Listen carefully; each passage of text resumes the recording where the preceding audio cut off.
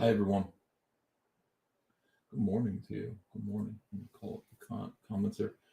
Pretty excited because I just figured out how to fix my camera so that it'll stay in constant focus, and it's going to be perfect. I mean, I bought a camera app that works great with this camera. It just keeps everything perfectly focused, and very excited. How are you guys doing?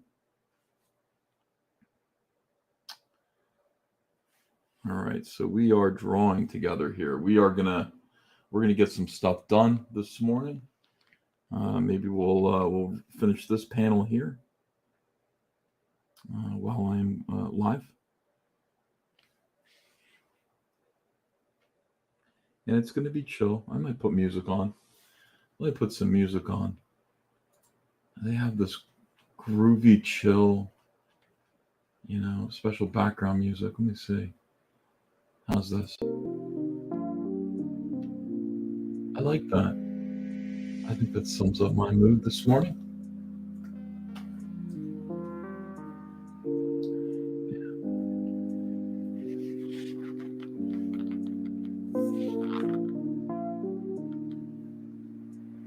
Yeah, I saw that the Jack show was still going.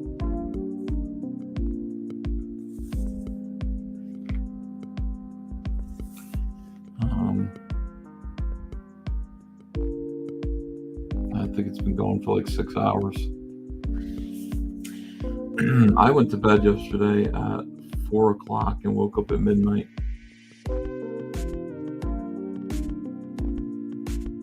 And by the way, I don't want to complain.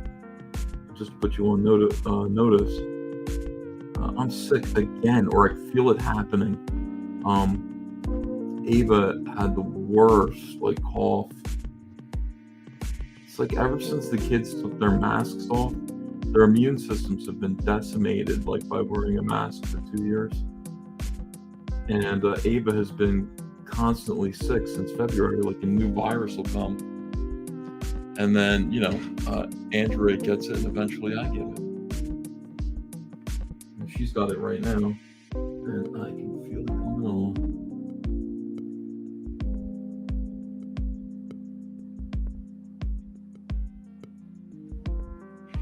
Good morning, guys. Good morning.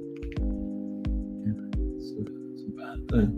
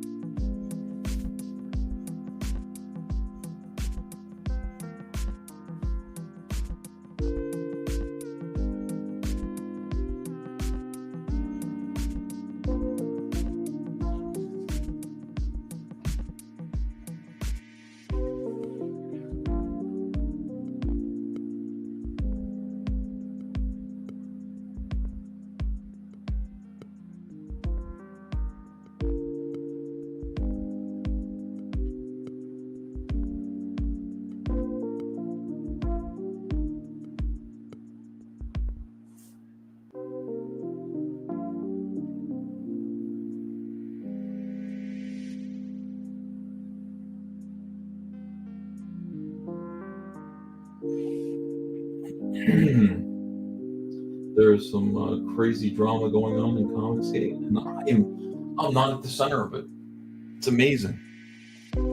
It's fantastic to have people fighting and it not be about me. I can just observe it. We've got Doug Ernst and your boy Zach in a really gay argument about crowdfunding. Whose business is better? I've got to watch those videos. Not looking forward to it, but I want to see what's being said. And of course, there's always more Liam Gray.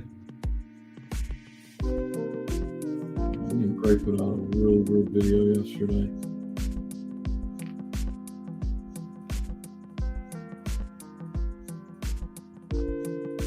It was very strange.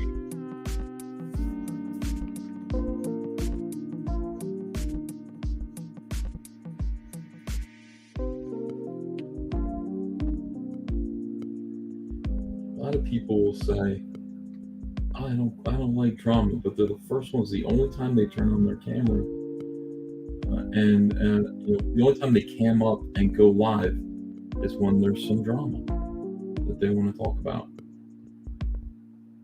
That's the only time. Me personally, I love drama. I don't talk about it very much, because sometimes I feel like me getting involved will do way more harm than good. But sometimes it's just fun.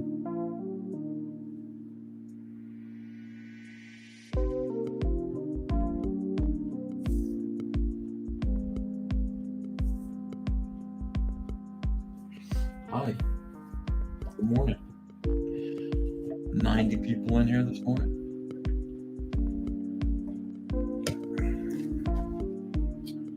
Getting ready to have a lovely Friday.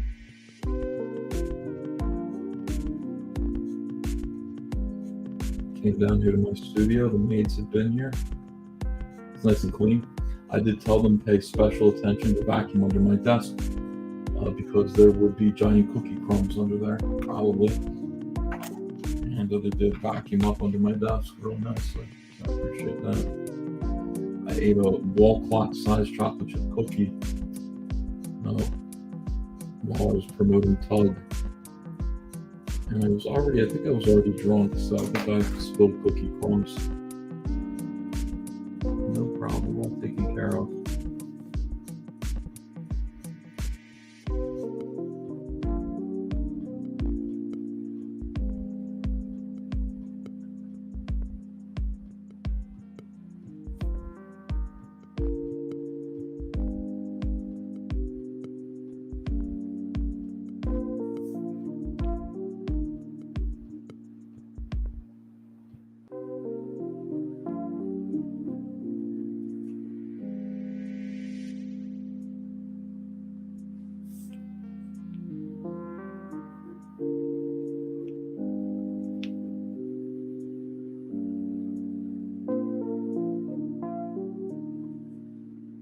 Hi to all of you. Love you. Thanks for the support. We had a really, really good week. Thanks to you guys. We hit 3,500 backers on the Cyborg action figure line. Appreciate that. And yesterday we shipped out a lot of eBay stuff. I'll probably get back to I'll do like a nice live stream tonight so I can sell some eBay stuff too. And there's a lot of crazy. Maybe tonight, because it's Friday. Oh my God, it's Friday. Oh, maybe today is the day we're going to find out about any firings that happen at DC. Usually they dismiss you on a Friday, don't they? So you have the weekend to sort of get yourself together. Today might be the day, guys. I will be here.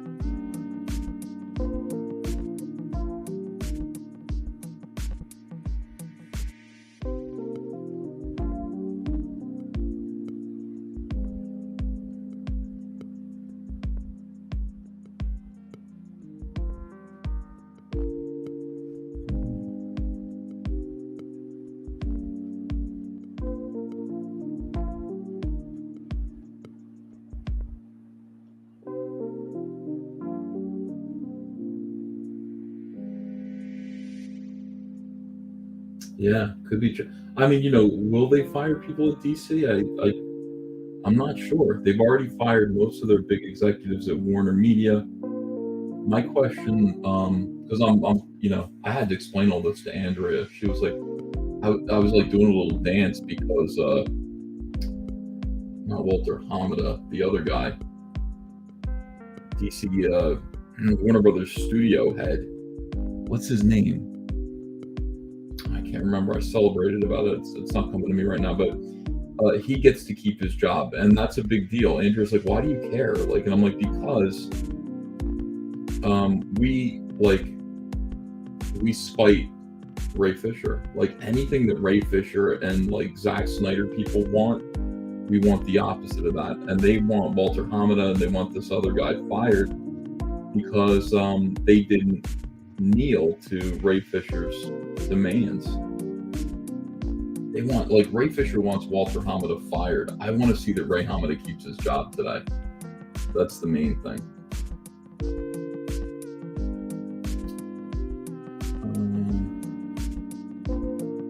No, not Stanky.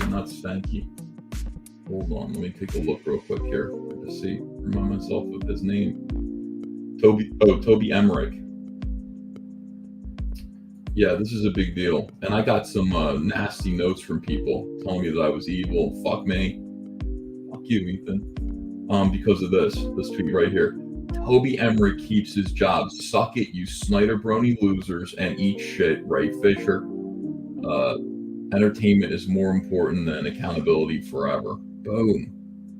Toby Emmerich, studio head. Now, Toby Emmerich was the studio head that Ray Fisher contacted.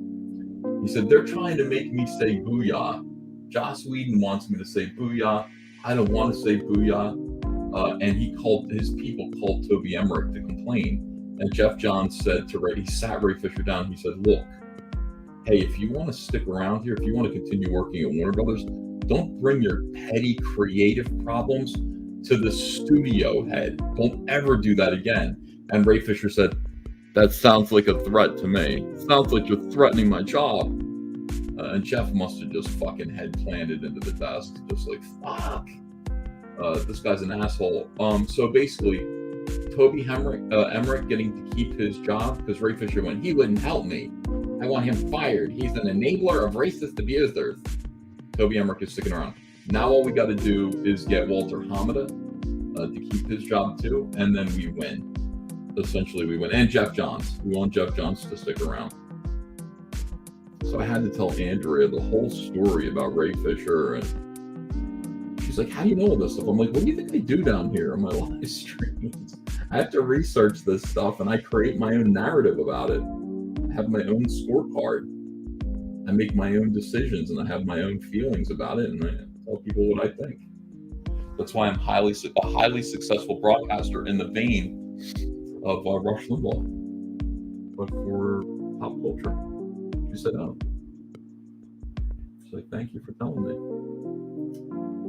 But yeah, if there are going to be changes made, we hope that the changes will not be changes that assholes who write accountability is more important than entertainment. We don't want them to get their way ever, because no, it isn't. Entertainment is the most important thing. It is important that the work that you do be good. If you have to get yelled at, if you're embarrassed along the way, if you get into a fight with someone, all of these things don't mean anything. They don't mean anything to the average person who this work is being made for. The arrogance of that, the arrogance of accountability is more important than entertainment. No, your job is to be an entertainer. Your job is to not have people account to you and make sure that you're treated well. You're a movie star. You're a movie star. You should have your scrotum electrocuted every single day for that privilege. You have no idea how great it is, how lucky you are. The idea that like everybody has to be super nice to you. Not everybody wants to be nice to you. Some of these guys are, stressed out, creative people. Handling $200 million worth of producers' money. Imagine the stress of that. Like, I gotta make a product that makes that money back for these people, or I may never work in this town again. And then you're sitting there telling this no-name actor, Ray Fisher, we just need you to say booyah like the cartoon. We think the kids will like it. I'm not saying booyah. I am like Sir Laurence Olivier. Would you ask Sir Laurence Olivier to say booyah? I don't think that you would. What would you like me to say next? What you talking about, Willis? Why do I have a catchphrase? Is it because I'm black? How does this sound? How about if I say dynamite instead? You're all racist abusers. The answer is no. Oh, God. Yeah.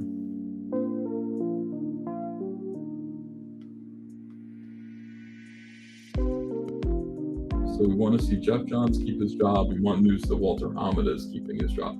That's what we're looking for today. And whatever happens at DC Comics will be interesting.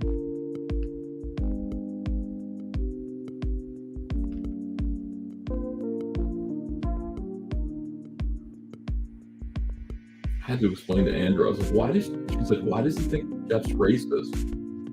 She's like, Jeff's not racist. I'm like, I know he's not. Ray Fisher thinks Jeff Johns is racist because Ray Fisher said so. Learning about Cyborg from Jeff Johns, who knows everything about Cyborg because he writes the character. He says, so he got his body blown away and he was rebuilt, he's part human, part machine. Jeff said, yep. He goes, well, where's his dick? What happened to his penis? Jeff's like, I guess it's gone. It's probably gone, because his rib cage is left, his head, and that's about it, So the first black superhero in the DCEU has no dick, huh? First black man, the Justice League doesn't have a penis, huh? You don't think the black community is going to be asking questions about that? Jeff's like, no, I don't think they're going to. Nobody's ever asked before. And Ray Fisher said, how dare you, think that you know about the black community and what the black community is going to think. They're going to want me to have a dick. And I had to explain that to Andrea. She's like, that's not real. I'm like, yes, it is. She's like, who told you that? I said, Ray Fisher did. In an interview. I've had to read all of this shit. Ray Fisher actually talked about it once. And then he never talked about it again because he must have realized he sounded like an asshole. But I remember. Pepperidge Farm remembers.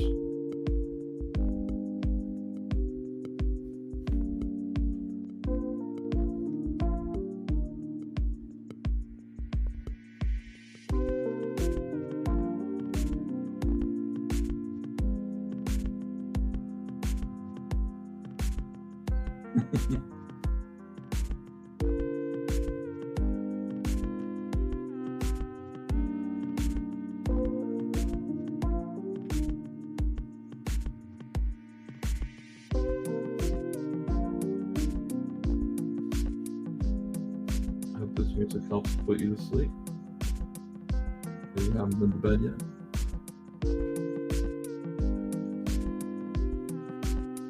Good morning, Force Coast Patio.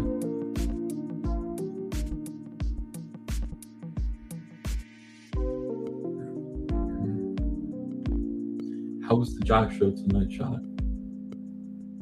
1 out of 10, 10 being the best. How was it? I did not get to be a part of it.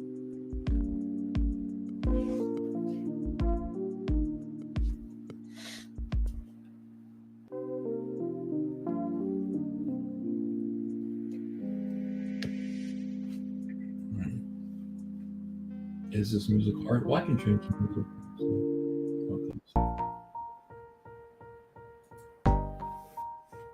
This is probably better.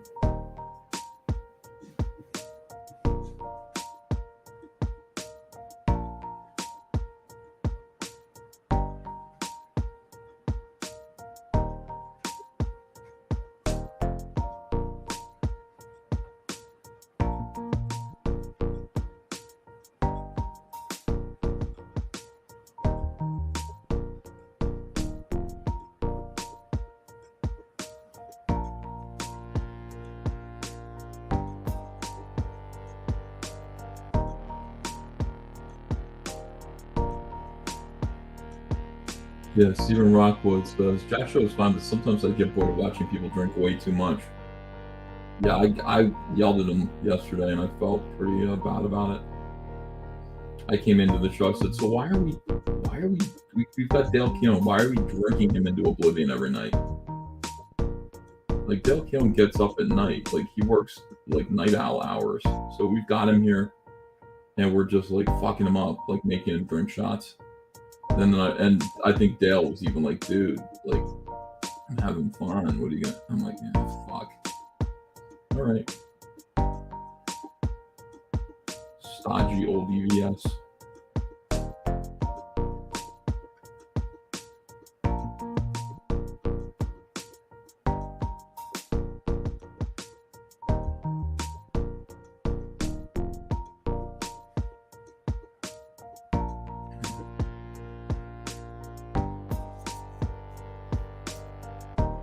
Don't let me get in the way of your good time.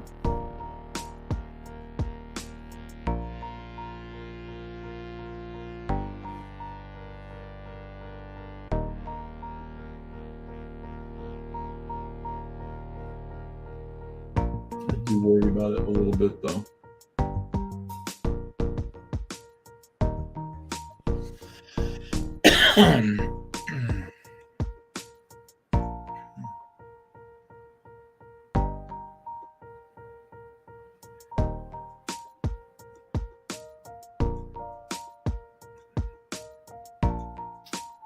All right, let me see. Eating the ducks.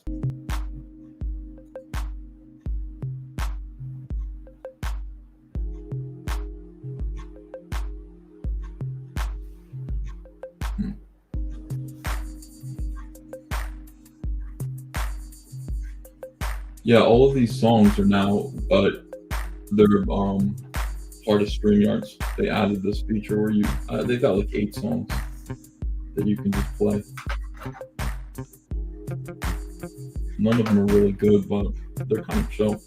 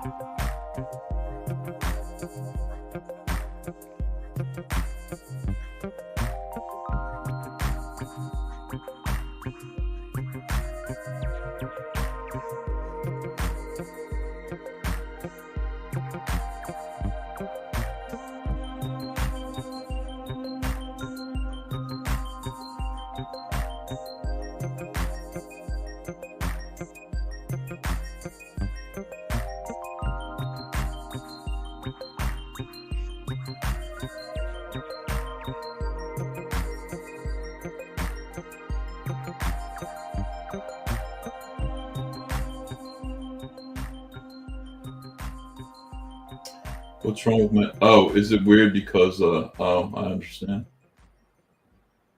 I'll turn the music off. I get it. Stop. Okay. Yeah, it's coming through my speaker and then being picked up on my microphone. It probably sounds like absolute garbage. No problem at all.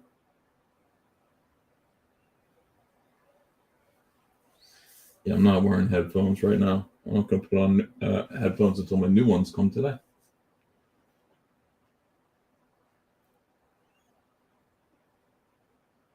That's the ones that I was using broke.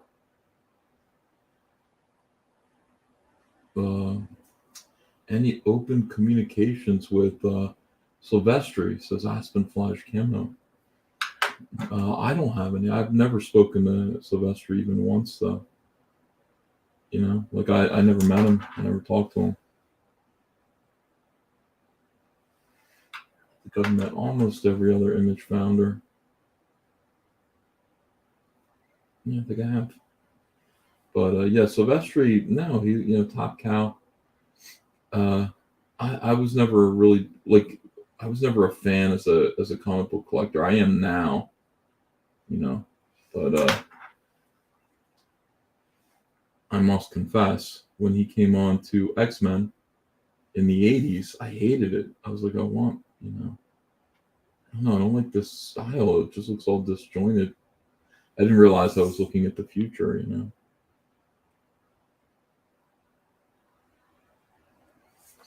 I didn't like Jim Lee either. I was really into like clean, like the cleanliness of Dale Keown and Todd McFarlane, and John Byrne. Like those guys were my favorite artists because they were just their work was so beautiful, you know.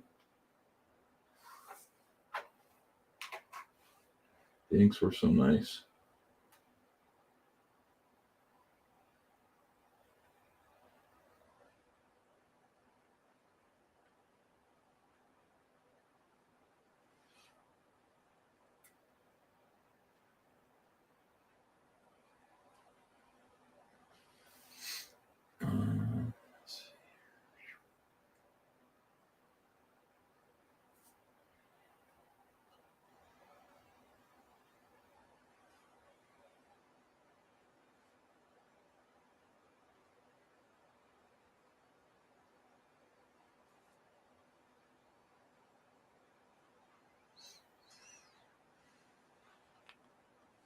Will Sportasio was coming, says CJ. That could be true. Yeah. The advantage of having all these other like pros associated with Comicsgate is that it'll invite even more people to come on board because some people are just scared to be associated with me. And real talk, that is a problem. You know, SJWs are quick to admit, like in the comic book industry, comic pros, they will punish anyone just for associating with me. And that's how it is. So if like you're gonna join Comicsgate because, well, dude, I'm like friends with Dale Keown or Graham Nolan or one of these guys, that's great. That just means there's more ways into Comicsgate than just through me or Richard C. Meyer. Okay, let me see. I gotta listen to this. All right, we're gonna listen to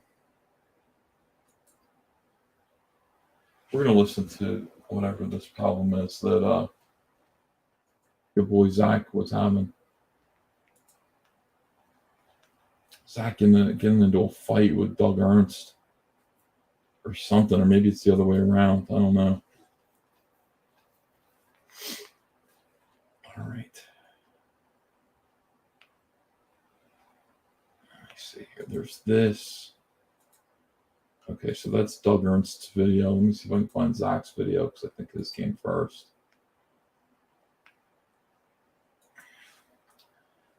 Comics matter. It's the first thing that comes up. Late isn't great. Reducing crowdfunding to ordering from Amazon ruins everything great about it. Yeah, all right. Hi everyone, it's your boy Zach. I usually don't like to rush to do a video, but I just wanted to Holy shit. Lady Death, Necrotic Genesis #1 closes out in a couple days. It's made $500,000. That is on Kickstarter though. That is incredible. Holy shit. Temperature 105 degrees. I remember growing up in Nebraska, and you have like it'll be warm a couple times in the spring, but you will still get snow. Last week of April, first week of May sometimes. Mm-hmm. So anyway, before I start, like I said, I don't like to rush. Make sure I set up everything correctly. Rock and roll ninja. Yeah, this anchor tracker never quite works on this one. I think it's because I had one campaign that was for 2 floppies, and then I canceled it, and then I relaunched. Yeah, we're gonna listen to this. It is like nearly 40 minutes. But everybody's talking about it. I have to watch it. Up a community post and caught a lot of heat for it. So I want you to lean in closer to the speakers.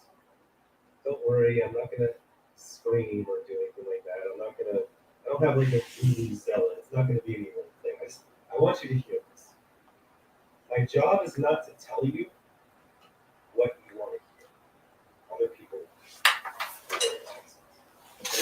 My job is to tell you what you don't want to hear.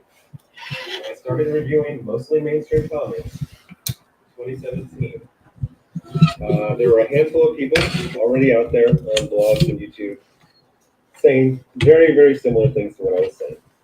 And then I said it, and it was a huge problem with the mainstream industry. They didn't want to hear it. They got very, very angry because I was doing basic stuff like saying, like, hey, you say this stuff is good, but I actually read it.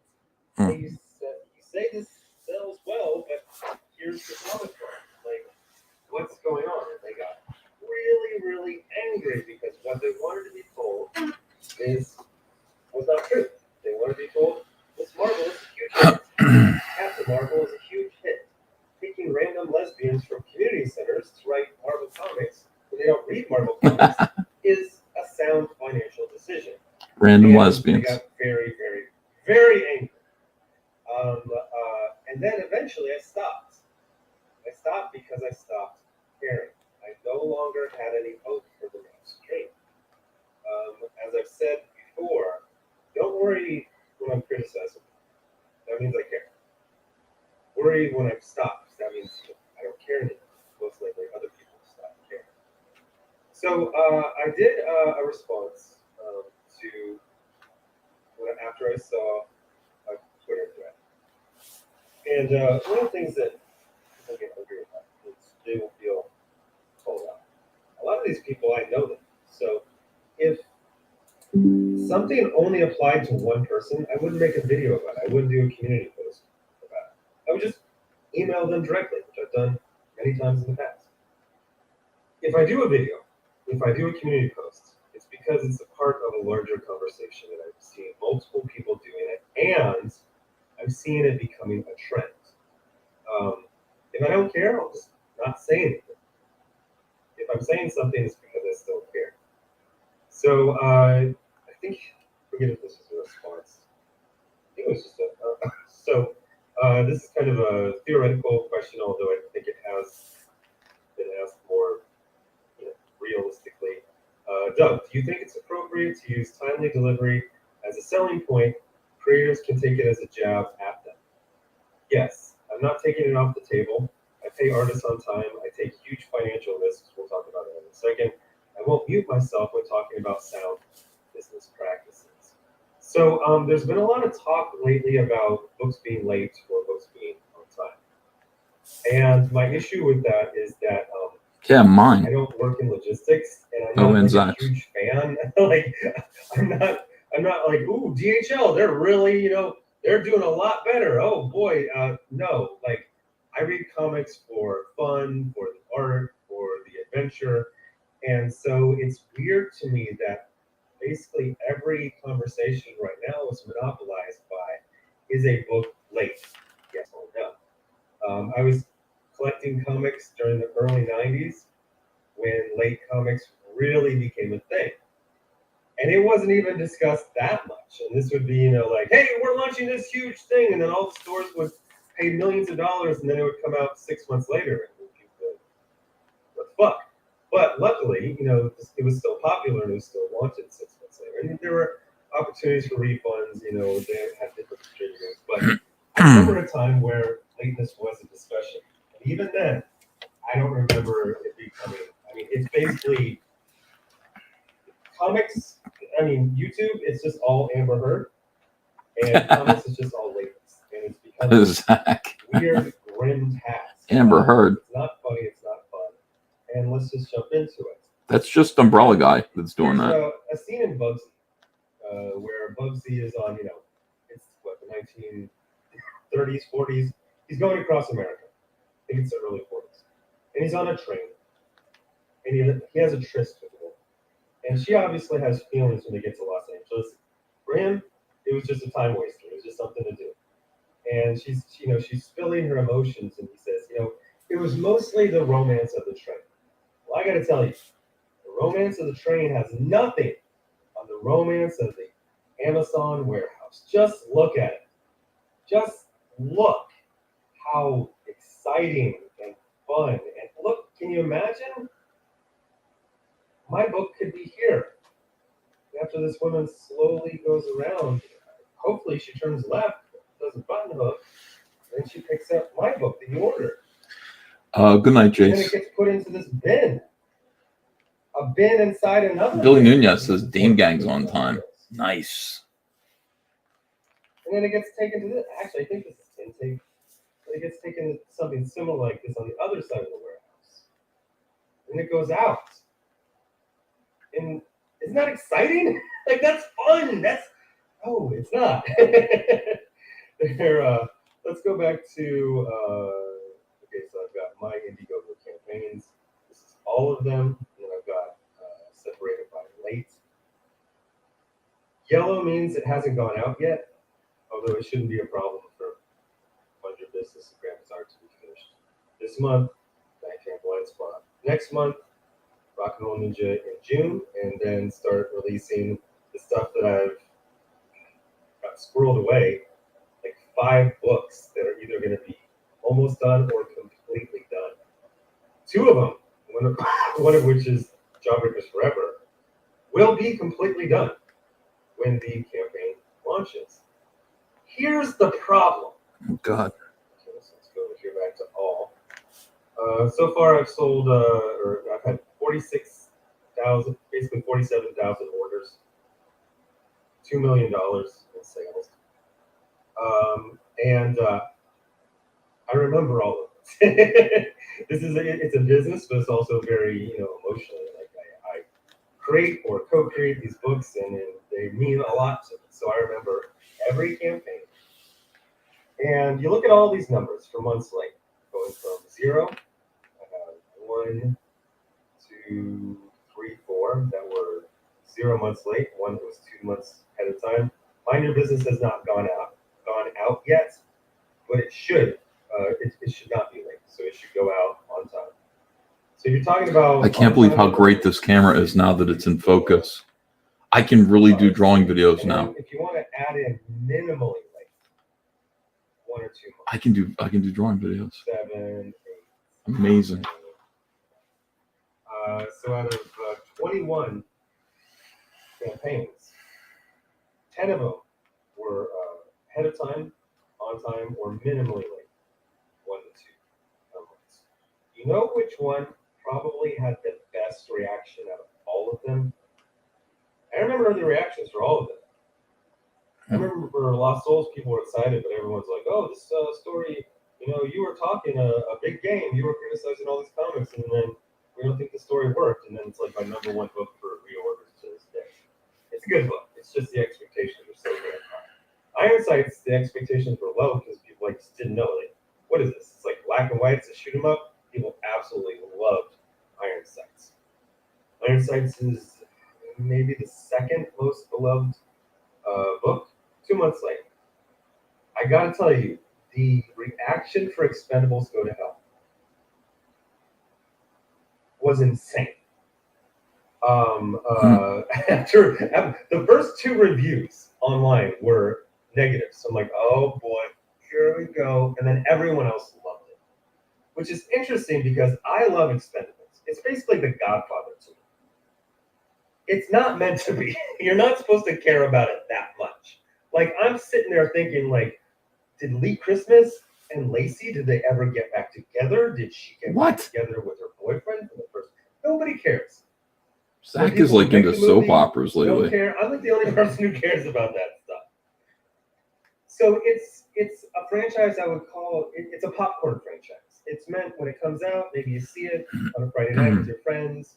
When it goes on to streaming, you watch it on a Saturday. I don't know a lot of people who have watched all 3 movies. It's like, hey, I saw the first one, that was really fun. And I think I saw the second one. Normies tend to like the second one more because it got sillier and it had more, guest stars. I like the first one. But I was like, this is a franchise that it's, what do we call it, niche.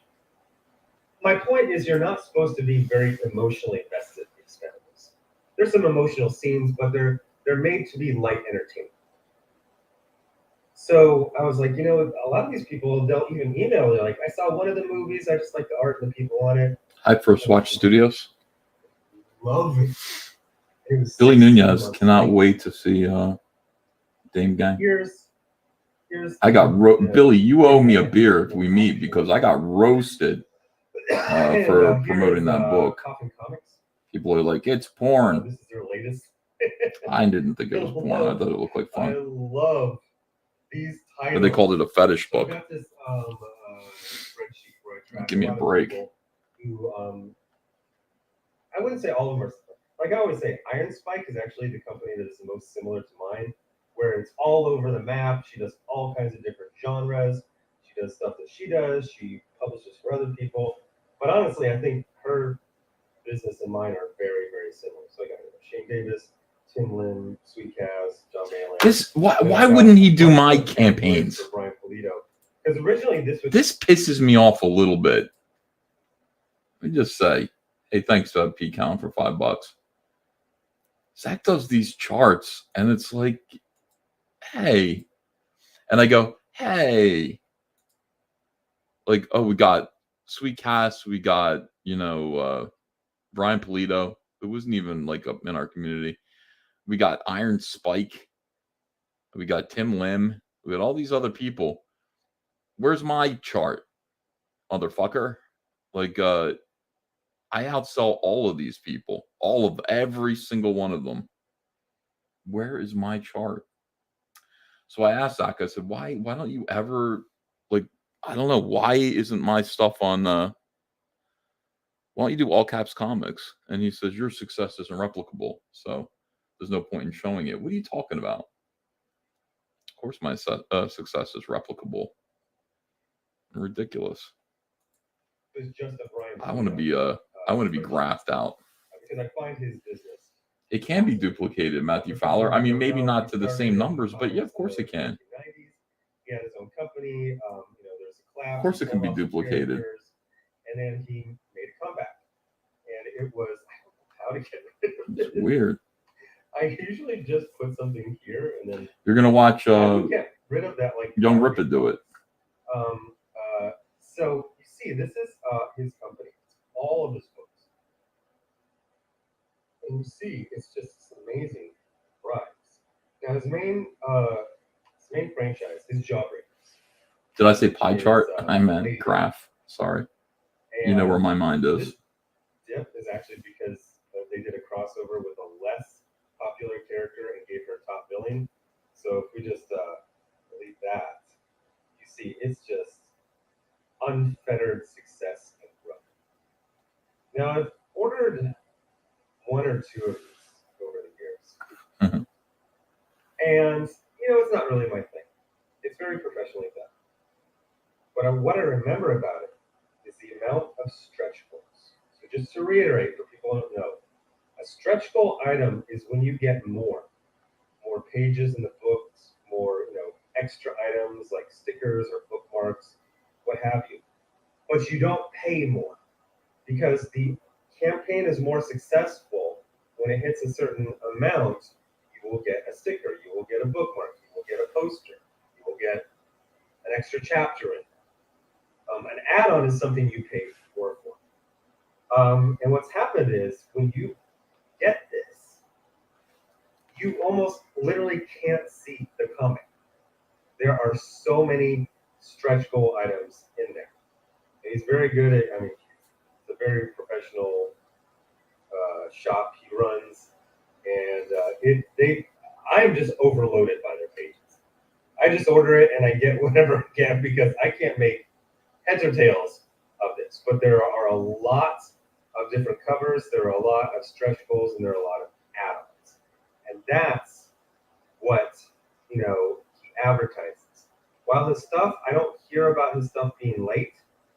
I also don't really hear about people talking about that issue. The main thing they talk about is all the extra stuff. You're like, because if I remember correctly, the comic, although showing one that's square bound, I ordered one of these. It was like $25. If I remember correctly, it was like 50 pages, and it might have even been stapled, but it just came with so much stuff. And that's the thing that with Expendables came with so much stuff that I actually went through the expenses spreadsheet because I was like, how did I turn a profit on this? There is so much stuff, and I hand packed all of that stuff. It took me, a couple hours a day for a month to pack it all because my fulfillment center wanted to charge me individually, and they wanted to charge me like $31,000 because they were going to charge me like for each individual item like $1.50 or something like that. So I did it myself, and I paid myself, but a lot less than $30,000. Save money. But the most excitement I ever saw was for a light entertainment franchise book that was 16 months late, but had a ton, like way more than any of my other campaigns. And it was a really good book. It's fun, it's mainstream. That's what people like. I get a lot of people purposefully or accidentally misconstruing what make the hot dogs means. I didn't pick that because I was like, wow, you can handle hot dogs really quickly. The whole point is it's a mainstream mass appeal product, and you are not forced to have some sort of political litmus test or conversation. They don't ask you who you voted for. They just make the hot dog. That's it. And locally here, Amazon has gotten a lot. I mean, you would wait, 4 to 6 days to get a delivery. And now I believe they opened another facility here nearby. And now you get stuff in 1 or 2 days. And I was speaking to a friend, and I was like, am I nuts, or did Amazon get less cool? He's like, yeah, it's really, like, you just get it the next day. It's nothing cool. Because, I work from home. What the So hell? I'm always ordering things. If it's not something that needs to be refrigerated, or needs to arrive hot, I order it, through Amazon. And then every day or so, there's something on the porch. Now, back in the day, since it would take, almost a week, I would always forget what it was. So it was like a little Christmas every day. Oh, what's this? Oh, Bermuda seeds or Bermuda grass seeds. Cool. I kind of forgot I ordered that. It was almost a week ago. Bermuda grass seeds. The next day. What the fuck? Where's our Zach? You want to know Bermuda grass seeds. Campaigns that have the least amount of excitement, where people just seem kind of like confused and is this you? Now there's 2 levels of excitement. There's the initial level that people get where they say, oh my gosh, I got it, this is so cool, and they send you a picture. Then there's the other level where they actually read it. People better read Rec Planet. And they go, oh man, this one was my favorite, and they put this one there as a joke, and they show their weapons because that's been a thing. The initial emails are always, hey, I got it, and I'm going to read it tonight. With Is This You, I wouldn't say people are disappointed, it was 2 months early, but it was the same feeling I get when I order Bermuda grass seeds from Amazon and they show up 28 hours later. It's like, oh, it's fucking fire weather. Jesus. We go water the lawn after this. Yeah, like they weren't excited. They're just like, I thought this was another campaign. I just ordered this like a month ago. Okay. I'm not gonna be able to read it tonight. I got stuff to do. Like they almost seem like bothered. And I gotta tell you, fulfilling it. I know, like on the surface, I'm supposed to be like, yeah, take that. Hey guys, deliver on time. Stephen Rockwood, thanks for saying why that. don't you try delivering ahead of time? Let's try it. It didn't feel like that. It felt like a grim task of me rushing to do something. Yep, and Eric, I agree with you. Like, what Zach is saying, I completely agree with, but it shouldn't be put into words because it sounds self-serving. Doesn't sound good when you actually say it. Something, bookmark, something, not just like rush it out there. So now let's get back to this. And again, I've had to deal with this multiple times in the last week or so. Just because you're featured in a video or community post doesn't mean I'm focusing. Bungalow logic. I have your contact information. Hi everyone. Wow, 211 people watching. Doing this, Thank you. I'll just email you directly. I had a person get angry. Brit abroad in the Philippines says lost 300 viewers. I did? There's no way I was up to 500 viewers. I didn't know you were coincidentally doing the things that other people were doing that I found going where I thought was leading down a path to, cheap heat, as they say in wrestling. So he says right here, and I believe he's expanded upon this in other places. I take huge financial risks. Actually doing that little like praying hands thing where you're like pausing. The whole point about crowdfunding is that you don't have to take huge financial risks. Right. That you can put something out there. Now, yeah, you got to maybe front 5 pages. And a lot of people back in the day, they would talk to the artists. It's like, hey, can you do this for free? And then if it doesn't hit the goal, then we just don't do it. You should pay the artists because they're spending 8 hours, 10 hours on the page. So yeah, you do need to have some sort of art. You should have, I would say, at least 3 pages. You should either have 3 pages and a cover or 5 pages of material. It's like, so they can kind of. Other Pixel Peanut says when I got on it was like 600 or something. There's no way. It's been under 100 the whole time. I've looked. Yeah, it does suck if you're the writer and you run the Please. campaign. But that's one of the things that crowdfunding will let you do. It will let you do, like when we tried to launch Rock and Roll Ninja as 2 floppies, it wasn't popular. It would have. Are you saying I should not be playing Zach videos while I draw? So we basically went back to the well and I said, let's just relaunch this as an entire graphic novel. Now I did a mistake where I didn't adjust the delivery date. I should have given Matt 6 more months. And I just gave the same delivery date for half the book as, for the whole book. But it did a lot better. So you're getting these clues whether people like something or not.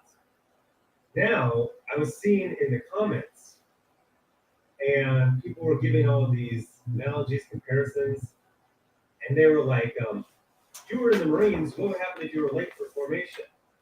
Hank Fair Presents says Zach not coughing reveals that he is the imposter.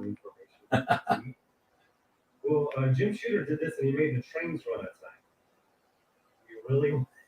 Do we really want to go down the rabbit hole of at least he made the trains run on time type of thing? We'll talk about that as well. The point about crowdfunding is it's not ordering something from an Amazon warehouse. Well, that's not really the point of it. You're a patron of the arts. And this is, goes back thousands of years. Because making art is very time consuming. In some cases it can be expensive. The main expense is the person's time and their overhead, maybe a house, maybe electricity, and a lot of this stuff can take a while. So back in the day, they used to, on their own dime or for free, produce a couple pages, and they get money and say, okay, cool, thanks. This person has a day job; they can draw it at night. It's going to take them 6 months to 12 months. The sorcerer says, I propose an EBS Zach versus Ernst and Lim debate stream. Okay. I was thinking that Rob was 3.5. Those guys will say this, like, closer to 9 years. That kind of a debate would be, they would win the public opinion because what they would say is, yeah, our books are finished. We just put them on our website. We have 0 wait time. What do you think of that, crowd? And the crowd would say, hooray. Okay. Well, I mean, so does Marvel and DC, so does Image, so does, that's the way it normally works. You can get the money ahead of time. I mean, this is what Rip is doing too. Get the money ahead of time and, put together your product and then just put it on the website. That makes you no different from anyone. The thing about crowdfunding is that it's entirely democratic. It's expensive to do this. I don't have the money to produce Chromium comics for everyone all the time. I just don't have it. I don't have the money to be able to draw like this. I need to be paid to draw like this because, otherwise I would have to do something else to make a living. It might well be that eventually we have so much money that we put away in our business that we would be able to just put things on a web store. But right now we don't. We spend all our money making product. We make a profit, we make something new, and we try to sell that and make a profit. There's always a lot of product in the warehouse waiting to be sold. There's a lot of product that's coming in that is not here yet. Crowdfunding is just it's it's a way of so that anybody can do this. Anybody can do this without being somebody who is wealthy, and that's what crowdfunding is all about. Wouldn't it be better to just have the product done and just get it right away? Yeah, sure. I mean, I guess so. We do that too. We have an eBay store where you can get warts and all. You can get Unforgettable Tales. You can get Cyberg Blood Honey, and almost every product that we've made so far, you can get it right away. It's a completely different thing than crowdfunding. The two are not related. They have nothing to do with it. It's not either or. It's this and also this, both things together. So, that would be the debate. Wouldn't it be better to just have the work done already? What do you think, gang? Yeah. Sure. Yeah, it would be nice. But there has to be a starting point where you begin to produce the work, and not everybody can afford to do that. So crowdfunding is very necessary. That's great. I love it. I absolutely love crowdfunding. It's fun. I like to get out there. I like to let people know I'm a natural pitch man. I didn't know that about myself, but I really enjoy promoting my own work and raising money for it. It's exciting. So what Zach is saying is that there is some excitement to crowdfunding, but I mean it's not as though ordering from Amazon and getting it right away. That's functional. That's great. We brag the same way. You order from our eBay store and it's there. Like we send it the same day. People are like, I just ordered this. I got it 2 days later. It's incredible. Yeah, like that. We want to have that too. So, both situations. But when it comes to making new product and offering new product, we need to crowdfund it. So it's both. It's not either or, not one. The one isn't superior to the other. They're two completely separate things. So Zach's whole video is pointless, but we'll continue to listen to it. It started as a Kickstarter. And I did a bunch of polls a few months ago. People got angry about that. And I was trying to gauge, because it used to be nobody would even notice something was late until it was a year late. You would see people in the comments on the page, hey, have you gotten it? I haven't gotten it. Okay. Has anyone contacted them? When was the last update? Something's out. Now, I remember with Jawbreakers, literally the first day, I had a ne'er-do-well. Oh, you said this was going to be due in September. It's September 1st. Where is it? It's like, first of all, take a day out of time. Second of all, this isn't about the book. This is about you wanting to hurt somehow. But I did a bunch of polls. I was like, okay, so there's different expectations now. And what I basically found was that people wanted to get the book about 3 months afterwards. 3 months was kind of the sweet spot. Campaign ends, they get it 3 months later. In that case, you do need most of the book done, or I would say certainly 75%, because it's going to take about, you get the print file and then you send it to the printers, and sometimes they can print it in a couple days, and sometimes they're like, hey, we're booked, we'll get you to go in 3 weeks. And then it's got to go out to fulfillment, or it's got to go back to you to get fulfillment. So if it's 3 months after the end, you got about 2 months, to finish it up and edit, and maybe make some changes if you want to. If we're going to set up the expectation that crowdfunding must now just simply be buying something from Amazon, you're killing what makes crowdfunding amazing. No, you're killing what makes it necessary, not amazing. It's no longer about helping to fund something to be created. Now, all you're doing is helping someone pay back a business loan they took out, which had added interest, and then has the platform fees of Indiegogo or what do you call it? Indiegogo or Kickstarter. Cyberfrog. I haven't looked into what the platform fees for Amazon. I actually think they're in some cases not on Comicsology, but if it's a printed book, it's just at their warehouse. I believe you can negotiate for better deals than the platform. Hey, Magabats, how you doing, pal? But again, there's nothing. Hello, Matthew Fowler. Matthew Fowler, everybody's saying I need to bring you on the show at some point. It will eventually, it arrives here. If you're up for it, let's try it out and see how it goes. And this person, you put it into this thing, put it on a shelf, and you Everybody says you're pretty good on the whole thing went in like reverse, radio. except for to a different side of the warehouse. That's fun, right? It's fun. So if crowdfunding is going to be effectively destroyed by turning it into just ordering on Amazon, here's what you're going to do. Yeah, I mean that's really all it takes. I just want somebody who can talk, you know. You're going to lose the people in their 20s who are just starting out. Who, do you remember being in your 20s? Got $1,000 to pay someone to draw 5 pages? It might as well be $1 million. So you're going to lose all of the the creators, a lot in their 20s, even some in their 30s. You're going to lose people who don't have the money, who can't take out or can't qualify for a business loan. So all you're going to get is people who are already doing well or people who qualify for business loans. You're also going to lose out on all the weird, wonky, fun things that only exist because of crowdfunding. So what you're going to see is my output reduced to only the mainstream copies, Jawbreakers, things like that. Probably Iron Sights. It's not going to be stuff like Rock and Ninja. It's not going to be stuff like this and Supermarket. This that it's going to be only mainstream normie stuff. Good.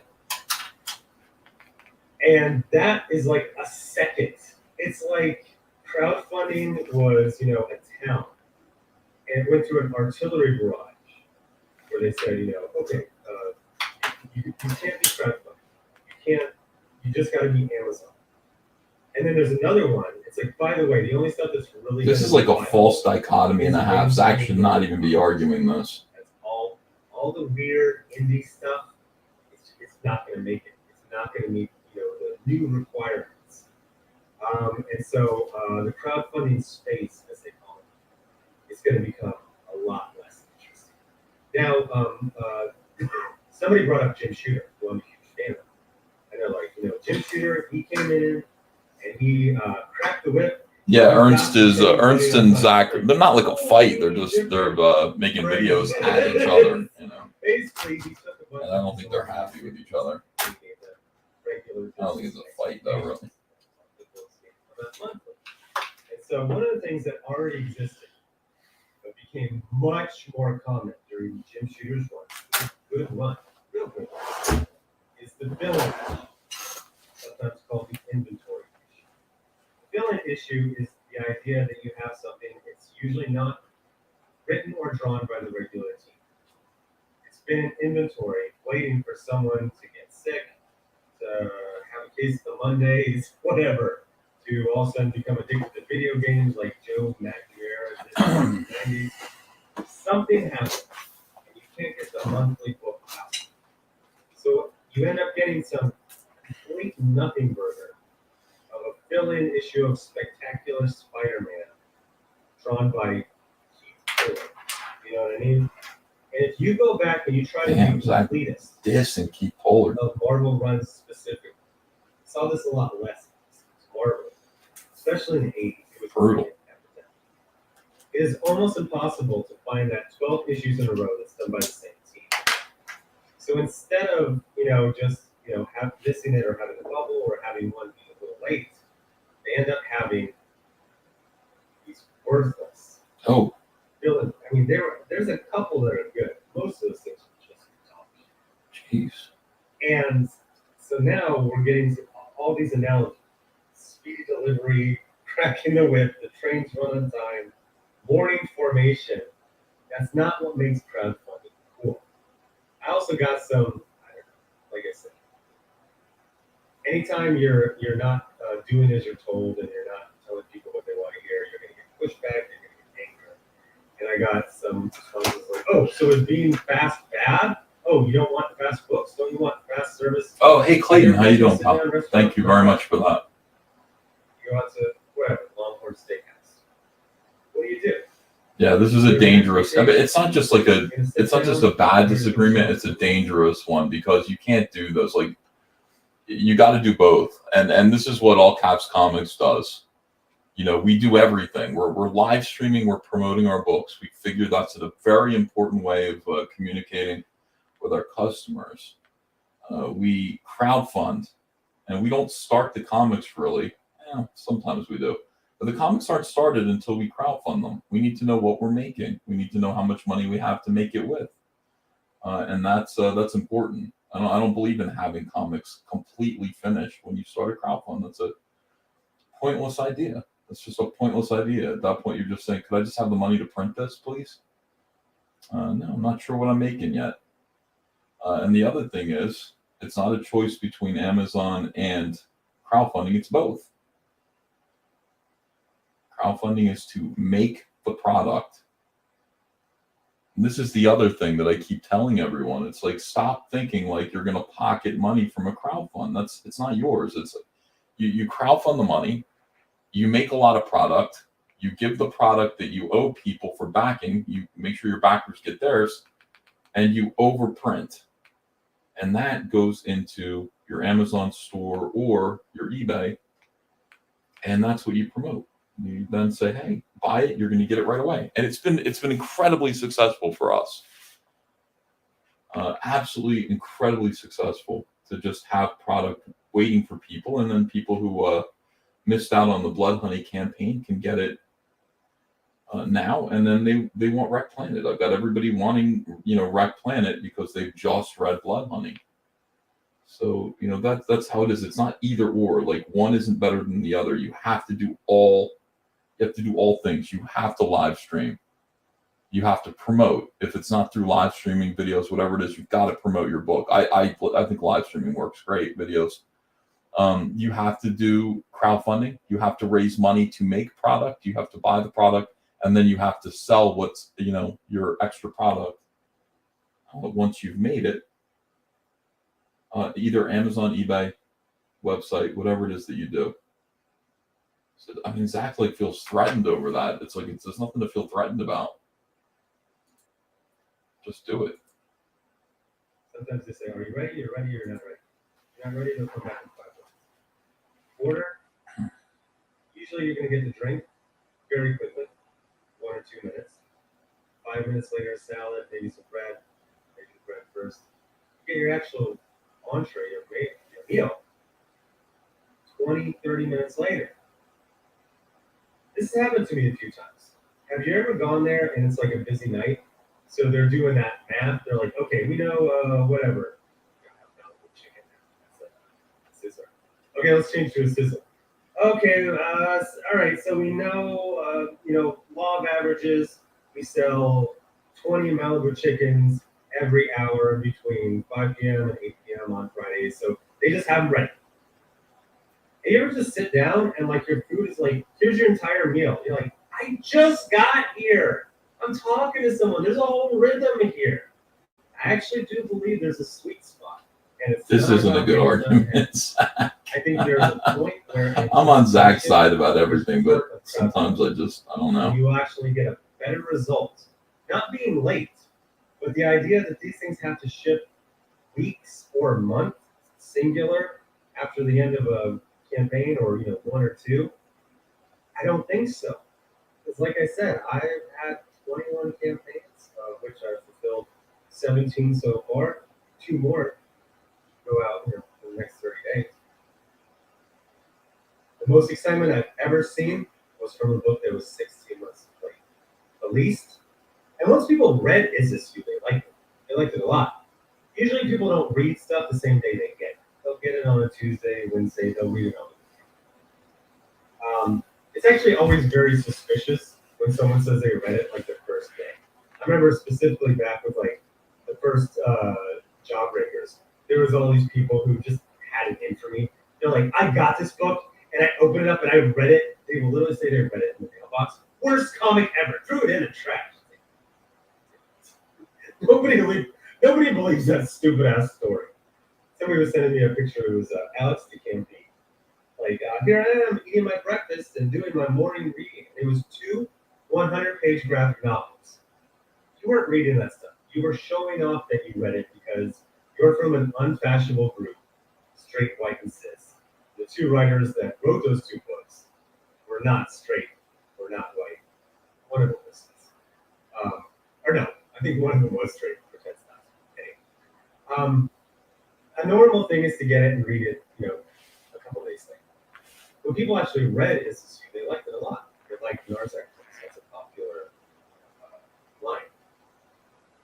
But the least amount of excitement I've ever gotten when people initially got their books. Well, I'm so excited about people reading Cyborg. I hope people read it. I know people just collect books sometimes, but I want reviews. You go back to all the classic, Italian masters. They all had patrons. Some rich guy who would say, "Hey, we can't have you working out in the fields, painting at night. We're going to pay for you to have a villa, and somebody to bring you food. You're just going to get better at that thing that you're really good at." So crowdfunding is not speedy delivery. It's not more information. It's not cracking a whip. It's not me ordering a pizza and getting it in 30 minutes where it's free. You're helping to fund the creation of something that's going to take time. And for having experience of 21 campaigns, 17 of which are fulfilled, most excitement I ever saw was from the one that at the time was the most late. The least excitement I ever saw was from the one that was 2 months short. And then probably second is this one that was actually 2 months late. It was, so Iron Sight's, people love doing some total. 3 months. So I don't think there should be expectations of people being done or almost done. Or all the way, you got to be all the way done, and it's gonna shit. No, if you do that, you're gonna eliminate, everyone making less than average, salary. You're gonna lose all those entry level people that crowdfunding is literally made for, and you're gonna lose the, the happy little accidents, as Bob Ross said. With all of a sudden these expectations. Now I'm lucky because I had a good head of steam. I had good investments. I didn't pick up business loans. I did margin loan. And I got 5 books ahead. So my stuff is going to start, really getting out there. It's not going to be 16 weeks or months. Like, it's not going to be late, but it's not going to deliver 2 weeks after the end of the campaign. Like I said, I did a bunch of polls. 3 months seems to be the sweet spot. Thanks for the question. Yeah. Again, 4 to 6 days, it was cool. When I get it in 30 hours, it's like, I know exactly what this is. It's the pill splitter. I ordered 28 hours ago. I really like to see heroes get the shit kicked out of them. Oh, and then I also got that way when they just because you have books that are like get their revenge, it's more meaningful. That was super it's like, ooh, my books are late. I'm gonna say late is great. No, I've fulfilled 17 books. I've ordered dozens, and I'm using all of these, reactions I've had to real life ordering stuff. I've done polls. Late is not great, but turning crowdfunding into just ordering a book off of Amazon, making it as identical as possible, kills what makes crowdfunding great. Late is not great, but crowdfunding, as it existed for the first 10 years, is great. It's about patronage of the arts, and it's about helping to create. Right. It's not about this. This is not crowdfunding. No, we like both of those. We want people to buy things and patronize our efforts. Thanks for watching. The chairman of the Democratic National Committee. All right, Zach. And I guess Doug Ernst did a response video, but I can hear Andrea just woke up upstairs. So I'm not even going to bother. Plus, I feel like if I do Doug Ernst's video, he'll get his nose out of joint. He's got a bee in his bonnet about me, too. I don't know why. Never had a problem with him. But, yeah.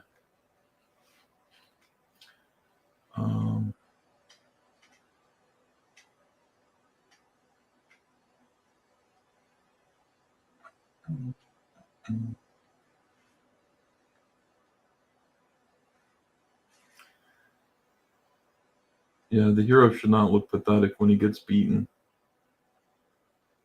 But what it can do is it can make the villains look better, and we want to do that. Like the Vespis Vespas have to look tough as hell. Like, you know, the beginning of the book, you see Cyberfrog fighting just one of them, and you can see how tough just one of them is.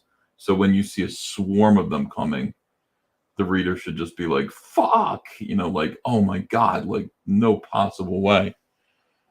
And, you know, it's just good stuff. I love that stuff.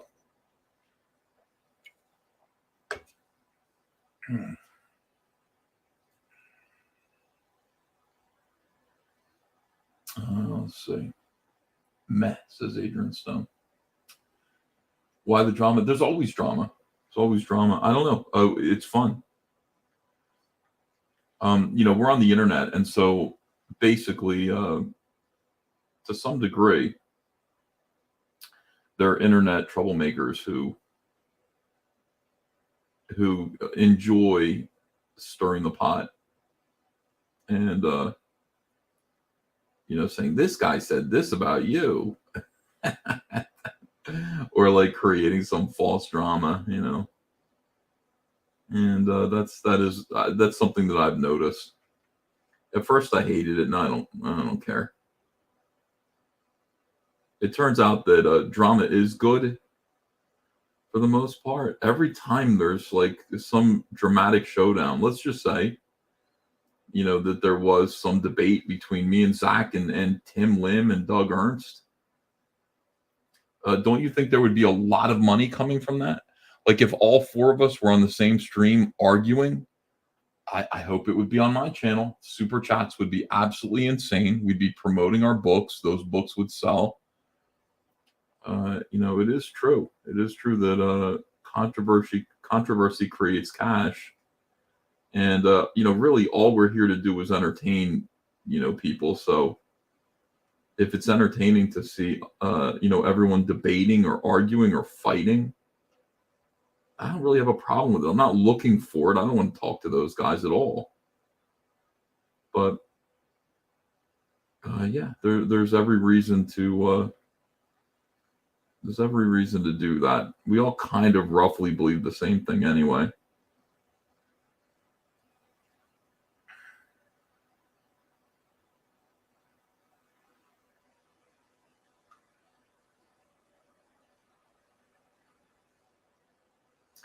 And really, the customer is always right. Do it on Rob Arnold's channel. He needs 1,000 subs. Is he not at 1,000 subs yet?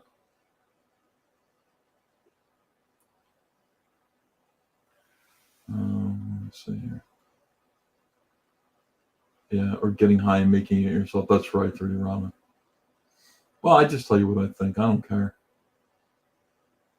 You know, my language can be imprecise, but I'm not lying. I was 100% correct about what I said. Live with Liam come back.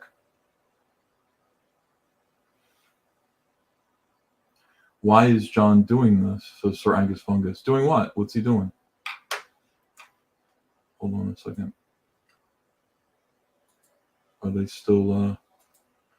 still going over there? I almost hope not. 6 hours? And it was...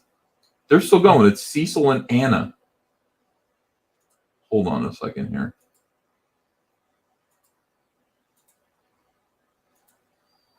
This is absolutely insane. Dude, you gotta read the letter that they fucking wrote. Yeah, they were leaving loaded diapers all over the fucking hotel, and 6 hours. it was fucking vile. Now I'm hungry. Runs with Scissors says, Dale, here's another $2 to hold off on John's cover. Cesario JPN says, hey, Anna, from the Matriarchy stream a day ago. I guess Cecil has to read his super chats. Mattman has a video on its convoluted history. English counties explained. Thank you. No, so when I was putting in my international shipping orders, it asked me for like in the area where it says states, like you put in states, it was asking me for the English states for each address. It was like, I don't fucking know. And so I had to copy and paste each address, put it into Google Maps, and it would tell me that way. And then I would just Google the address. I'd be like, what state is this city in? And so I was like, state, county. Everybody something. left. Everything doesn't make sense. Everybody It left doesn't. except for And I'm Anna like, and next Cecil. time I'm just gonna tell everyone. All right, very "Hey, good. You gotta tell me what. Insane. Let me see here. Super chat. Deano says Mandy said Jack the Ripper Vampire Hunter in demand and Saturday. 3 days left for Gem Shock first 30. Dale passed out. Yeah, I don't know. I'm just gonna keep going, I guess. I don't know if Ava's going to school today because she's sick, and Andrew is not feeling well. I've got it. The sickness that they have, I've got it. It's coming. I can feel it. Like, you know how you get that kind of, you just feel the scratchiness in your throat, and you go, "Uh-oh, I'm fucked." But I'm still okay right now. But tomorrow I'm gonna feel a little funny. So I'll just keep live streaming my drawing. Now that my camera's good, it's not frustrating at all. I try to do live streams and the camera zooms in and out of focus, and they're not even worth keeping. I just delete the streams.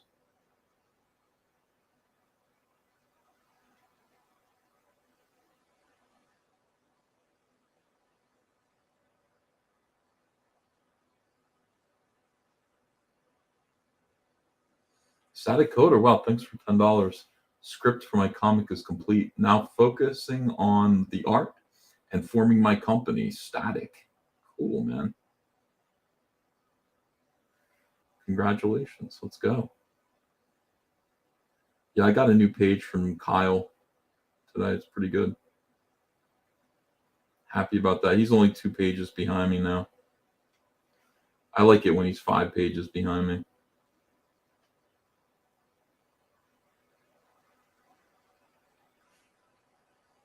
And we finished those 2 pages. The sequence where Lily is talking to Dystopia, and then she goes upstairs and puts makeup on. Like, those 2 pages were necessary. They connected to like a whole 12-page sequence. So that was good. So I can go ahead and script those pages now. I might do that today. I really like writing. It's not so much that I like writing. I really like to see the end result. I love when Eric Weathers turns in the lettered pages. I just get so happy about it.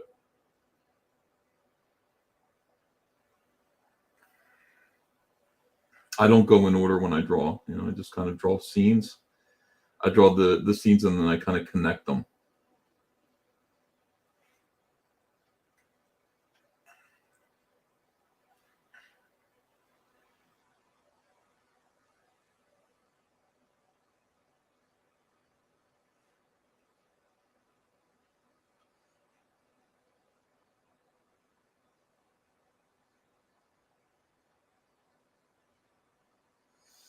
Yeah, Kyle's good.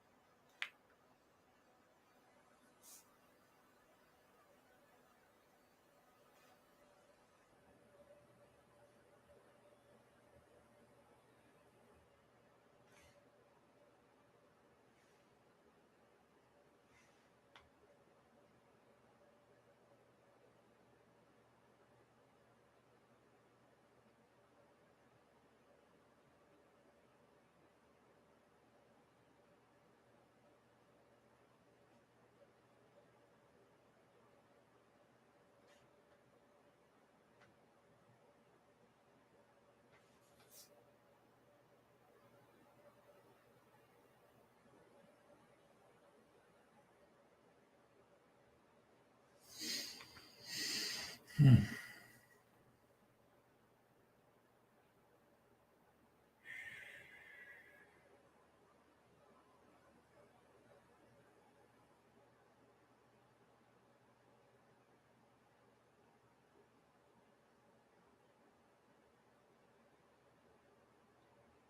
guys, hello everyone. Good morning. Good morning. 229 people here. Wow, thank you so much for joining me this morning. Just a quiet kind of work stream. I'll try to do an entertainment stream later today if I can. But I have been pushing real hard to finish this book.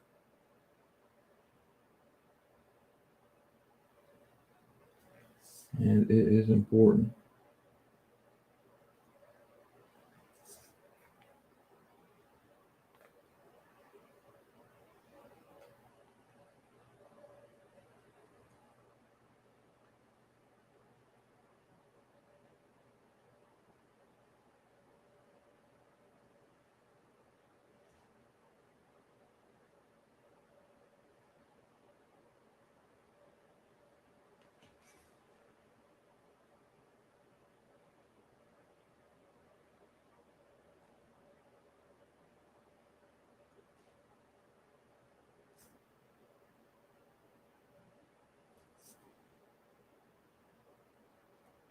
I'm excited to see some of your books. I mean, you guys are talking about like creating your own stuff, creating your own universes. Get excited about that. Live in the heads of your characters. Really think about them, love them. Just need to tell their stories.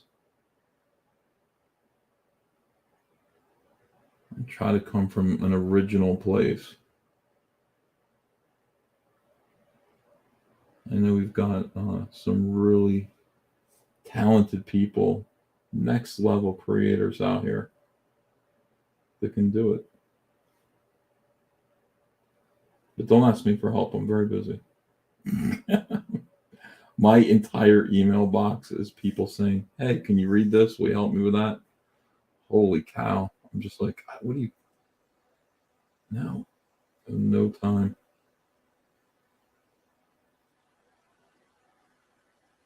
I won't even help Cecil. Think about it.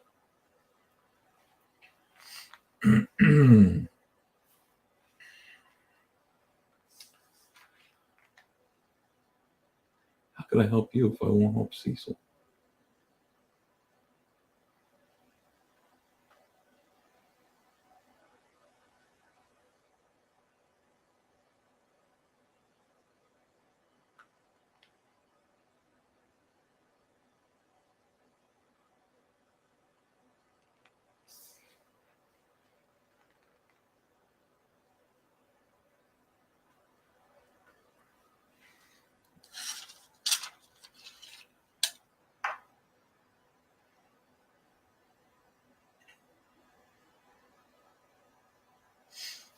Peppermint oil capsule.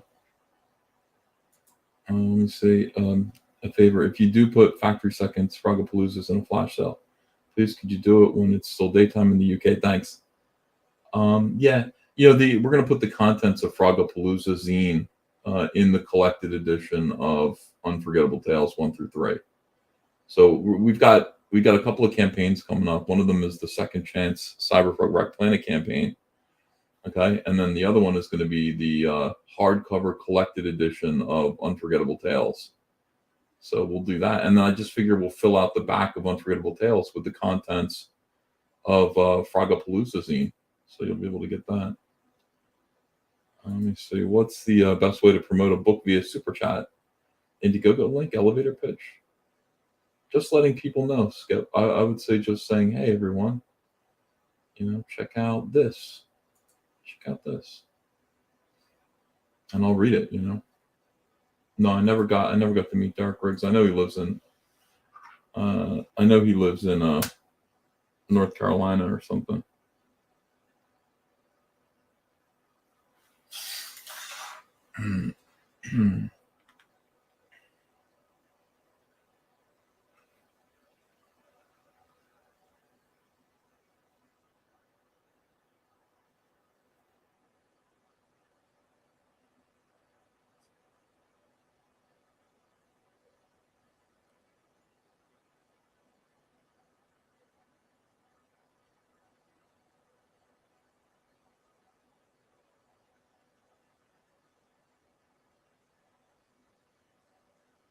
I'll put on the game music again while I'm being quiet. Acoustic cinematic. Let me try that.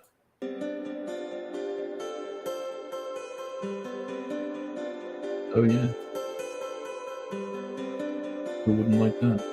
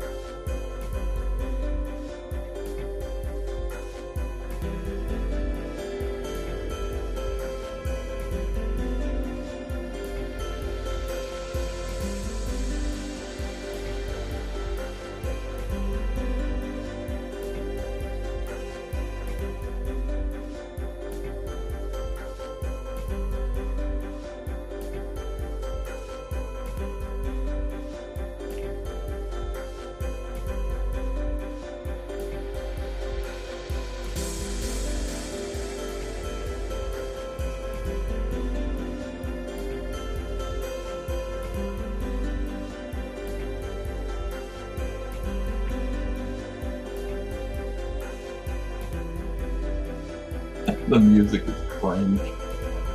There's no grooming music. Steve Giblin says, "Hi Ethan, I got my hoodie today." Hey, great. You know, the cringe music author, Matt Becker. Wow, 276 people are in here now. Cool. I'd rather just pick up a rope.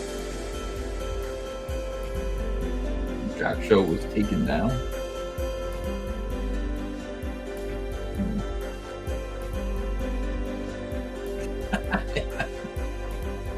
Alright, we'll try something different. Daydreaming here. Oh, it's all awful. I don't know, guys.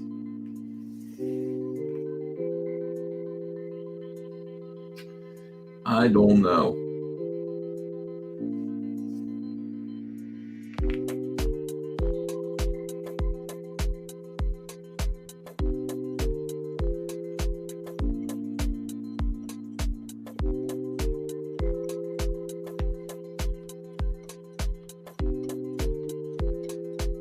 Ralph Mack says, "Hey, Big Fatso, Jack's over.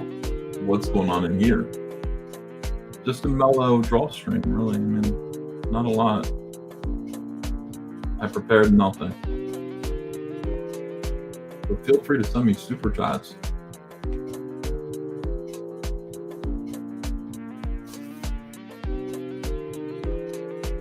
The Jack show went on forever and ever. I can't do it. I gotta work. I wish I could.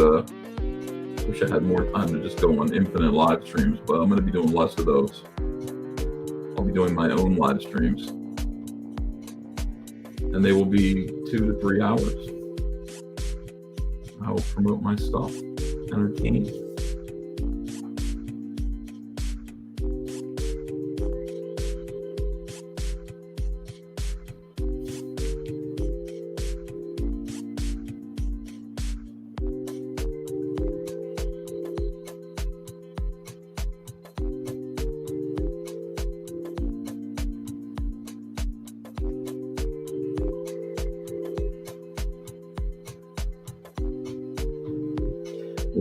We'll still do Comicsgate Kings though, because that's fun.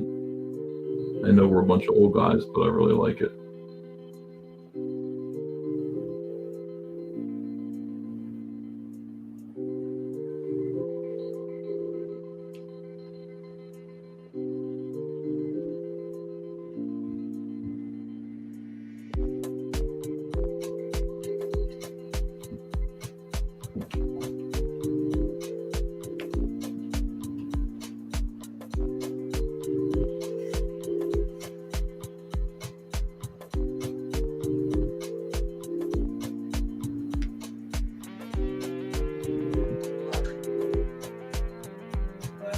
Good morning, babe. Okay.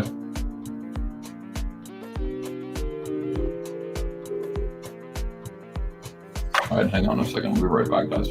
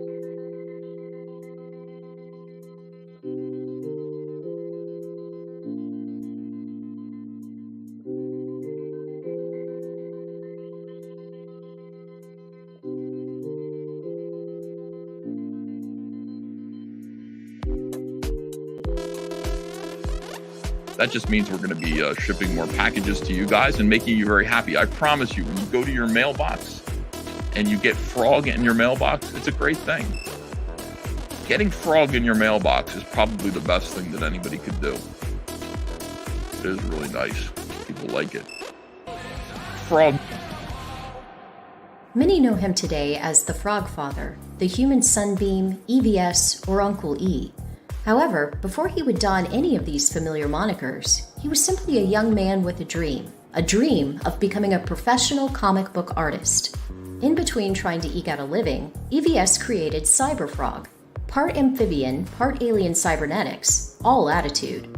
Before he had a chance to really expand on Cyberfrog's lore, the talented young artist was forced to shelve the quirky amphibian in order to pay the bills. Ethan would go on to spend the next couple of decades working in comics, but drawing other people's creations. Years later, Ethan resurrected his froggy friend and breathed new life into his old pal. Cyberfrog was given a modern, sleek look. Along with the updated physique came a more mature, heroic attitude and a fleshed-out origin.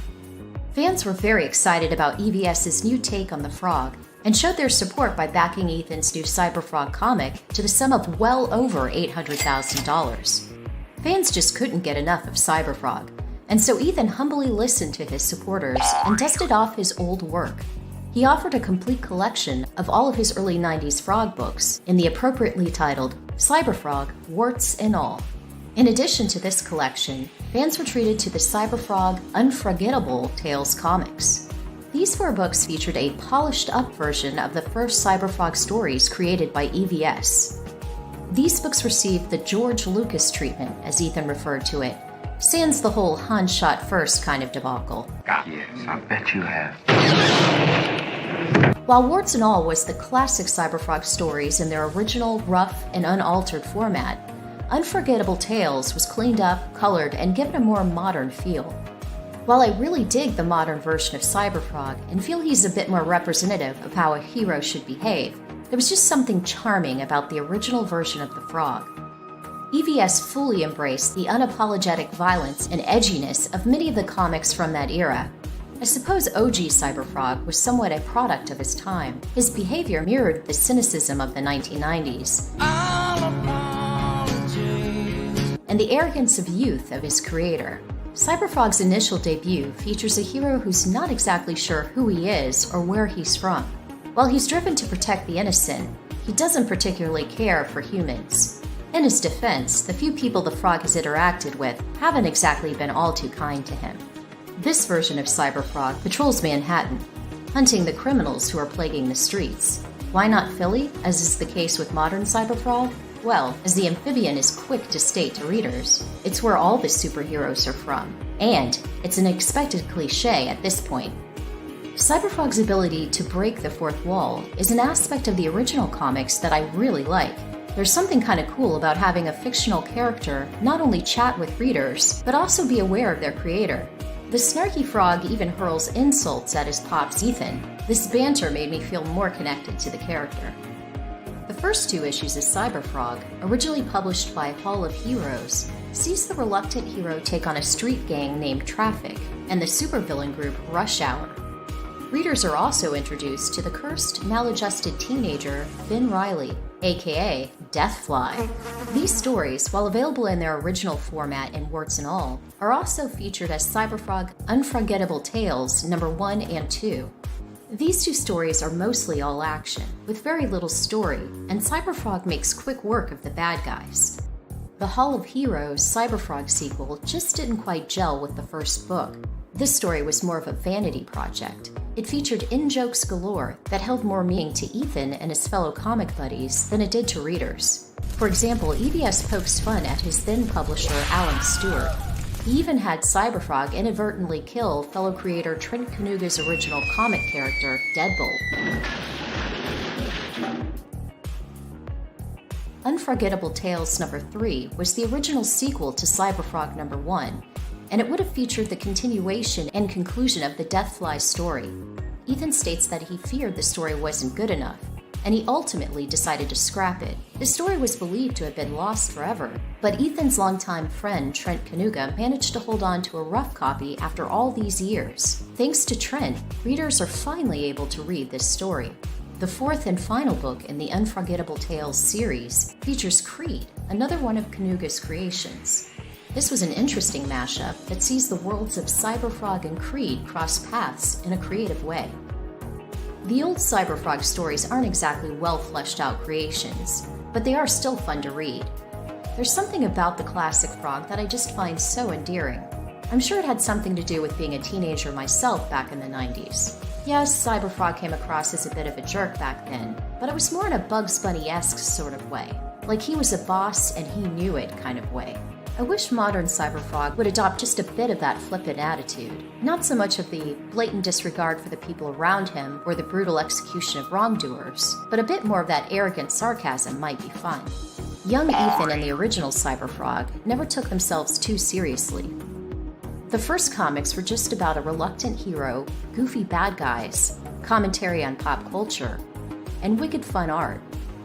Speaking of the art, I am thrilled that Ethan gave us both the original rough versions of Cyberfrog and also the George Lucas versions of the first couple of books. It was a real treat to see the two versions side by side. Ethan is blessed to be working with some of the best comic talent out there today, with Kyle Ritter, his colorist, and Eric Weathers, his letterer. It was nice to see how EVS evolved and perfected his craft over the years.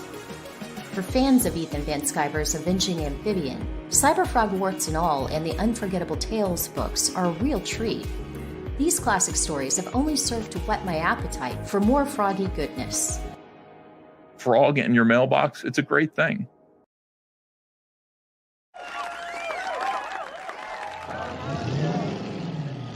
What's going on in there? Music. What kind of music? It's Huey. Rock and roll. Huey. This is the place. Gotta get in there. They're expecting me. Come on, let's go. Keep an eye on my machine. And I know it's a good song. And, I mean, it's got to be a good movie. They even got jackets. Gonzo, show me the jacket. Check this out. For real.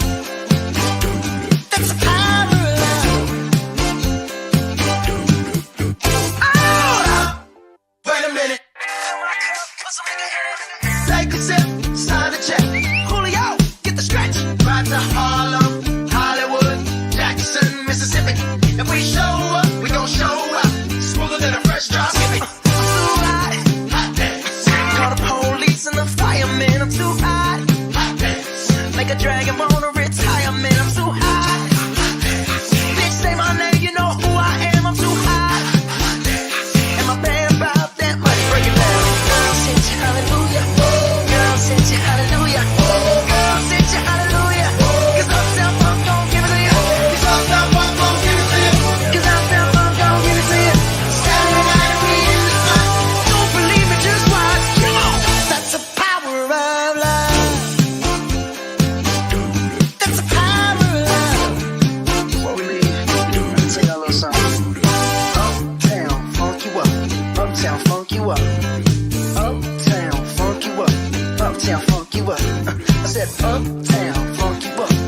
Uptown funk you up. Uptown funk you up.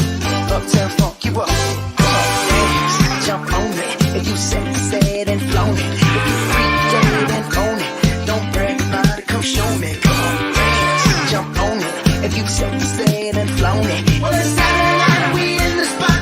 Don't believe it, just watch. Come on. They say that all in love is fair. Yeah, but you don't care. But you know better. Don't believe me, just watch. Kids, don't believe me, just watch. Don't believe me, just watch. Don't believe me, just watch. That's the power of love. Feel the power of love. Feel the power of love. Feel the power of love. It don't take money. It don't take fame. Don't need no credit card to ride this train. Tougher than diamonds and stronger than steel. You won't feel nothing till you feel. Feel the power. Just feel the power of love. That's the power. That's the power of love. Feel the power of love. Feel the power of love. Feel the power of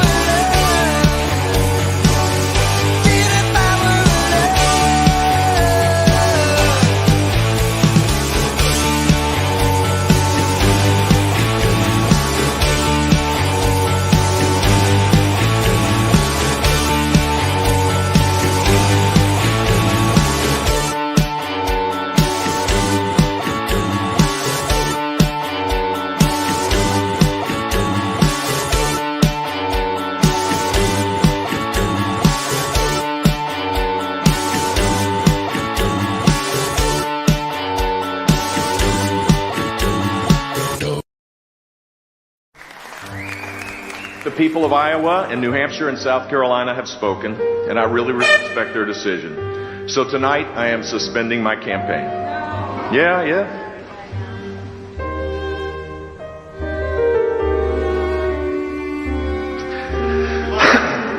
But no matter what the future holds, here's the greatest safety landing if you can imagine. Tonight, I'm going to sleep with the best friend I have and the love of my life.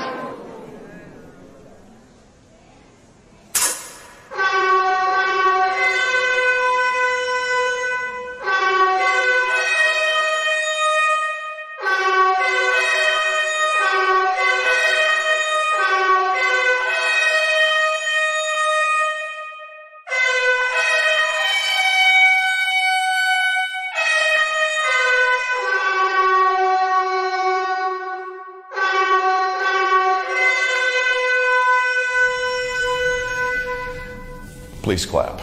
I can complete a sentence in the English language pretty well. I got a standing ovation in front of 500 people because I can actually complete a sentence. It's easy in the digitized word to take things completely out of context. What a mistake! I'm wearing my hoodie. Eat your heart out, Zuckerberg. I'm wearing my hoodie. What a mess. The worst Father's Day present I've ever gotten was from my sons who gave me a book about weight loss. I was really offended and embarrassed. Jeb is a waste.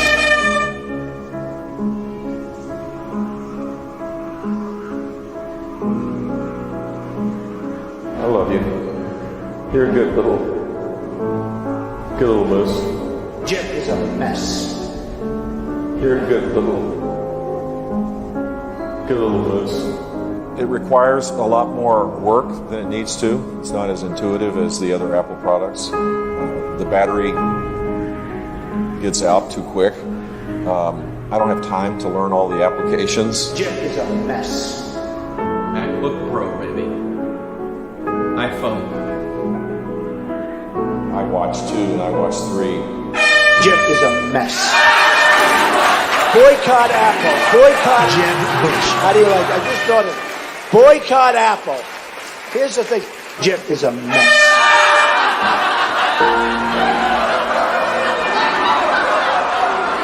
Jeb is a mess.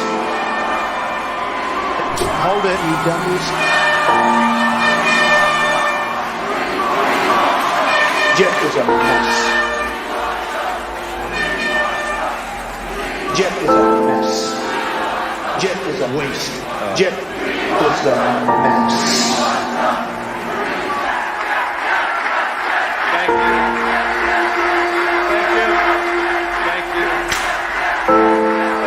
Thank you for the opportunity to run for the greatest office on the face of the earth. I love you all. God bless you.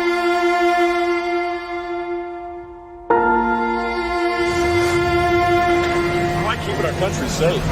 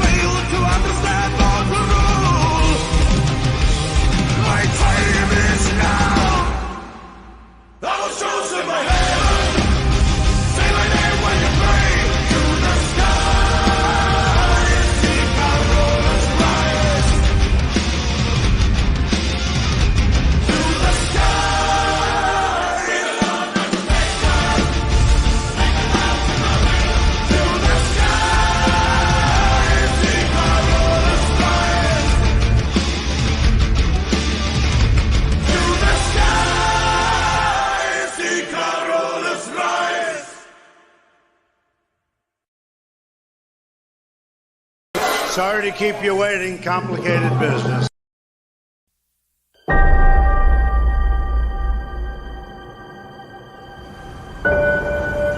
My name is Heather Swain. Philadelphia has always been my home. Life was good until it happened. I'm friends with a cybernetic enhanced human-like frog created to save Earth. Nobody appreciated or understood him, but I did.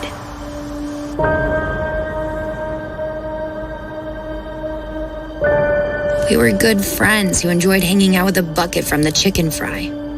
Just me, Cyberfrog, and his very large brother, Salamandroid. Until the invasion hit. They rained from the sky. These space invader giant hornets attacked everyone, killing more than could stay alive, and covered the earth with giant blood honey hives. They can't fly near trees, so we hid in the woods, burning endless fires to keep them away, wearing red so they can't see and kill us all. The last time I saw Cyberfrog, he told me he'd track me down, but it's been decades, and there's been no sign of him. Yet I can't shake the feeling he is not gone. I believe he will return again. We need Cyberfrog and his brother Salamandroid to return and fight off these invaders, to take back our wrecked planet so we can live without fear. If you see my friend Cyberfrog, tell him I need him. We need him to save the world.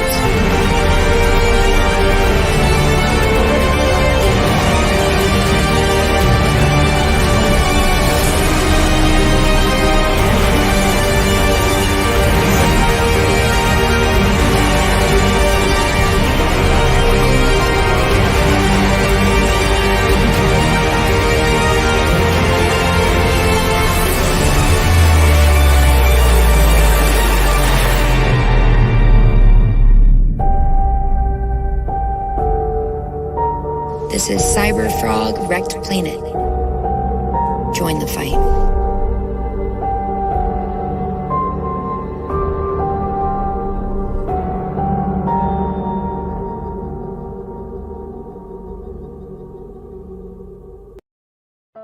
George, what happened? Everyone thinks I'm a white supremacist now. Oh, George. You either disappear or you join Comicsgate and kind of stand up to these people. And you have a lot of friends if you join Comicsgate. I would be delighted. I've actually been trying to. I don't know how. I don't have any connections, you know. I'll try to be in touch. All right, pal. All right. Take care of you, yes. A few moments later.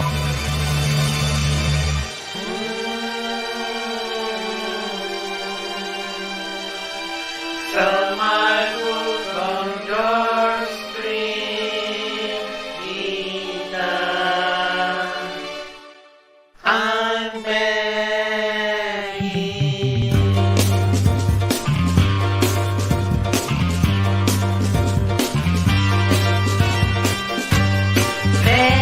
Begging.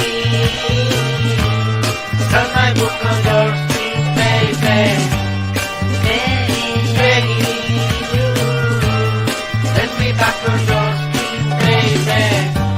Show my book, a great big hook. I saw a lot that made me feel much secure. I walk away, thinking then your others will follow my little step. I'm begging you, sell my book on your screen, baby. Baby, let me back to your screen, baby. I need you to understand that nobody buys and tells me superstar. I hate the street with all my heart, and I need the cash so I don't lose my heart. Well, you know, look. I just gotta say this. Go ahead. Alright, this is gonna sound mean. I really don't like you, but I miss you. like Mike, I got honestly. I'm willing to look at anything. Let me at least present my argument, Mike. Okay? That's good. There it is, right there. You might be seeing things in the clouds, Mike. You know what I mean? Possible. Sometimes it's just a cloud, Mike. Sometimes it's just a cloud. I'm begging you, cut my book on your feet, baby. Begging, let me back on your feet, baby. Begging, cut my book on your feet, baby. Begging, let me back on your feet, baby.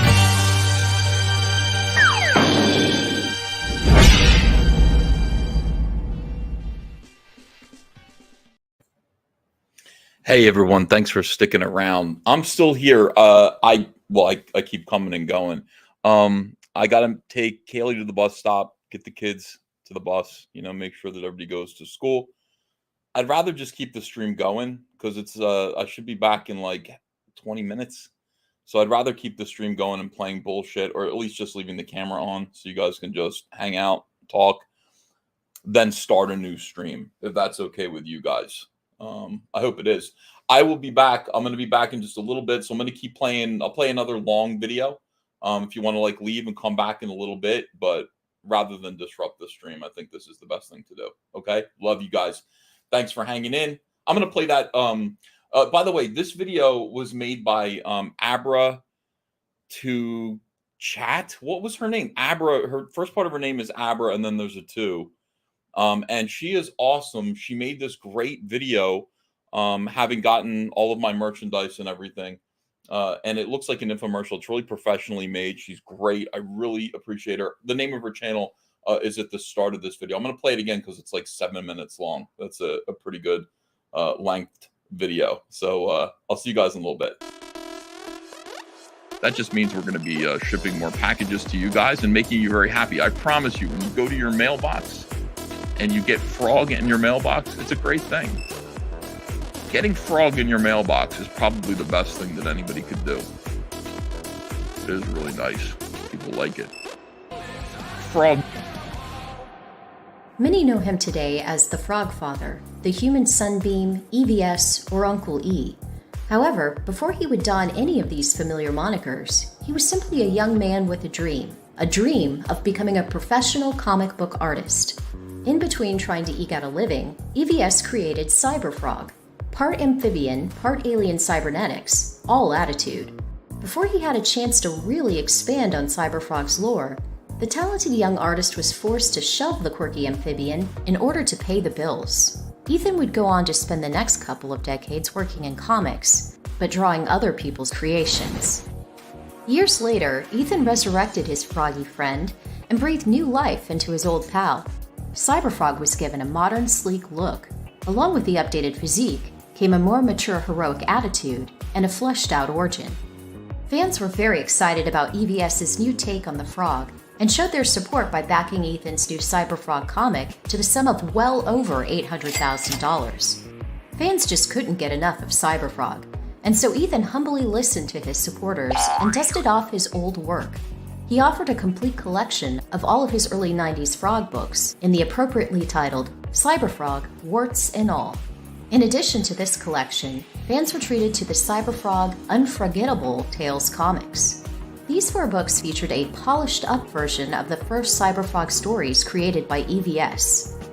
These books received the George Lucas treatment, as Ethan referred to it, sans the whole Han shot first kind of debacle. Yes, I bet you have.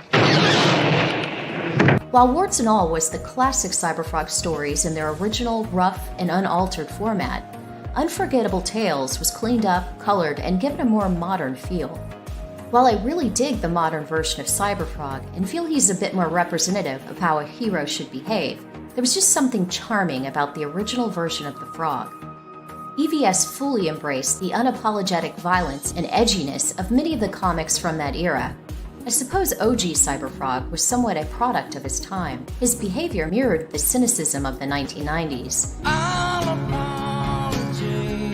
and the arrogance of youth of his creator. Cyberfrog's initial debut features a hero who's not exactly sure who he is or where he's from. While he's driven to protect the innocent, he doesn't particularly care for humans. In his defense, the few people the frog has interacted with haven't exactly been all too kind to him. This version of Cyberfrog patrols Manhattan, hunting the criminals who are plaguing the streets. Why not Philly, as is the case with modern Cyberfrog? Well, as the amphibian is quick to state to readers, it's where all the superheroes are from. And it's an expected cliché at this point. Cyberfrog's ability to break the fourth wall is an aspect of the original comics that I really like.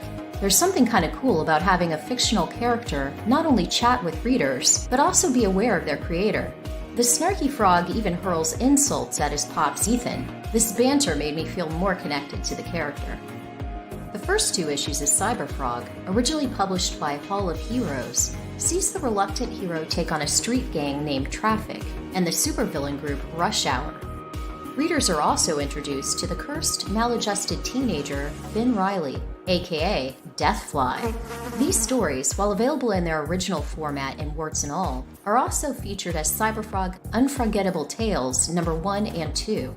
These 2 stories are mostly all action, with very little story, and Cyberfrog makes quick work of the bad guys. The Hall of Heroes Cyberfrog sequel just didn't quite gel with the first book. This story was more of a vanity project. It featured in-jokes galore that held more meaning to Ethan and his fellow comic buddies than it did to readers. For example, EVS pokes fun at his then publisher Alan Stewart. He even had Cyberfrog inadvertently kill fellow creator Trent Kanuga's original comic character, Deadbolt.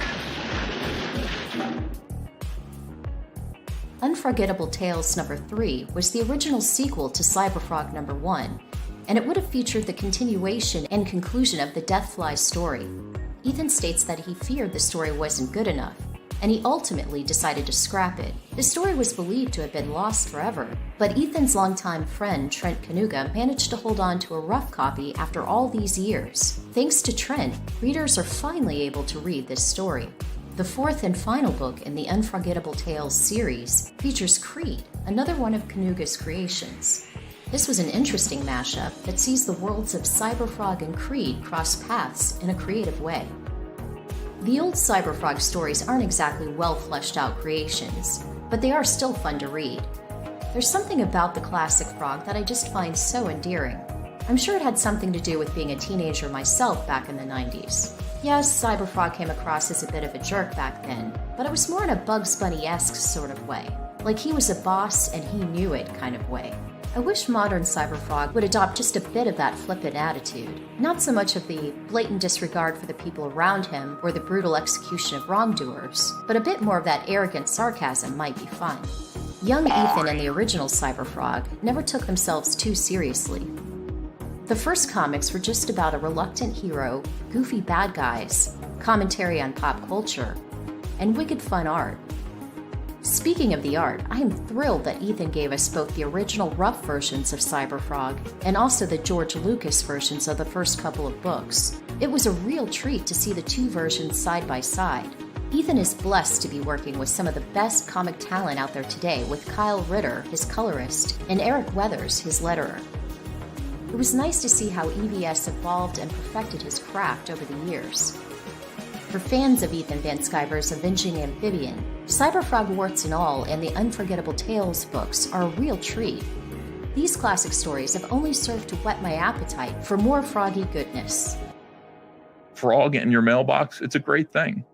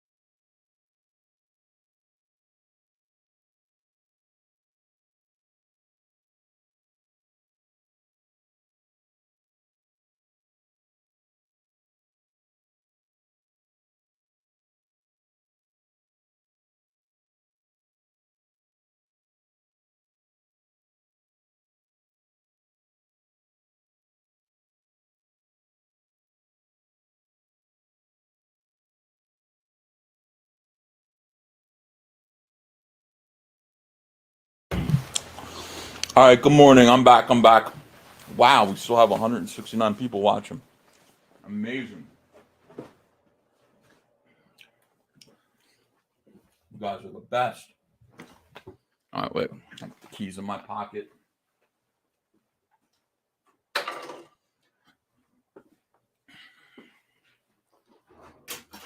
Hello.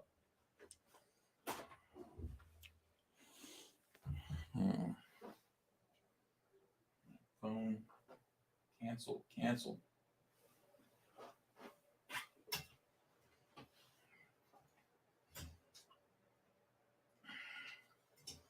Now what we'll do, a little Bluetooth action. I think this will be okay.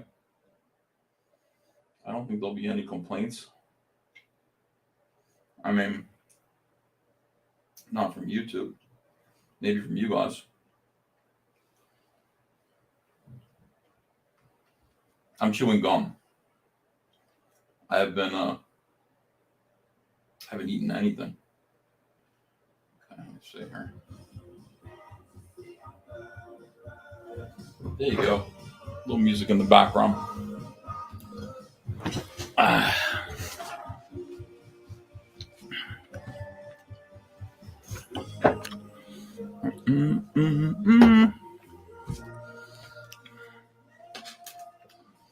Let me see here.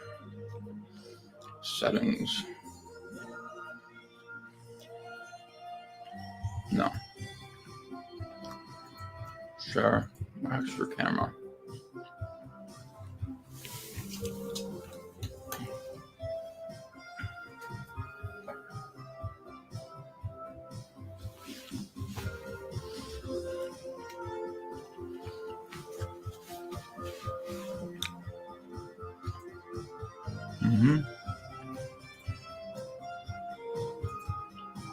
Perfect.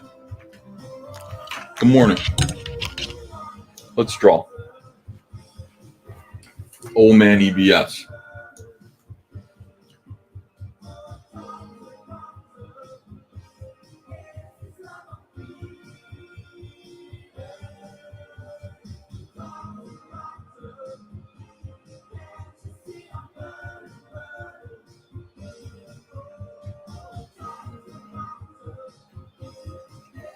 Yeah, we got 181 people watching. Amazing. We're going to have a great day today. It's Friday. Drawing comics right into the weekend. Absolutely unbelievable. What a privilege.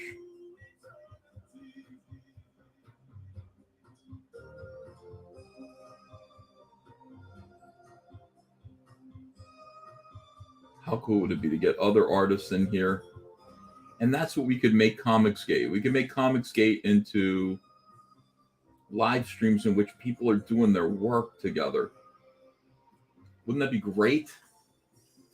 No more comedy. No more goofballery.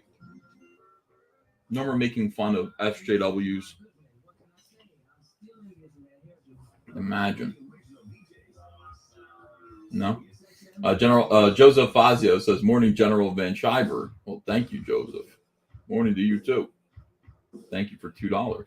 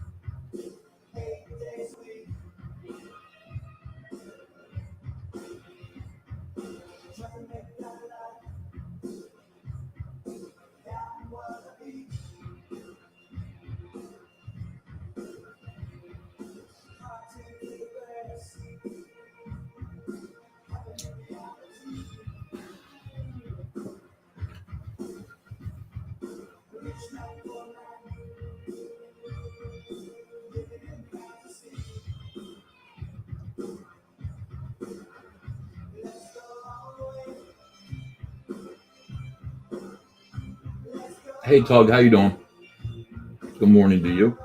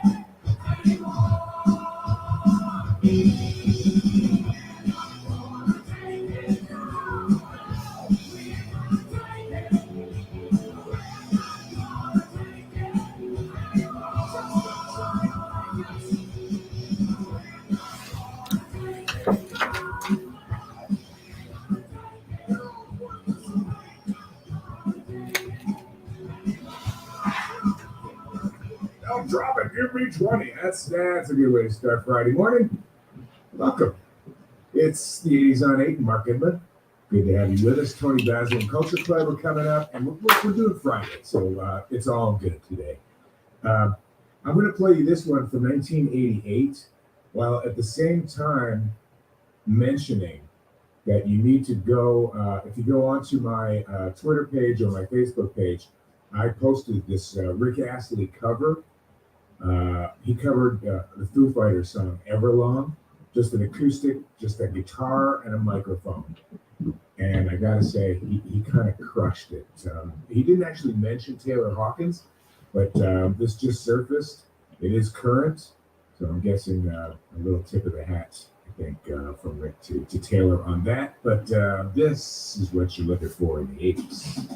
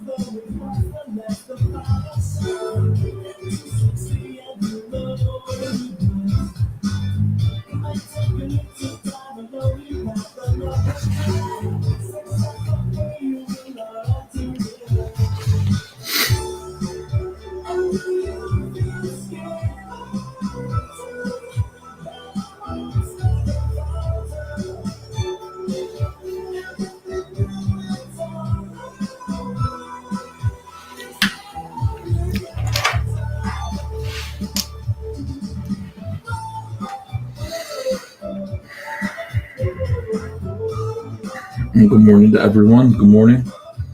215 beautiful people.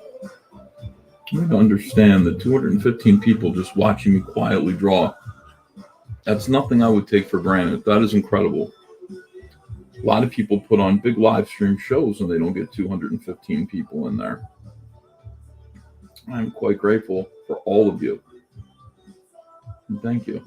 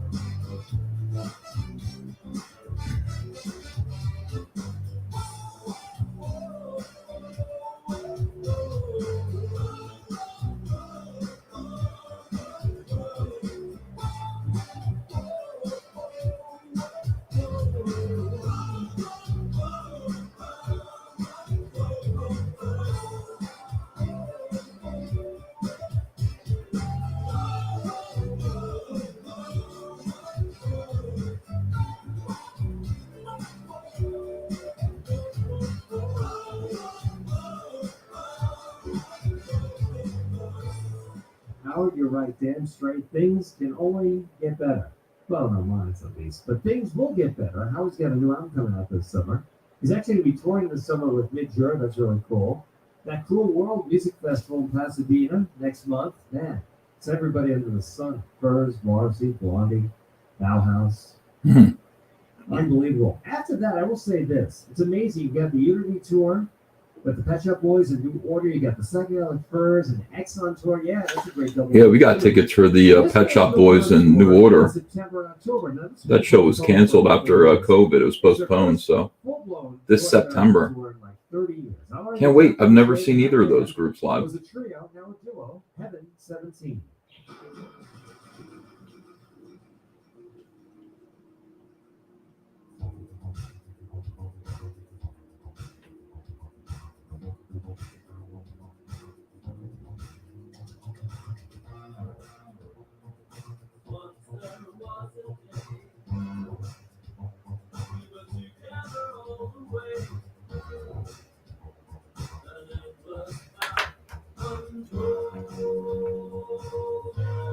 Yeah, we've got third row seats for that show, Pet Shop Boys.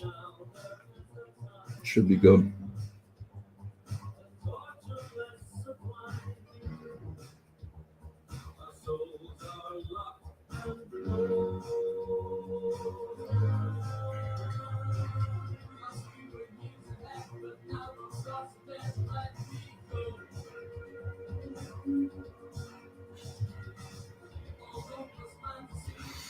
But it couldn't possibly ever be as good as when we went to see Howard Jones and OMD front row, and Howard Jones comes down off the stage and walks along the front row, and I got him like this and got a selfie with him while he was still singing. That was unbelievable. Let me see. Craig 69 says, "Did you check out Zombified by Falling in Reverse?" No, I haven't listened to it yet. People have said that I would like it though.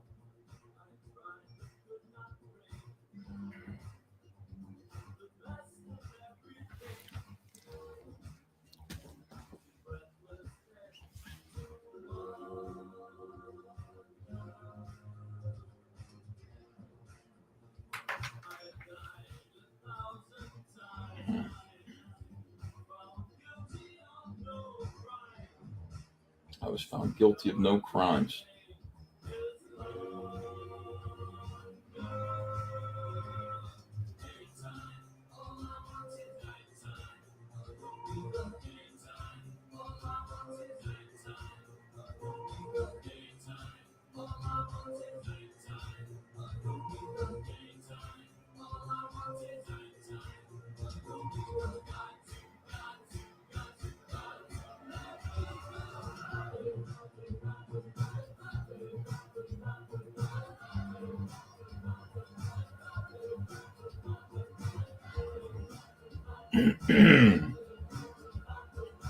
Yeah, it's coming. I'm getting sick.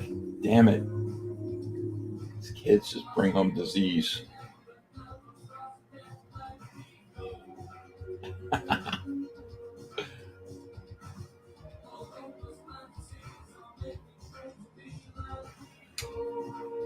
Me and Andrew are hanging out with these guys here.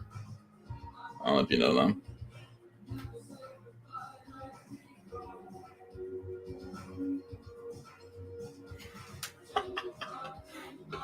Let me see here. Joseph Fazio says, Big E, you should check out a channel called From the Nosebleeds. Classic live shows by everyone. All the old concerts I missed were there. Wow. From the Nosebleeds. What's the group? They sing, shit. Good Charlotte. Thank you. Yeah, that's us hanging out with Good Charlotte. They're very nice. They let us hang out backstage.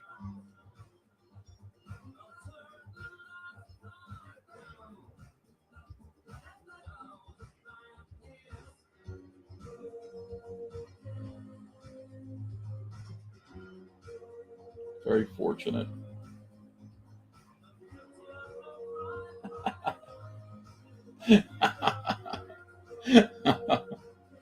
He's sitting there trying to sing, Andy, you feel scared. I do. And I got my arm around him. Howard Jones. With the guitar. It's the worst picture of me ever. Wait, I like this one.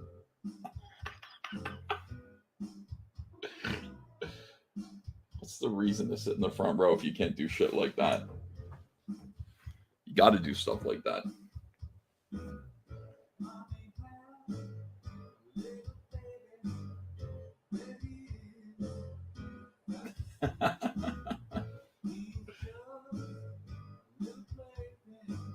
Yeah, he was really good. It was a good show.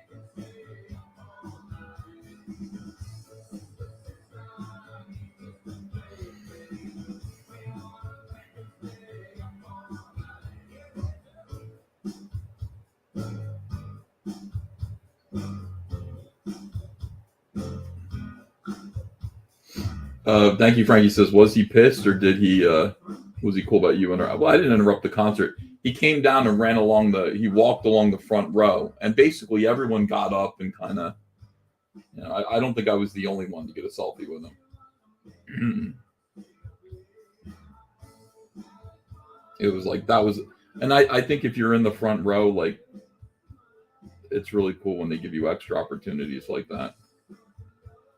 One thing I always try to do is get a guitar pick.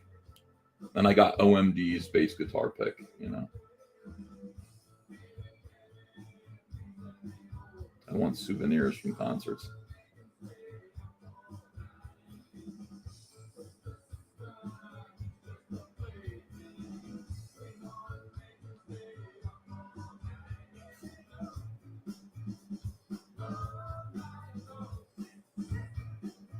Is Shane Davis live streaming right now? Where's Shane Davis? How do you get a guitar pick? When the show's over and you see they're packing up, you do this. You walk up to the stage, you go, "Can I have that?" And they usually will just throw a guitar pick to you. I got Lionel Richie's guitar pick. This is cool.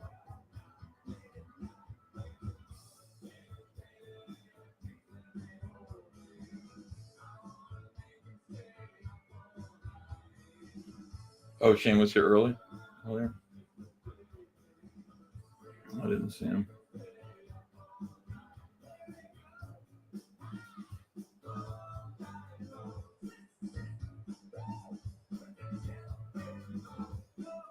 No, I didn't get Bobby Rydell's autograph.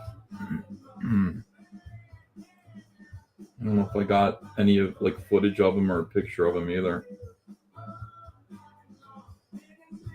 He was really good. We went to the Golden Boys show, which is Frankie Avalon, him, and Fabian. Fabian sucks donkey dick. Like, that guy, his whole gimmick was he was handsome when he was young, but he was never a good singer, and his songs are terrible. He's up there singing them now. He looks awful. So I didn't like that. Frankie Avalon is great. He's a consummate performer. You know, he's just he's up there telling jokes and singing his songs. But Bobby Rydell actually had real talent, and he sounded like an old crooner. He was singing Sinatra tunes, Sammy Davis Jr. tunes, and we really enjoyed Bobby Rydell. I'd never heard of him until the show, but he's a Jersey staple. Like he's all about Atlantic City. Everybody knows him around here. You can see him on the boardwalk, just walking around, hanging out. So everybody's kind of sad that he's gone.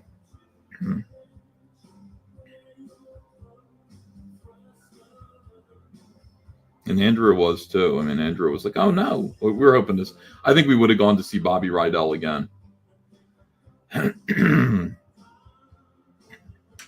It's just one of those good evenings where you get have some red wine, go eat some Italian food, and then go see a nice crooner show. You know, we've done that a few times. There, people who there are no Rat Packers that are still alive yet, but there are kind of Rat Packers in the second degree.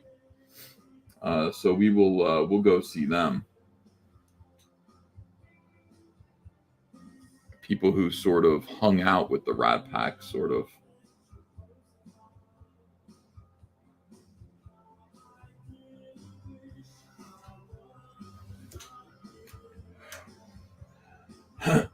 Yeah, what are you guys having for breakfast?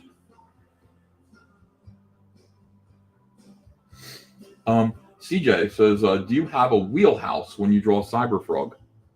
A wheelhouse? Well, I guess I need to know what you mean by that, because I'm not really sure.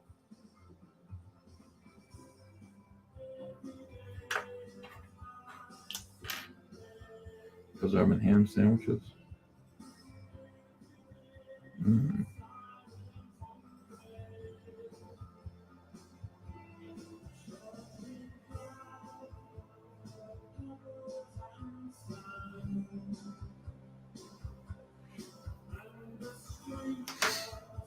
Steak and eggs. Wow. What's the Rat Pack? Says guy from Red Bank. That is Frank Sinatra, Sammy Davis Jr., Dean Martin, Peter Lawford, and Joey.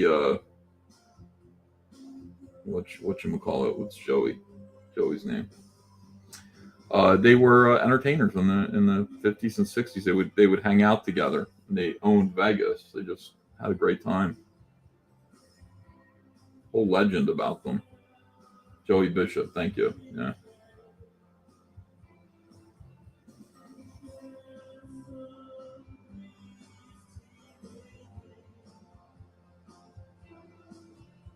Joey Fatone, says Alfred. Yeah, actually, he would probably fit in with the Rat Pack, kind of. He's sort of Jersey Italian.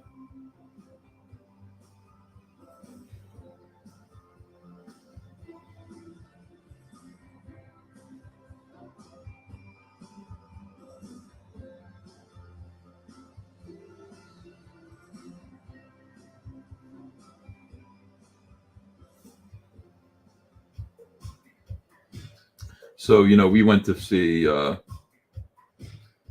we go see whoever sings those old songs.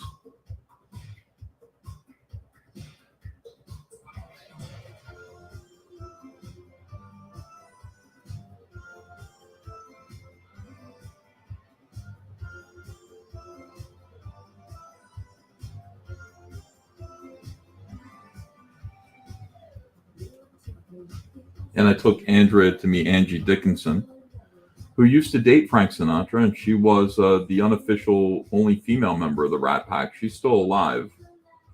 And I took her to meet Angie Dickinson. That was great. It was just a great moment. That's as close as we came to meeting a Rat Pack member, because they're all dead.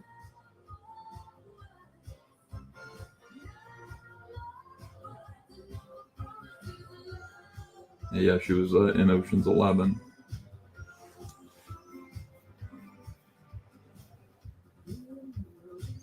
Thank you, Frankie. You met Joey Bishop. I think he was the last one to go, right? Boy, yeah, I would love that. I would have loved. I had an opportunity to meet Jerry Lewis. Jerry Lewis was supposed to be at it. This is like 2001. He was going to be at a comic convention that I was at, like a kind of autograph show that I would also be signing at. And I couldn't make it. I couldn't make it to that show. And at the same time, in 2001, I thought Jerry Lewis was just a bum. I thought he was a dick and not funny at all. I didn't have a lot of respect for him. So I would have gone. I definitely would have gotten his autograph and a picture with him, but I wouldn't have thought it was special if I had gone. But I didn't go. I still think about that. Chance to meet Jerry Lewis.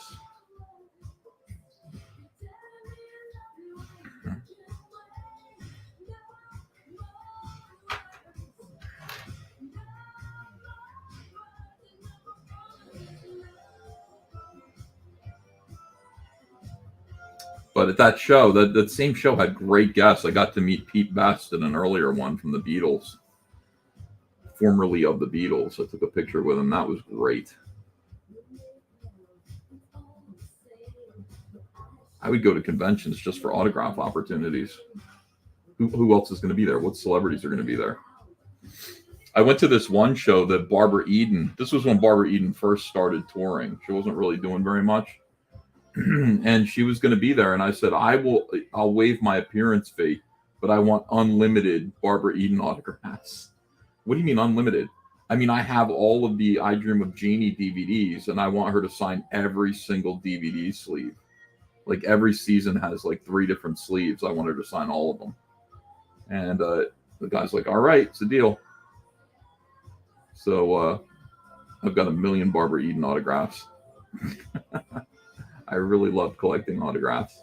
It's fun.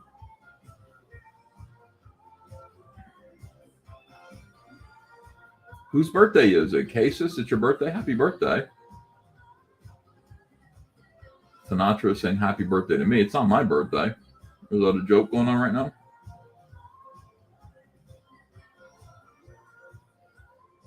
My birthday is September the 3rd. Berlin and no more words. In my radio career, I've actually interviewed a lot of people. One person I interviewed on the radio, on the phone, was George Carlin.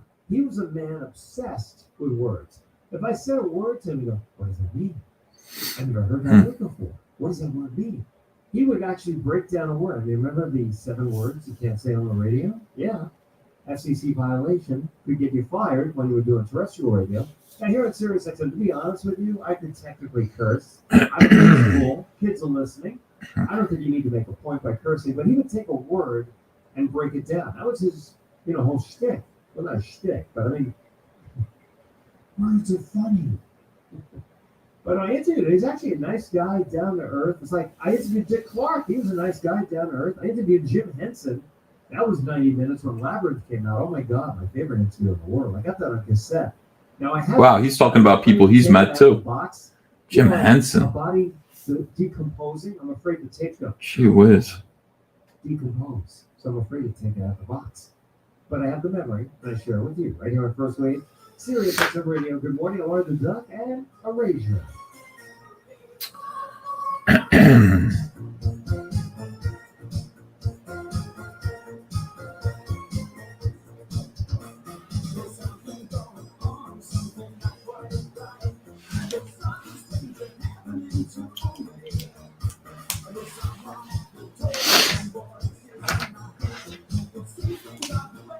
Morning, Sinatra. Have you been drinking? It's like when you see somebody at Comicsgate or up at this hour, you got to assume they've been up from the night before, and maybe they've been drinking a little bit. Huh. Like if John Malin's still up, he's drunk. Cecil's definitely drunk. I'm gonna slow down the drinking. I really enjoy it, but it kills the rest of the day.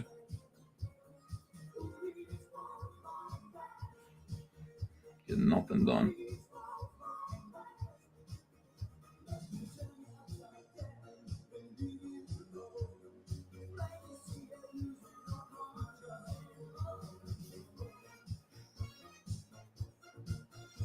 Who knows what group this is that's playing in the background right now?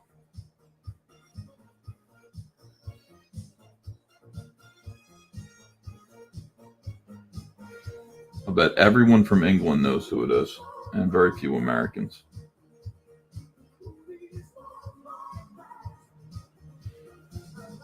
Erasure, that's right.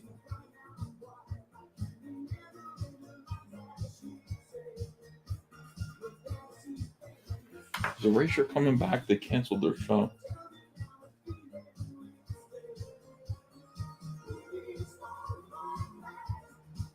That occurred to me in the car on the way home. Son of a bitch.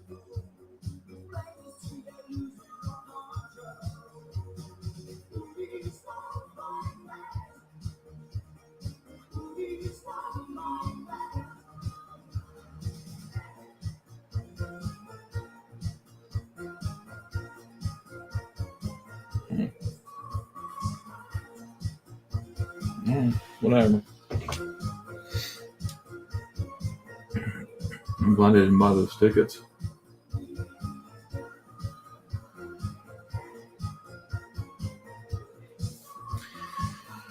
Andrea's like, Erasure, like, what do they sing? And I was like, oh, remember Chains of Love and Little Respect? She's like, oh yeah, I know those songs. Cool, let's go. She's like, what do they like? I'm like, well, they're two homosexual men. And one of them is kind of laid back and plays the keyboards, and the other one will dance around in tight gold lame pants with his nipples out. So, we'll want to sit in the front row if we can get front row seats. She's like, what? It's Erasure.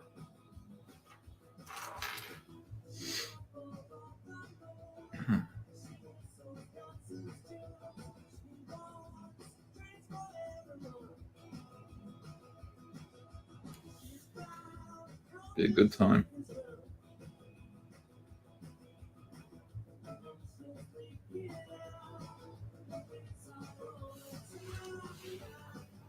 Actually, I'm not sure if Vince Clarke is gay. I'm not sure. I know Andy is. Probably is gay, though.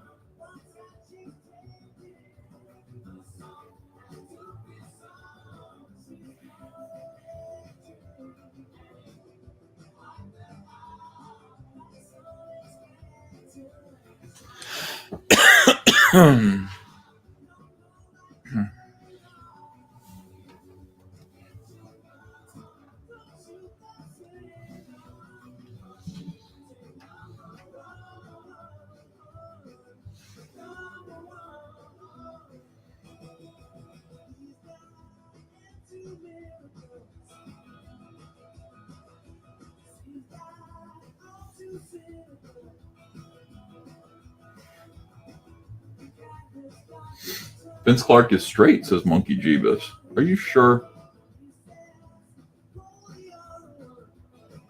Is he married or something? How do you know that?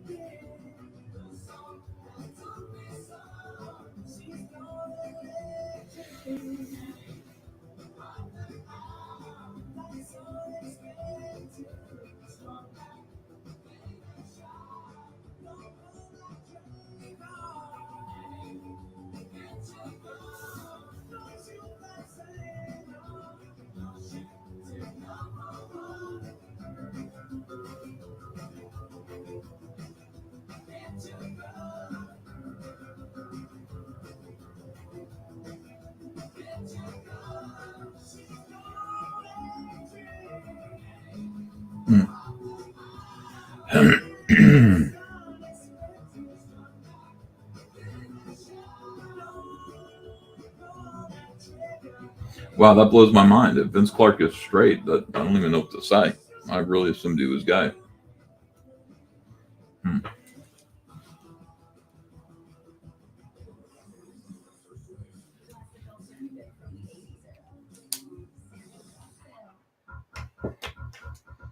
we're getting great music this morning.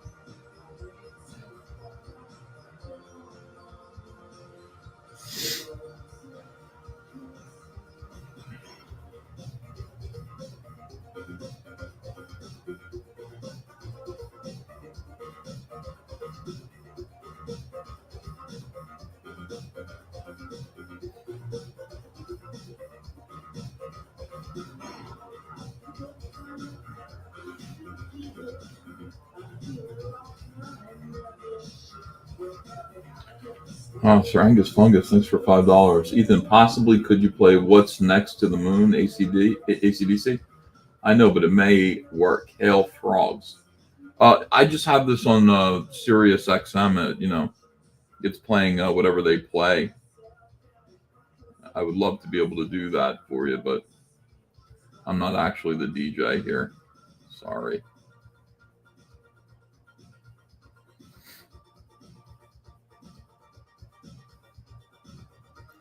I'm listening to their First Wave channel. This is all the stuff I listened to in high school.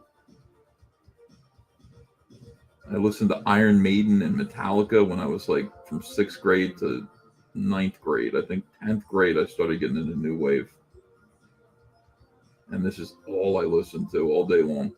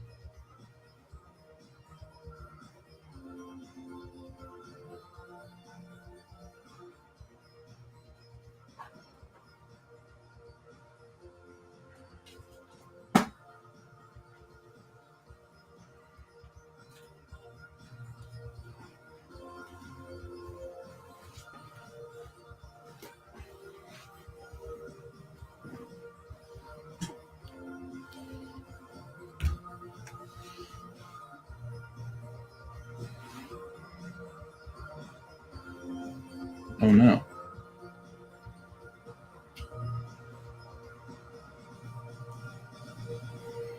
I think a piece fell off my glasses.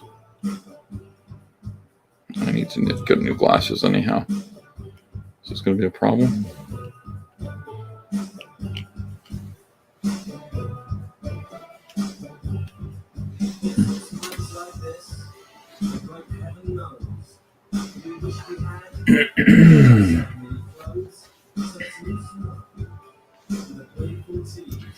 Yeah, I want to get my eyes checked again anyway. This is a pretty good prescription, but maybe I can do better.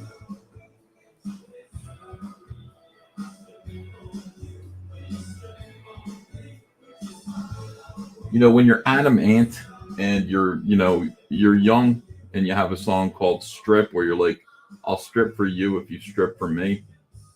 You got to remember that at some point as a pop star, you're going to be in your 70s, still working the Vegas clubs or whatever it is.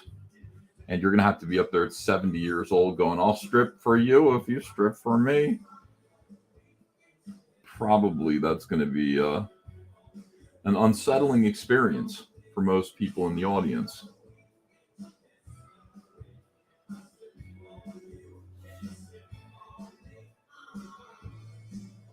Disgusting. You creep. Yeah, like Kip Winger singing, she's only 70. Well, Paul McCartney, same thing. You just got to sing about, I saw her standing there.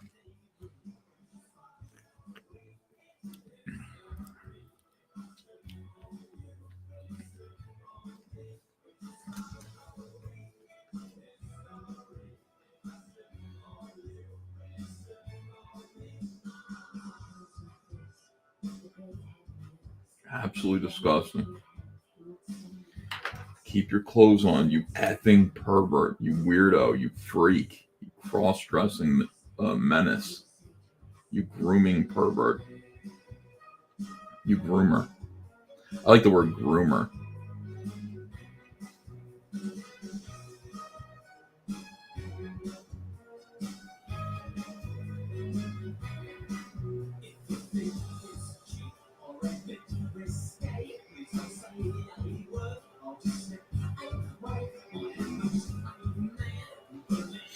Good morning.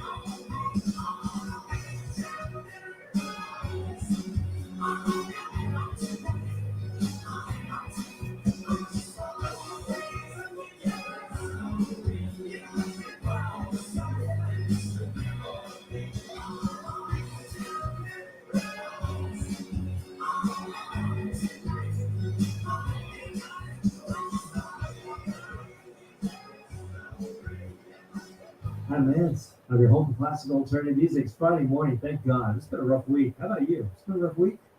It's been an odd week. I mean, the weather here on Long Island has been kind of odd. Maybe it makes me a little depressed. It's rainy, cold, windy, nasty crap. No April showers brings me flowers. That's what they say. I'll ride the duck. Good morning. It is First Wave. Sirius XM Radio. In this next set of music, I'm going to play two bands back to back. That's actually going to be on tour in the same month. In May and June, Tears for Fears with Garbage. God, I love that song. Number one crush. Garbage and Tears for Fears in May and June. And this band will be going on tour, the final tour ever. What's your favorite soundtrack? Basquiat is mine, so Skip Edwards art. The new album's out called Resist. Jersey Boys. Studio album to date. They promised a 14th one, but not another tour. This is it. The Jersey Boys movie soundtrack, I guess.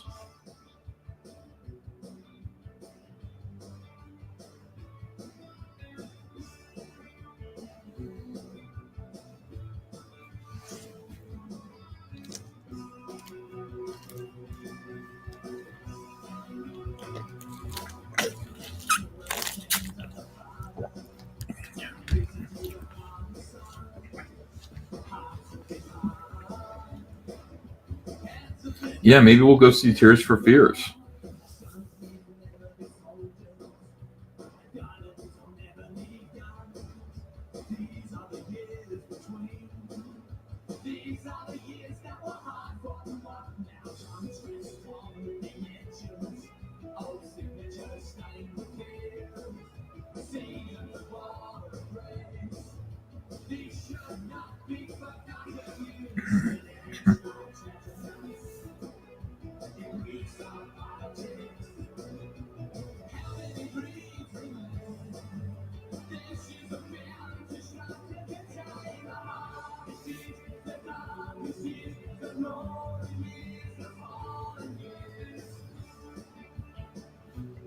Whenever I hear Midnight Oil, I think about Australians up burning the midnight oil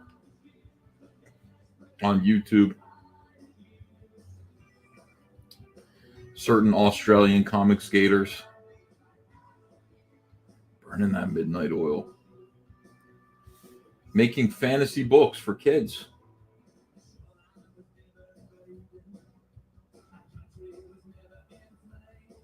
And complaining on YouTube.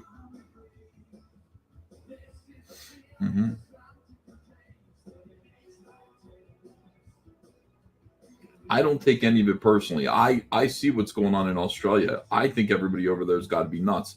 When you see somebody like Michael Bancroft, and he's sane and rational and everything, like he just seems normal. Like that's an accomplishment. I don't think everybody is going to be normal over there with what's going on. But Bancroft.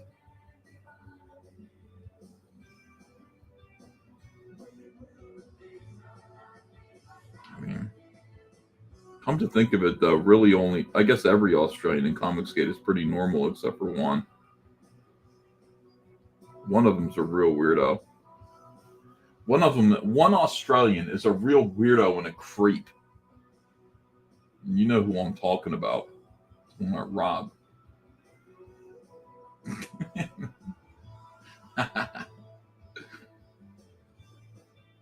Christopher Burkill, you're Australian? Cool. Yeah, everyone's COVID crazy. COVID over here is pretty much over. Like, people are just acting like it never happened. And I'm like, it did happen. Like, COVID still exists, dummies. You're still going to get COVID.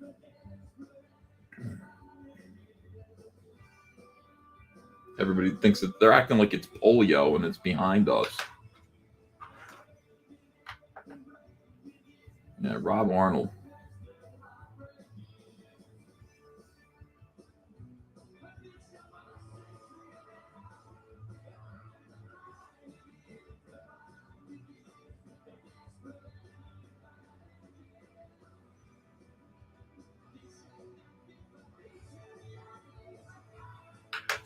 What time is it over in Australia right now?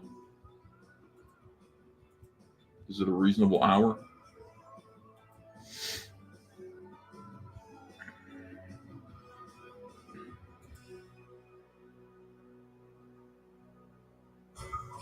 Richard Blake counts down the top 7 classic alternative tracks from this week in 80s history. The Magnificent Seven, Monday, 6 p.m. Eastern. Yeah, no one else is streaming but me. And Badanamu. I would stay here if I were you. 9:50 p.m.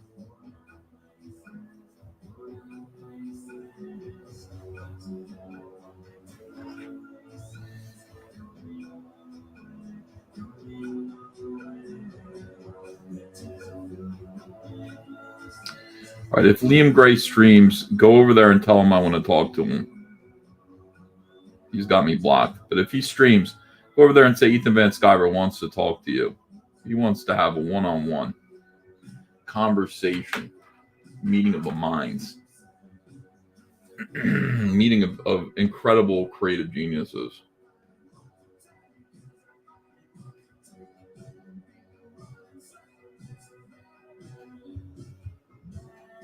Bring Liam to me. That's right. Bring him to me now. Bring Liam to me now.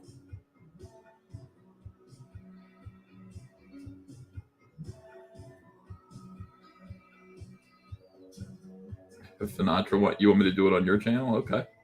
They can do it on my channel.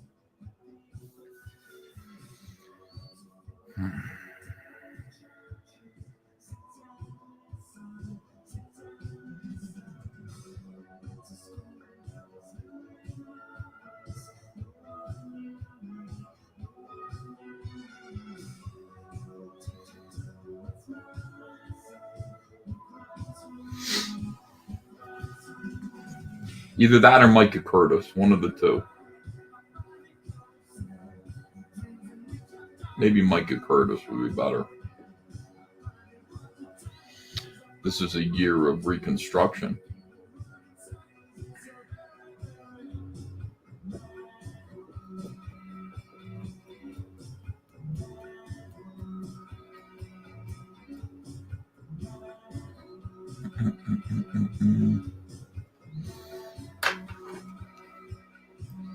He's beyond help. Nobody's beyond help.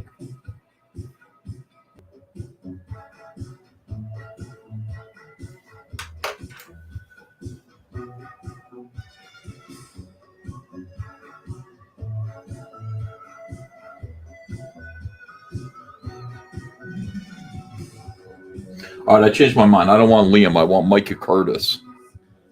It's time for Micah Curtis to come back.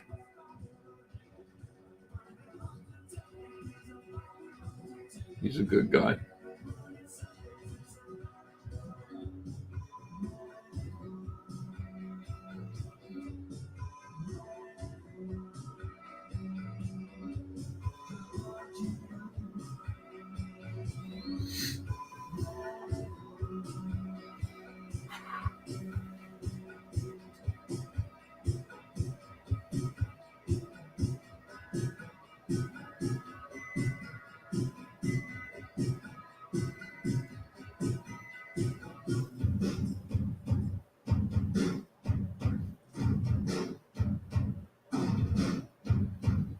Yeah, let's get Gat Hanzo.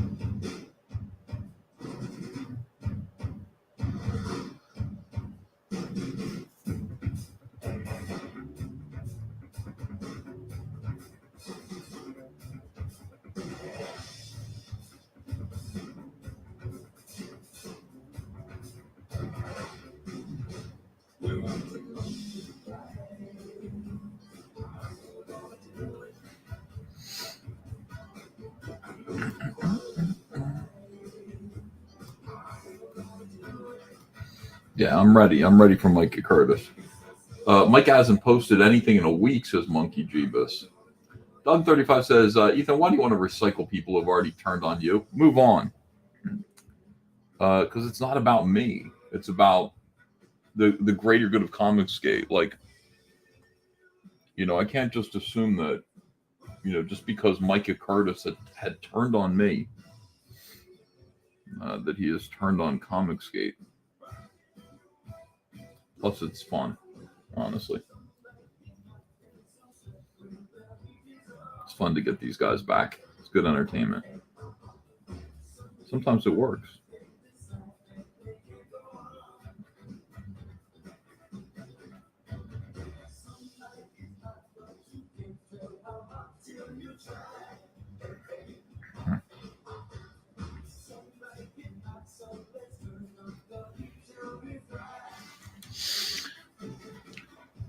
I pardon you. I pardon you. That was the best moment in Schindler's List.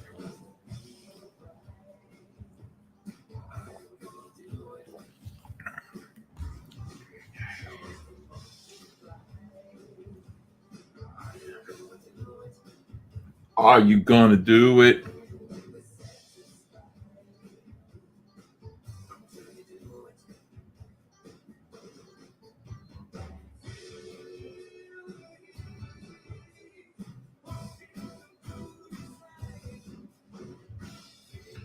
Frank says, I got to go to work. All right, Frank, have a great day at work. Go be productive.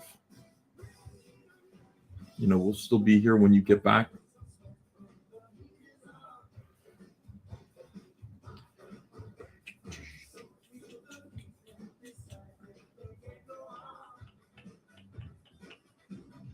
Wow, it's cool to actually look at it. Like, normally I look at the page to sort of examine the panel and see what I want to do. I like looking at the screen. It looks great. The focus is so good. Let me see if I can fuck with the focus a little bit more here. All right, let me see. Camera settings. Okay. Gain, brightness. We can definitely go brighter.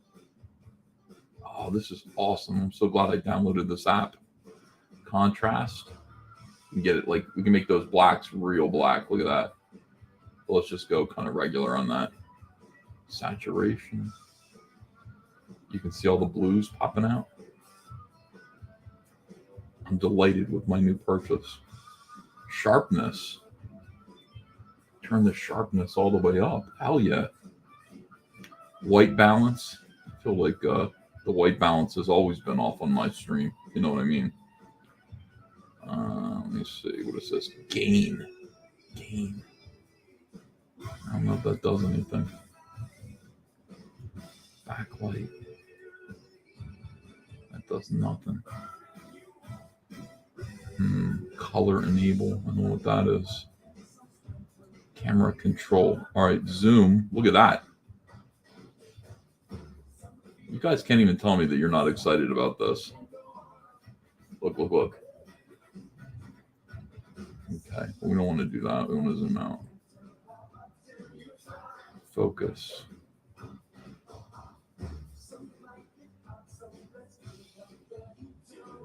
This is me at my eye test. Look at that, perfect. Pan, I don't know what that means. Low light compensation is on. I'll turn that off. No. Apply. Okay. That's fun. Yeah, that is fun. I am excited because this just means like I got an extra camera. I got the app to be able. Now I can draw. I can basically do draw streams the way Smiller used to do. Mine won't be like as boring as his, just because I'm not Mike. You know, I'm me. But yeah, perfect. I can even take this banner off somehow. No, I won't do that. What's going on in the chat? Yeah, I'm slightly engorged. Yes, indeed. Pan means side to side. I know. I don't understand how that works with this camera, though. I'm stoked. The day you announce Second Chance, I'll be backer number one. Oh, thank you. Yeah, that I'm looking forward to it. Like one of the big motivations to finishing the book is to be able to launch another, crowdfunder. I can't do that until the book is done. Yeah, I'm excited, guys. It only took you 4 to 5 years to get the correct setup. Yes. Mike taught you so well. Like, yeah, I know Jiminy. Yes. Smiller. I can't do it anymore. All right, here we go. Jiminy Cricket just finished his taxes yesterday. Yeah. Us too. Well, not yesterday. We got ours done a month ago, but yeah, it's no fun. Hate that.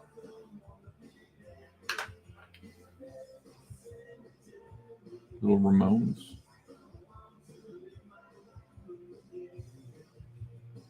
I saw this movie in the theater.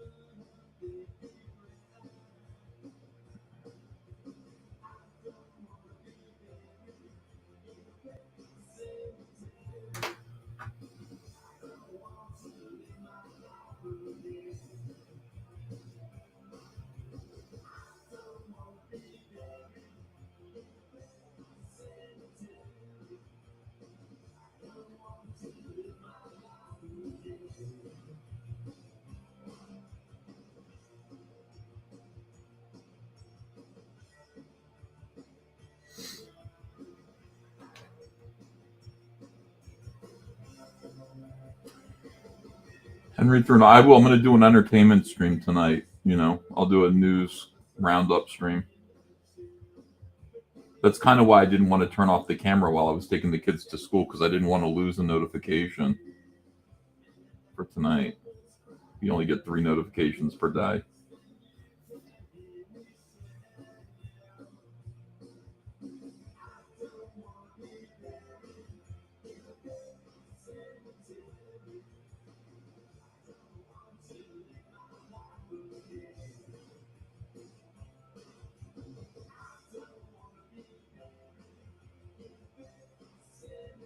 By the way, I privated a ton of live streams. I'm really going to try to build my channel again. There's so much great news, like stuff that I want to talk about. So I put some live streams, I privated them so that YouTube will let my channel grow.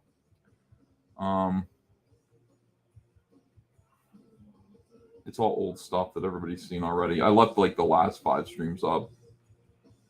Last 5 live streams up.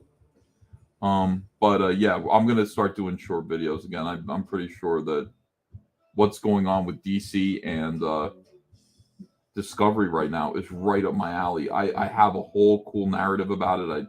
I know all the characters. I know all the players involved. I would love to make good videos about it. So let's try to grow my channel. I want to get to 150.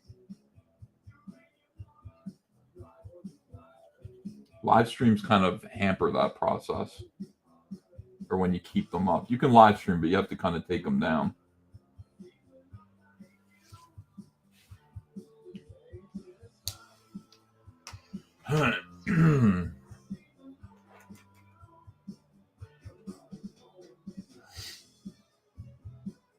You want to do a trip to Michael's? You want to do that all over again?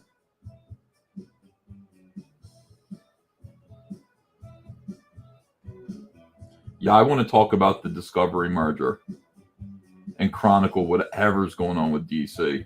Like my whole channel has been building up to this.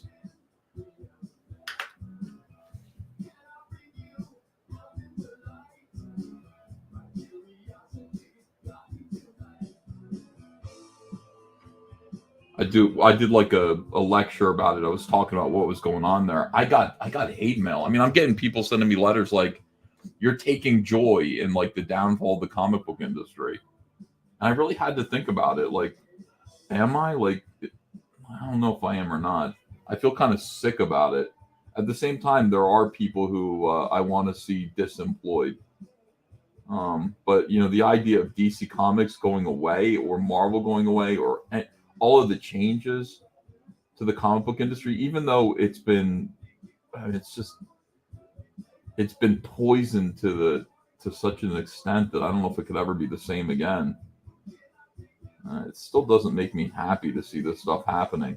But like when Andy Corey got fired, I loved it. You know, we celebrated that. That was a great moment. There's still a few people I want to see go. And I want to see SJWs lose power. I want to see that. I want to see that phenomenon end. And we're at a point where we're at a place where maybe that could happen. Like we don't really know. We don't really know what's going to happen with David Zaslav and how that's going to change DC Comics. I mean, you know, the realist in me says it's not going to change it very much, but we are going to see some, not substantively, but we are going to see some changes. Uncle E, when you draw pages, do you begin from page 1 or do you start from the ones that are the hardest to draw? Sometimes I start from page 1. I think with Wreck Planet, I did start from page 1. But I see the story in my head as a whole complete thing that's made up of, say, 10 scenes. 10 scenes in a story or so. That's just let's say there are 10 scenes. And I know where the scenes go. I know how they're going to happen. And I'll just work on one scene. I'll go, okay, I'm going to skip ahead to the horse scene. There's a scene with horses. I'm going to draw the whole horse scene. That's pivotal. It's important. And I'll work on that. And then I might go back to, you know, something else. And ideas occur to me along the way. I don't just sit down. I mean, I know what the story is, but it gets better over time. Like you ask questions, you go, I need my character to do this, but why would they do this? I need a good natural reason why they would behave this way. And then it occurs to you, it just hits you. It's my process, you know. I know it's not the same as other people. They might just sit down and write an entire script. But I've never been able to do that. It comes to me in bits and pieces. I get an overall story idea. And then, like Rainbow the Brute, overall story idea, I understand how it goes. I know it all. But better stuff is going to come to me as I draw it. And that's just how it is. Like, for me, like, ideas, creativity are just gifts that are given by God, like, you know, every day. Hopefully every day. You come up with something neat.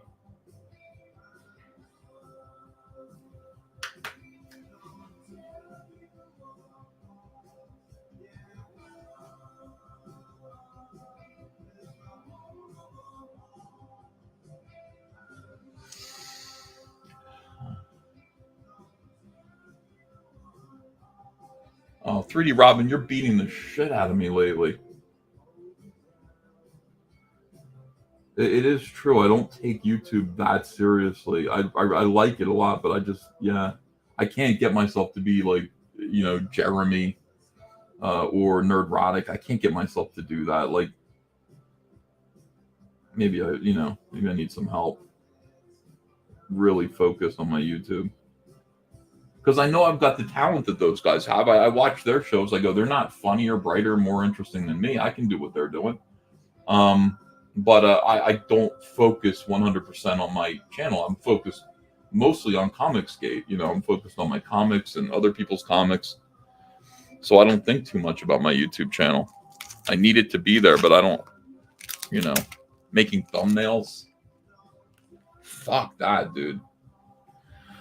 Making thumbnails that are attractive, where you have like, you're doing the same thing over and over again so that your channel looks unified. Ugh. It's work, dude. That is work, and it's like, it's not fun. It's not something I want to do every day.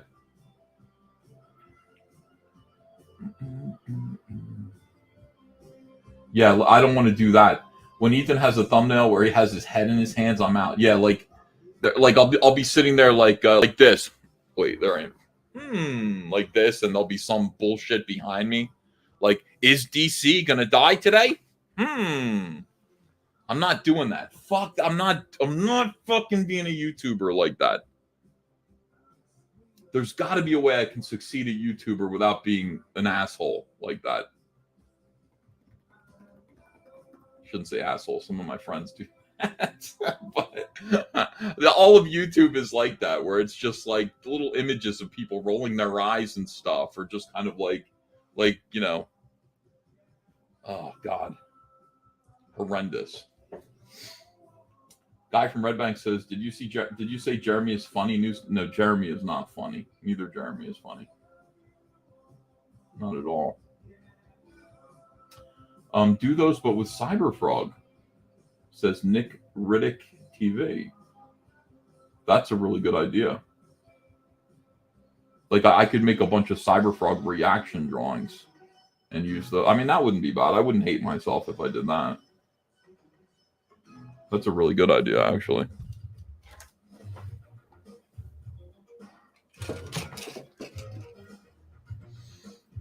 Let me think about that. Thank you for that. Thank you.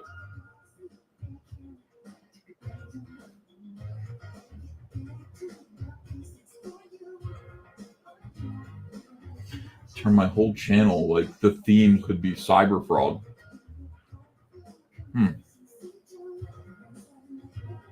Could have Heather reacting to things.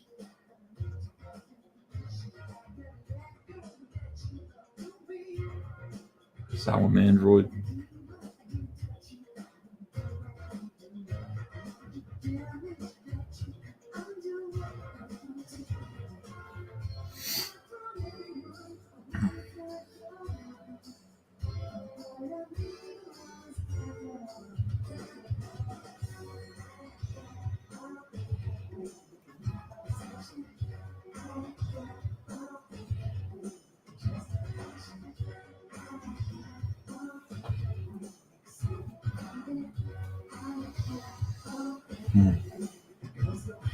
Pose Raven. Ethan saving up for next month's Cyberfrog purchase. Oh, you mean you are? Oh, thanks. Thank you, yeah. When we get Wreck Planet, the second chance up, that's going to drive people nuts. I don't care. Have them. Everybody's out there, like, praying that other people will fail. I think I'm, you know, I don't even want my enemies to fail at this point. People like Preston Poulter, like, this book does well, good. And I've come around on, like, a lot of my enemies anyway. Like, John Delarose was somebody I really disliked for a long time. I liked him, but he was always causing trouble, so I disliked him. But I like talking to him. It's a weird kind of thing with him. When we're actually just talking together, I enjoy his conversation. So at some point, he just decided, you know what, I'm going to stop fighting with you, and let's just hang out. Okay, yeah, I like that. That's cool. Want him to succeed, want Nasser to succeed, all these guys. But there's still people out there that really want to make trouble.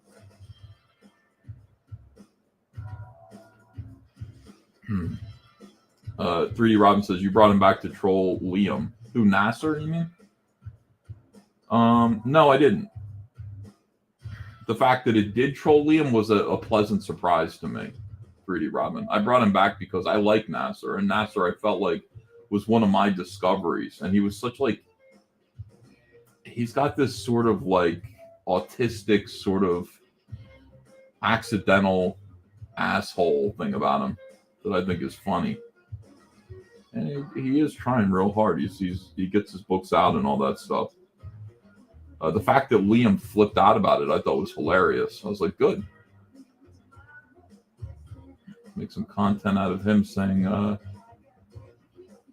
bring Ethan and John to me now. Don't forget, this wasn't really my idea either. I wouldn't have done it if John Malin wasn't okay with it. He pissed John. Nasser never really pissed me off. He pissed John Malin off.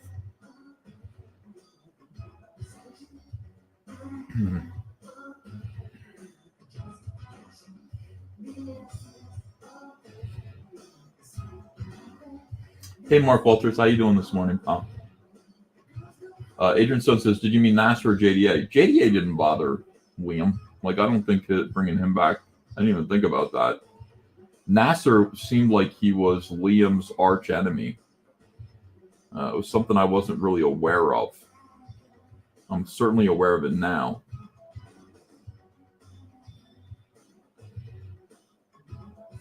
But in Comicsgate, like in the slums of Comicsgate slumdom, where these guys hang out, like they're always changing sides anyway. You never really know who's on whose side. It's all just fun and games. 8 p.m. Eastern on the safety desk is only 40 minutes away. Then today at 3 p.m. Eastern, 12 noon Pacific, This Is the Day, which was made the final installment for the band from Philadelphia, known as Book of Love. And then today, Yeah. JDA. No, I didn't think about Liam with regards to JDA. I didn't think there was a problem there. I know there is now. But I got to say, Liam Gray doesn't really play into much of my decision making either way about anything ever. So it doesn't really matter. If something I do makes Liam say, "Bring Ethan and John to me now," then that's great. Like, that's just a pleasant side effect. Like, that's funny. But yeah, I don't think about Liam that way.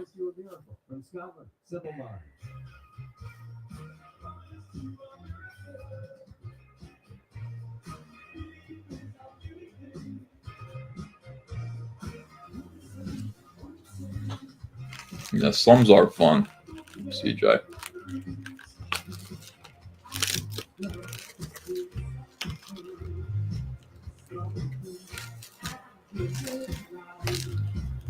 I'm supposed to be drinking this, but it's frozen. It's just frozen. So I'm waiting for it to thaw. Why does the Vespas have a neck?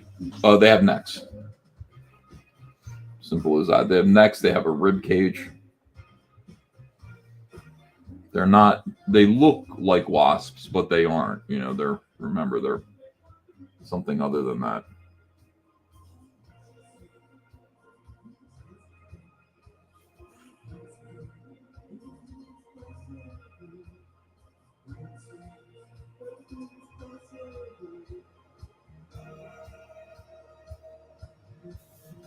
Thanks, 44 Numbskull. Welcome.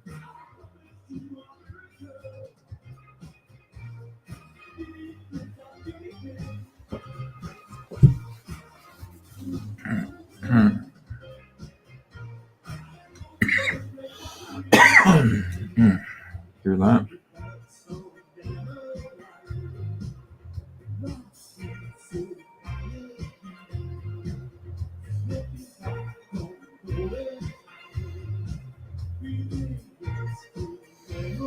But I'd like to string together like an entire month with no cold or flu.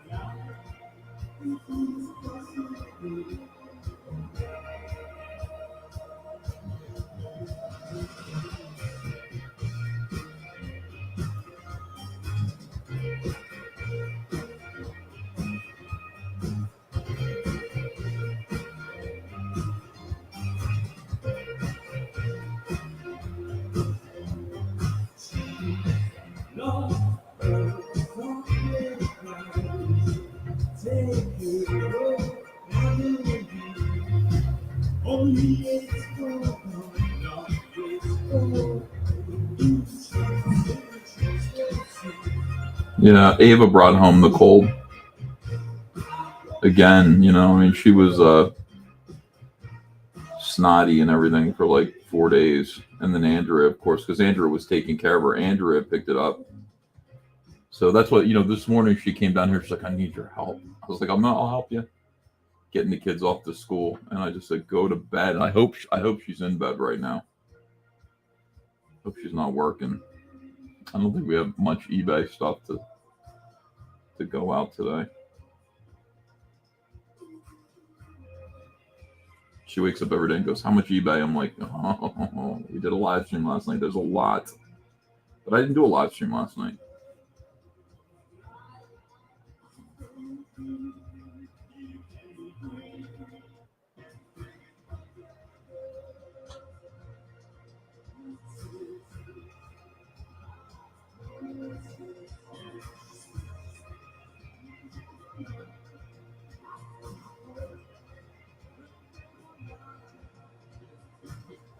But we have hoodies on sale. Let's sell some eBay stuff. Hoodies are on sale for $40. The links are in the description. Flash sales. I think we're still selling green all caps baseball caps for $10 off. That link is in the description while they last. And other stuff. Michelle's coming over later, so she will ship all that stuff out to you today.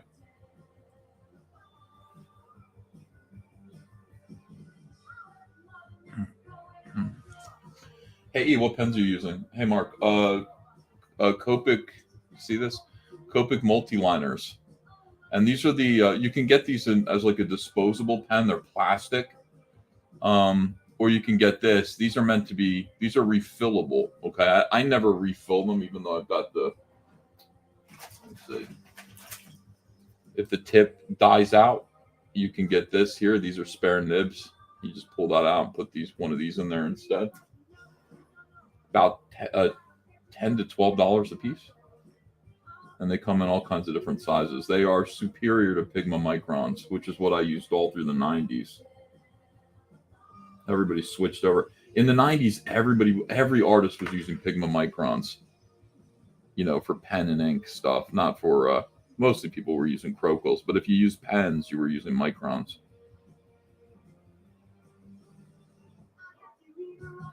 And then we discovered Copic multi-liners. Changed everything.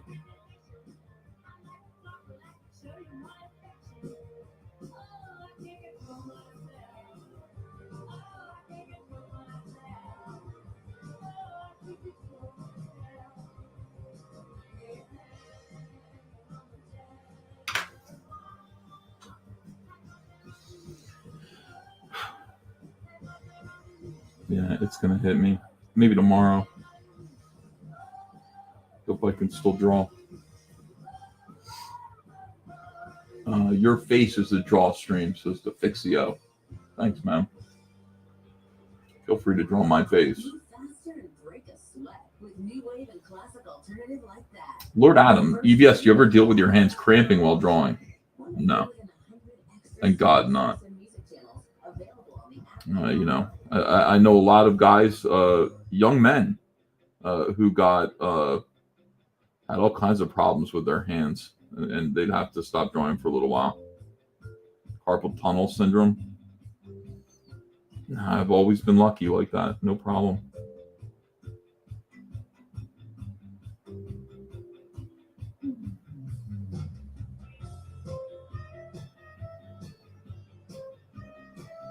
The worst thing that happened to me, and I get made fun of for this, is I got bursitis from my elbows pushing down on the table and stabilizing so I can do detail. My elbows hurt. I have tennis elbow permanently, which is why I wear, you know, my elbow pads usually. I'm not wearing them now. But that was like the perfect solution, and you know, never had a problem again. And I had a few other artists. I think Jay Fabic was just like, what are those? Why are you? He's like, where do you get them? Because he had a similar problem. It's like, that'll change your life.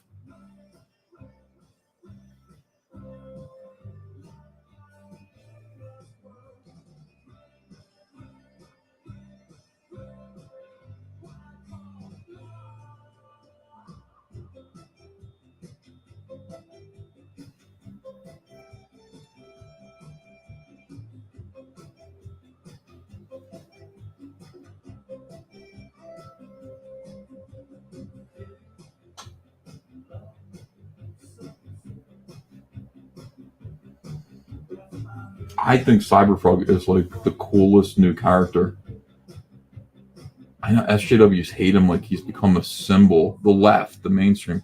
he's become a symbol of like Comicsgate, you know. So they really hate him, but objectively speaking, I think he's fucking awesome, dude. He's just such a great looking character. I'd be so happy drawing him for the rest of my life. I mean, look at that. That's fucking cool. And you can make his legs. I always like exaggerate if I want to. When he's in motion, see how long this foot is? Just because it just looks better, you know. Go ahead and exaggerate his legs and make them longer like a rubber band.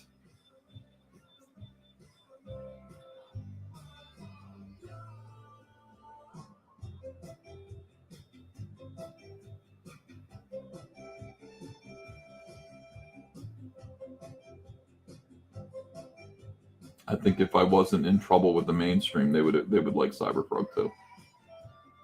I understand it's nothing personal. Well, it is personal. It's just personal. It's not objective. It's personal.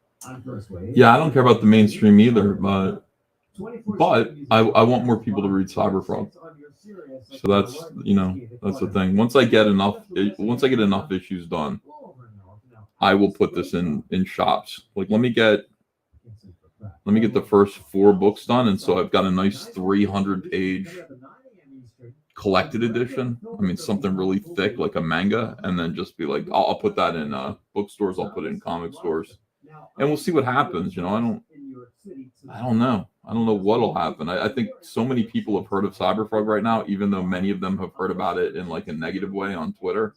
There's got to be some curiosity. Abra's 2 cents. Yeah, okay. Abra's 2 cents is here. She is the one who made the video. That seems like an infomercial about Cyberfrog.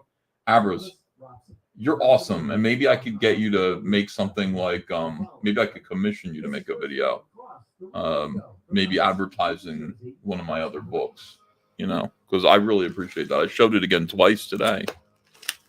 Yeah, I dig it.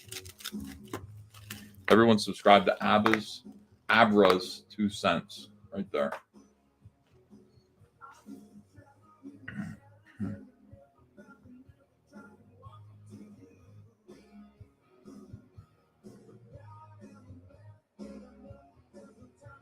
Abra says, I'd love to. Okay, cool. Stay in touch, because maybe like Cyberfrog, I might do a collected edition.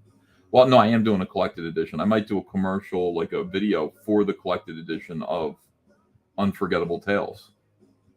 So maybe I can commission you to make like a really good video to help sell it that I can attach to the campaign. That was great. You animated all those drawings. It looked really, really good.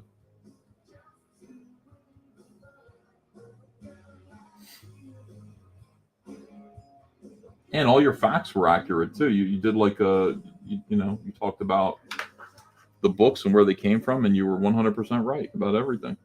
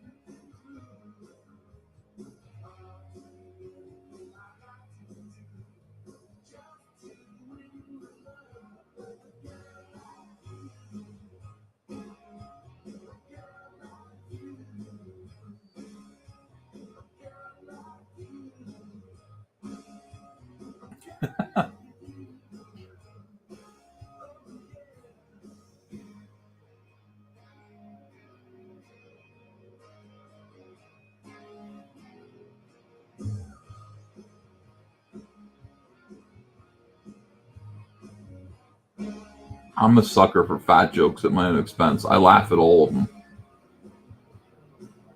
Just immediately.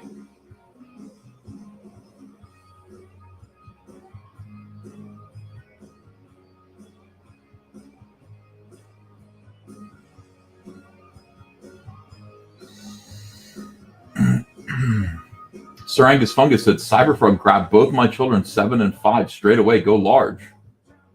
Really? Yeah, cool. Yeah, I mean, that's the thing. How could you not love him as a kid? I hope you ordered the toys, Sir Angus Fungus. And please let me know what they think of the toys. If kids still play with toys these days, who knows? Probably do better with a video game.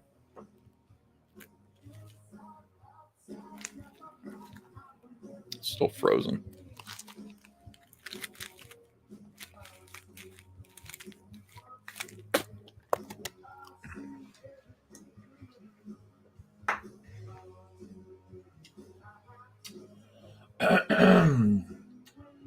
All right, what are we doing here? Mark Walter says, please destroy that duck face photo. The one that's on Google that everybody uses. I don't know how that became my photo, but like just a random photograph that shows up everywhere now where I'm like holding up a Green Lantern and thinking, fuck, man. Yeah, I would love to destroy it because it just appears everywhere. And I don't think that's really representative of me, but I don't know. I would love to destroy that photo. I fucking hate it.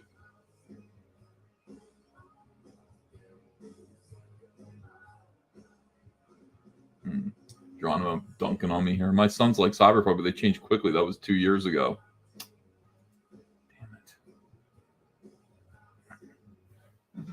Damn it. I'm doing my best, Geronimo. I am. I think you're going to like the book. That's all I can really say. I think you're going to like the book. And you'll see the time that went into it.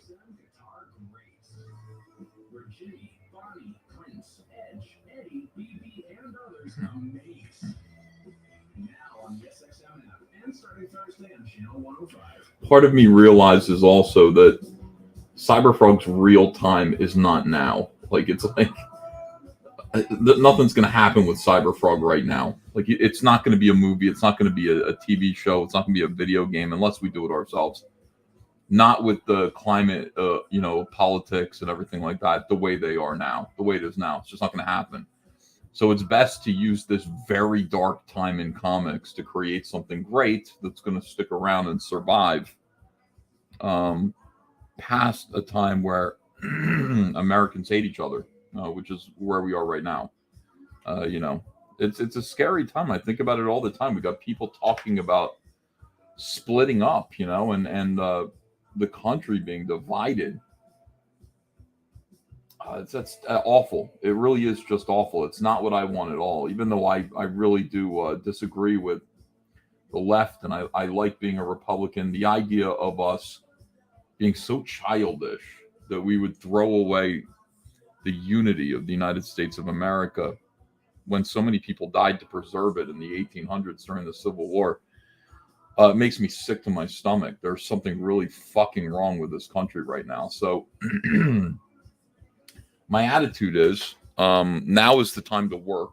Now is the time to do something good that will last beyond this crisis. If we do see the other side of this, if we do come out better as a nation of people, I don't know what that's going to take. It's terrifying. It really is terrifying. In which case, Cyberfrog can be judged objectively and without, political prejudice, which is what it's met with now. Because I think he's a great character. I do. I think he's better than almost, like, I see what other people are putting out, like all these indie guys. I see what people are coming up with. I don't think there are any characters like this.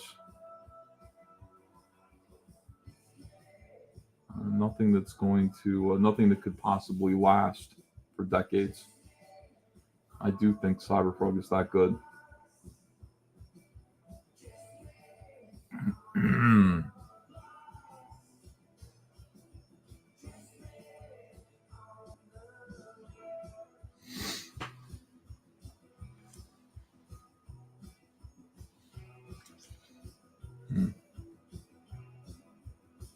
Mark Walter says the Trump videos ain't helping. Mark, people are going to have to come to me. I'm not coming to them. I want you to understand. I'm not changing a damn thing. I'm right. They're wrong. So the Trump videos stay. It's nothing personal. Or is it? It's nothing personal. But the idea that I would ever go to, the people who have a serious problem with me and say, I want to apologize for being a Trump supporter, which is why my vote is why you destroyed my life, my career. I want to say I'm sorry and walk that back. We're not doing that, not at all. People just have to come to their senses. I think that's fair. I think I tolerate all manner of craziness from the left in comics. They didn't tolerate me at all, not one bit. They were so aggrieved by 2016. And doesn't it seem silly now? A transitory political official, somebody who is president for 4 to 8 years, maybe another 4 years in 2 years. And you get so upset, so very upset about it that you go absolutely psycho. These people went insane. That's something that's certainly not my fault. I didn't go insane over Obama. Did I? No. I just made fun of him and enjoyed my life and waited till it was my turn to vote for President Trump. So I owe 0 people any apologies at all. I don't take anything back. I double down. Yeah, we're going to still look at Trump videos because I really liked it. I liked having him as president. My life was better when he was president. And I think a lot of Americans feel that way. Are things good right now? Things suck right now. It's ridiculous.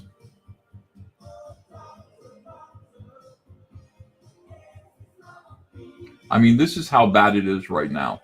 Hunter and Andrea had to go to the garage, like the new garage that she inherited. And normally Hunter just wants us to get in his car. Dad, we're going to Atlantic City. Can I drive? And I'm like, that means I got to sit in the bitch seat so you can drive your... All right. Andrea's like, all right, who's driving? And Hunter's like, you are? Let me get in the Lincoln and you can drive. Because he doesn't want to pay for the gas.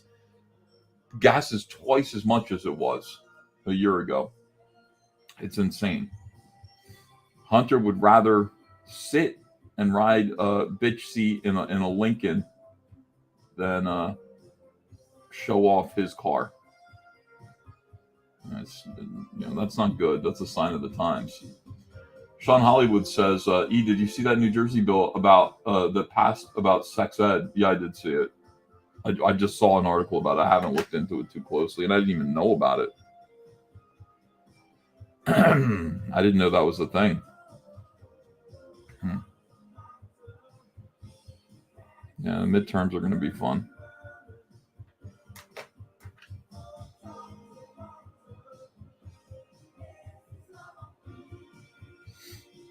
I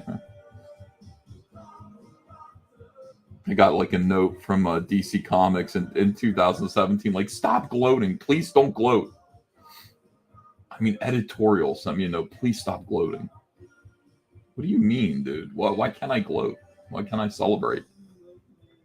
Everybody was so insanely upset. We got to do that again.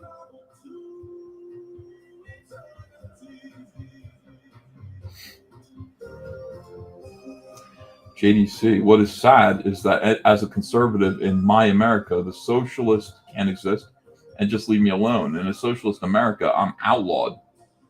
Yeah. Yeah, I like live and let live. I have no problem with people feeling differently than me. Just leave me alone. I'll leave you alone. But that's not the way it works. And that's how you know that you're the good guy and they're the bad guy, unfortunately. It said stop bloating. Shut up. Oh, shit. Now, in this next set of music, I got Duran Duran. Will be kicking off a European tour at the end of this month. That's funny. They come to North America. Hey, Duran Duran's coming back to North America. Will I go see them? We have Echo and the Bunnymen, who postponed the European tour. I did see them way back with the Wedding album tour. They were okay. You have REM, who is not touring and is broken up, who hiss, but that's okay because they got REM. And this band, the rumor is there's a new album coming out in 2023 and a tour to boot with Depeche Mode. What? Depeche Mode in 2023? Is that what they just said?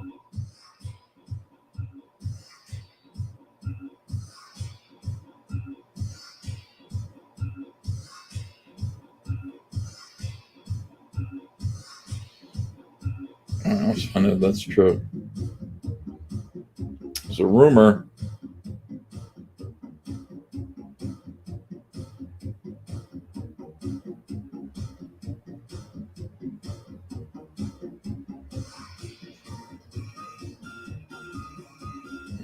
Just a rumor.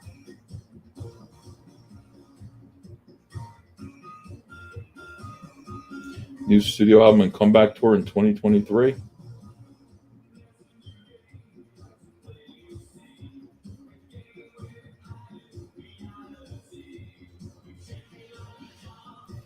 I'm a sucker because I'll go for it again.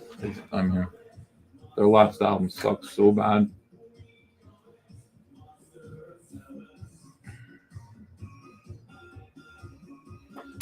I'll continue to give them another chance.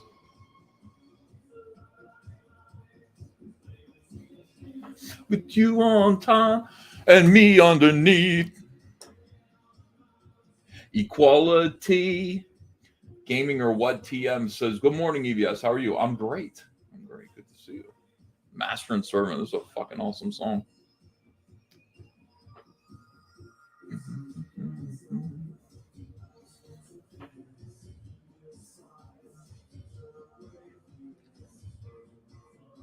$345 people watching at this early hour on a Friday morning.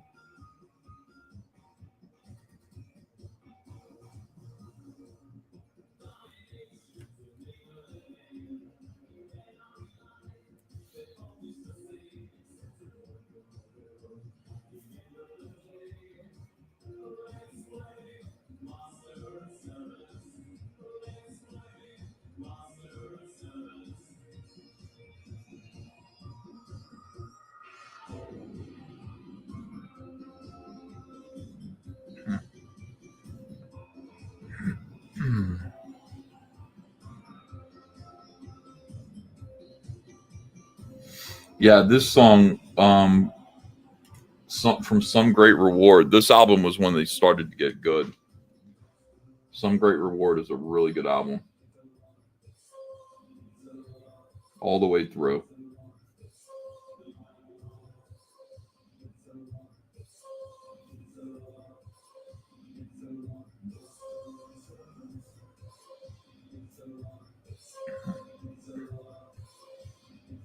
Yeah, I just remember my girlfriend introduced me to Depeche Mode when I was 15 or 16.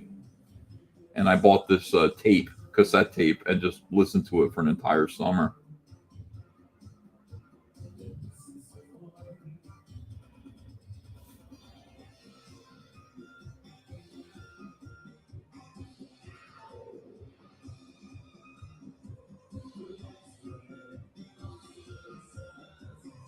With my cool new art house friends.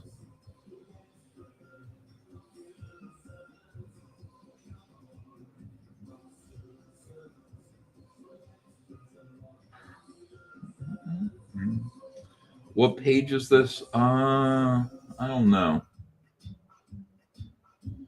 I'm not really sure yet. Let me see. I'll show you the book if you want to see it. I'll show you the situation here.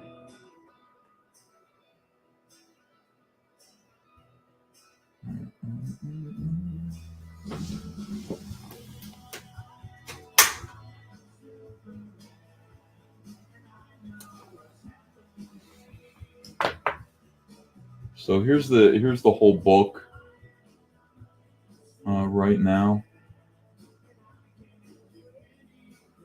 So Kyle is behind these two pages. He just turned this page in, which looks really good. So let me see. We've seen those pages. All right, let me see. All right, let me zoom out of here. So we got this, and then it's this page. Oh my bad.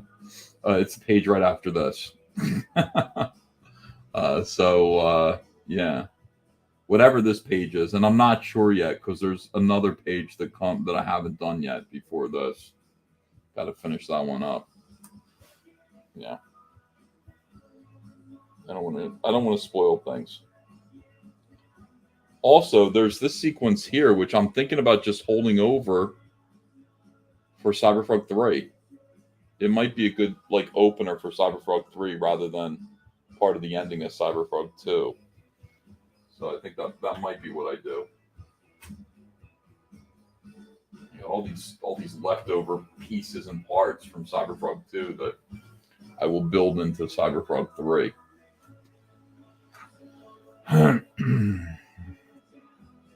Yeah. Well, thanks.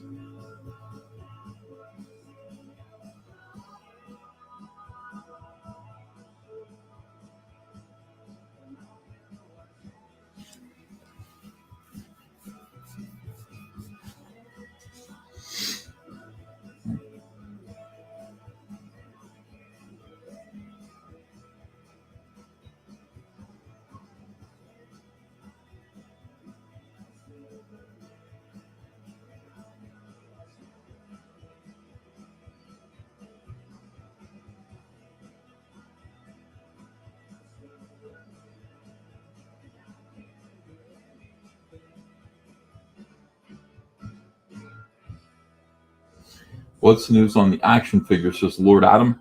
I just posted a pretty good update, and showed what's going on. The tools are finally, the pieces that are going to be used to make the tools have finally been approved, and they're going to make the tools. So what are the tools? The tools are the molds.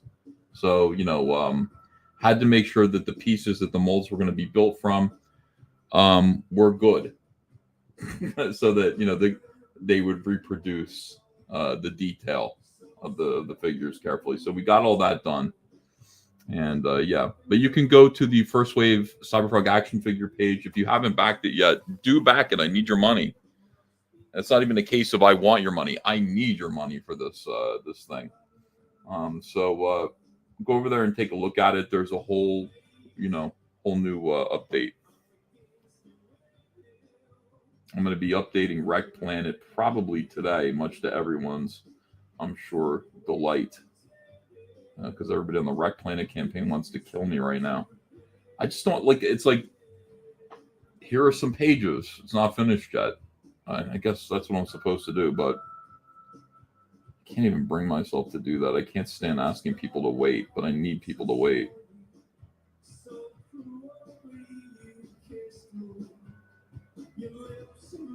Wait.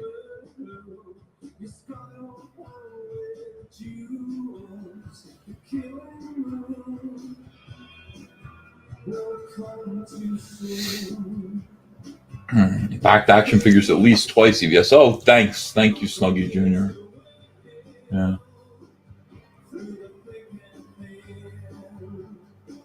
Yeah, Tug is here. Shout out to Tug. Mr. Joker says, Ethan, will you back Comic Book Cuts comic? I will laugh my balls off at Comic Book Cuts comic. That's what I will do. I will definitely show it on my stream, and I will definitely laugh at it. So I'm looking forward to it. But I want him to succeed. I hope he does great. The worst possible thing for our critics to do is to enter our arena. It's a big mistake. Everybody's allowed to talk until they get in here and do it themselves. And then you find out.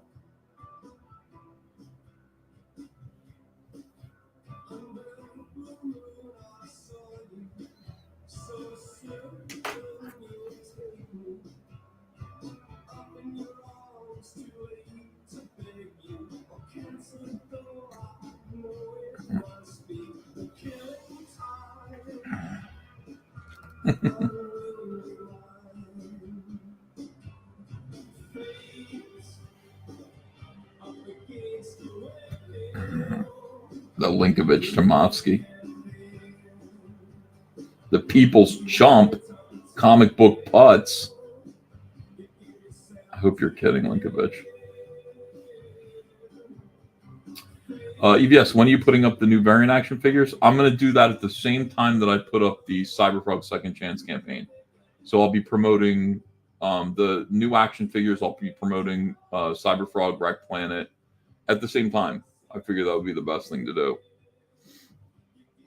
So I will be asking for about $100 from you guys for 2 new figures and a copy of Wreck Planet if you don't have it yet.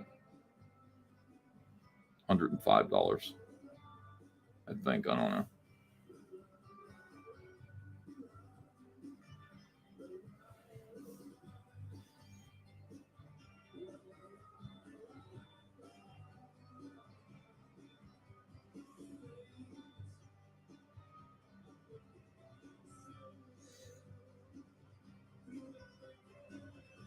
Linkovich says, of course I am. Fuck that dude. All right, good. I see people unironically praising him in his comments. I'm like, he's lying and he's a coward. Like, why are you praising this dude? We have a lot of critics, and a lot of critics have good criticism that, you know, is fair. Comic Book Hut is not one of them. He lies. His videos are lies. And I don't know. You know, is that funny? Is that fun? There's no real reason to answer criticism when it's not true.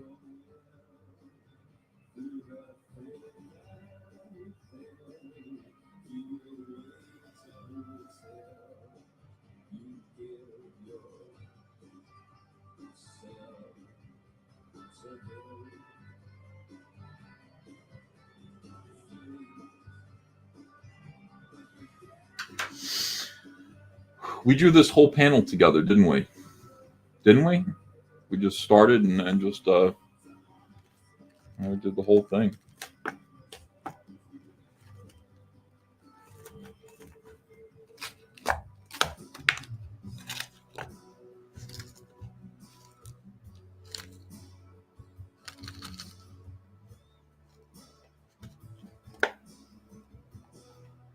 This will not melt. I need this to melt and defrost, and it will not.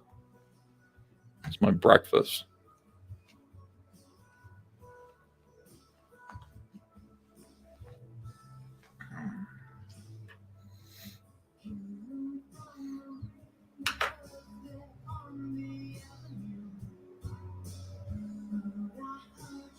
Oh man, this was a great Duran Duran album. All the way through. And this was the tour that I went to see them at. But I remember this was on the radio over and over again, a brand new song. When I worked at the Burlington Center in New Jersey as a caricature artist. It just brings it right back to you.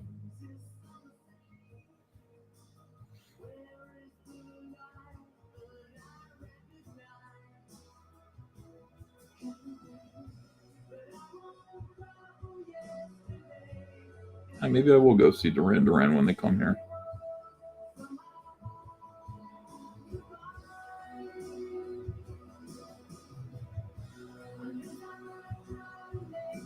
It's called Ordinary World. It's really good.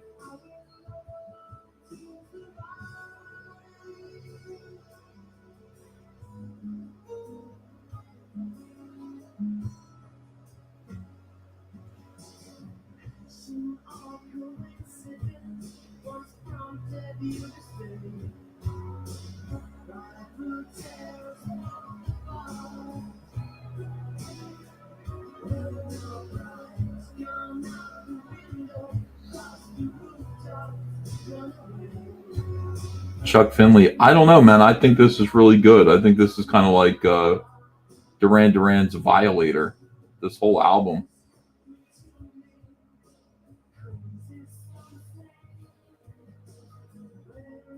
Too Much Information was on it. I'm trying to remember what else. A lot of good songs.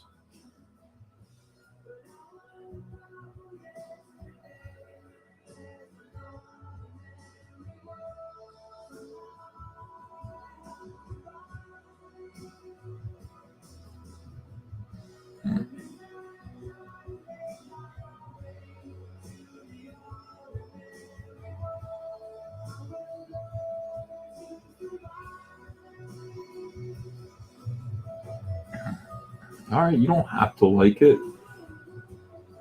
I'm just saying I like it.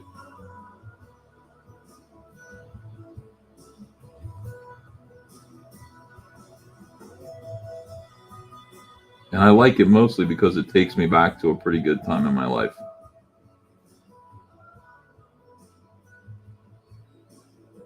Before Cyberfrog, right after I graduated high school,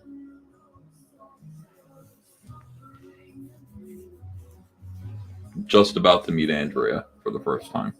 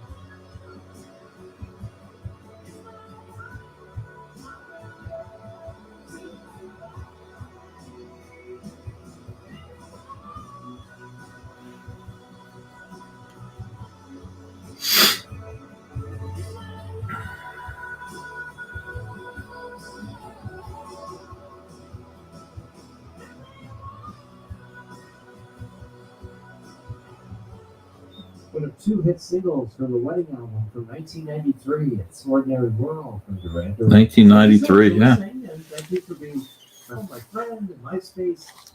What a great year. Great year for music. It's an HR violation, right? But thank you for spending time with me. I will see you all next week, Monday through Friday, 5 a.m. to 9 a.m. Eastern, on your home, our home. Yes, our home is our home. But classic alternative music, First Wave, and Sirius XM Radio. I'll learn the duck. I'll throw it to Doug the Slug and Richard Blade in just 27 minutes. But right now, it's time for Bueller. DJ Bueller, the guy you hear tomorrow night at 8 p.m. Eastern on the Safety Dance, is right now. And kicking it off, it's U2. Enjoy your weekend.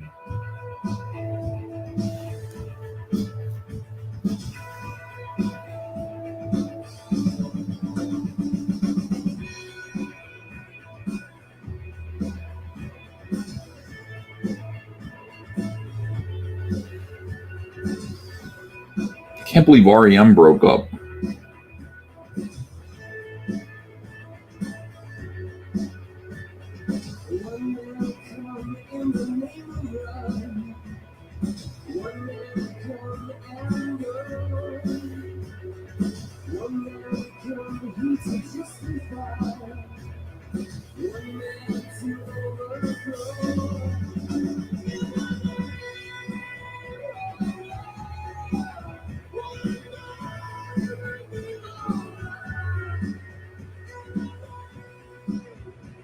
Good.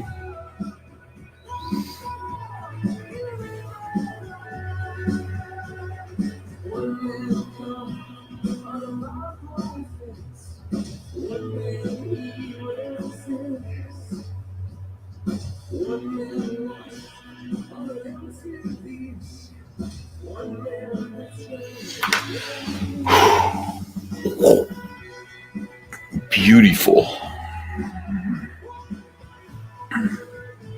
Great action page. Whoever got this original piece of art, whoever chooses it, will be very happy. Still got 2 more panels to do, and then this panel to finish.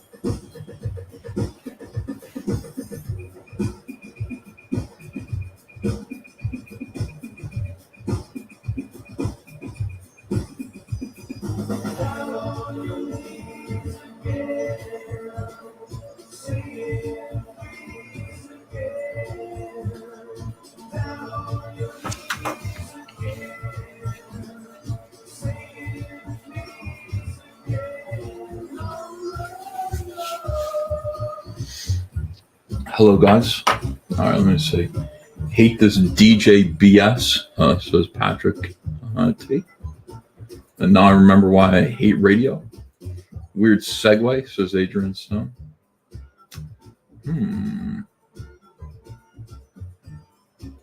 Ethan, do you draw panels specifically knowing you will put it on merch, like an image will go in an action figure box? No.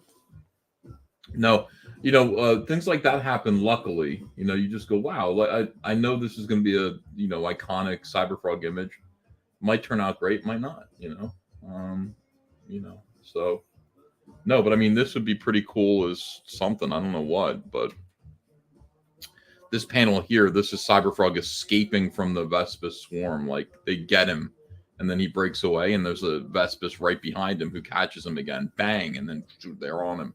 So once this panel is done, it's not really going to be good for merch. But yeah, I mean, it's just natural, The first drawing I did of the new Cyberfrog that became the cover to Blood Honey was so good. Like I was so happy with it that it was natural for merch, and I've used it everywhere.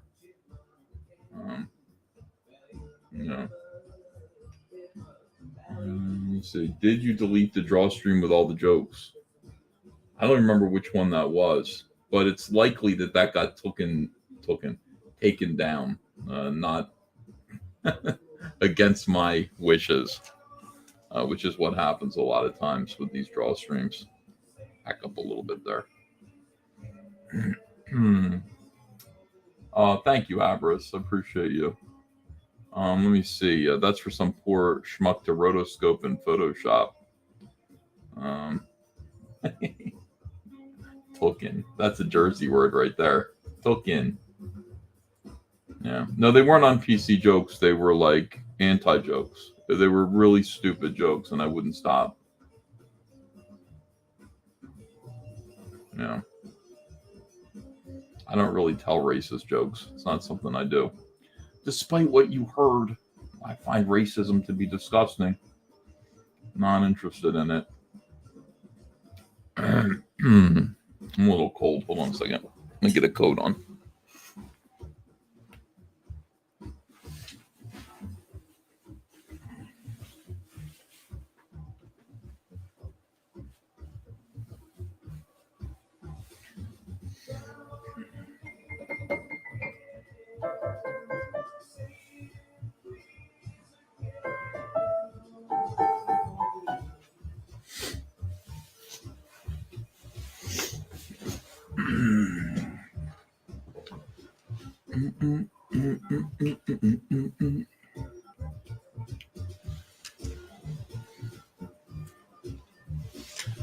You missed the Polish jokes? Oh yeah, I did do a run of Polish jokes that were God, it's so weird, man.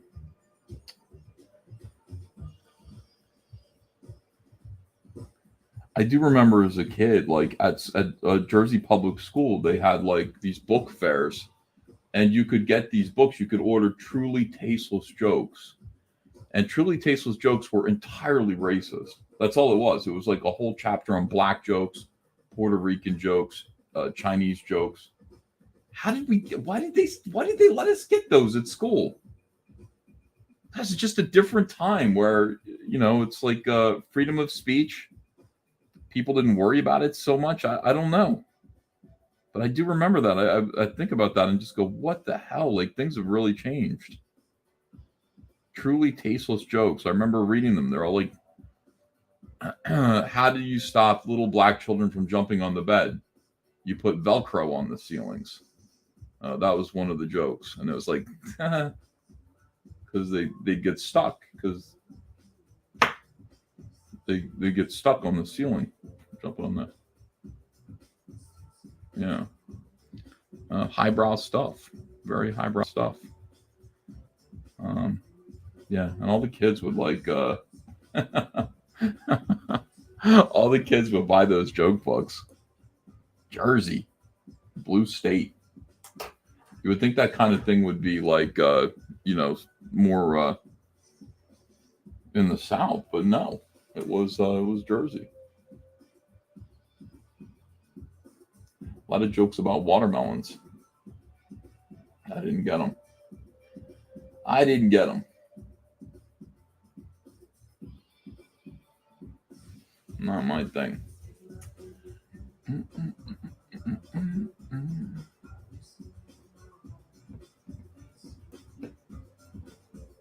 Yeah, very racist.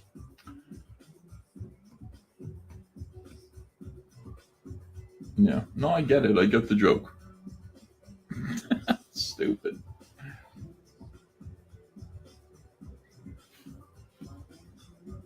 I'd like to eat chicken wings today.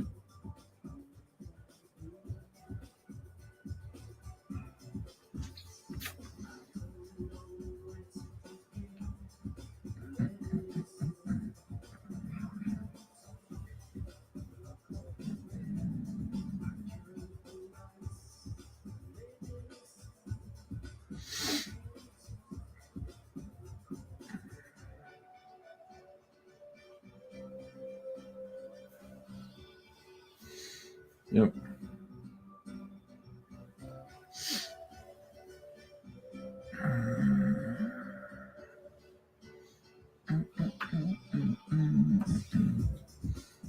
No way. Is that the real Captain Cummings? What's going on, brother? What happened to you?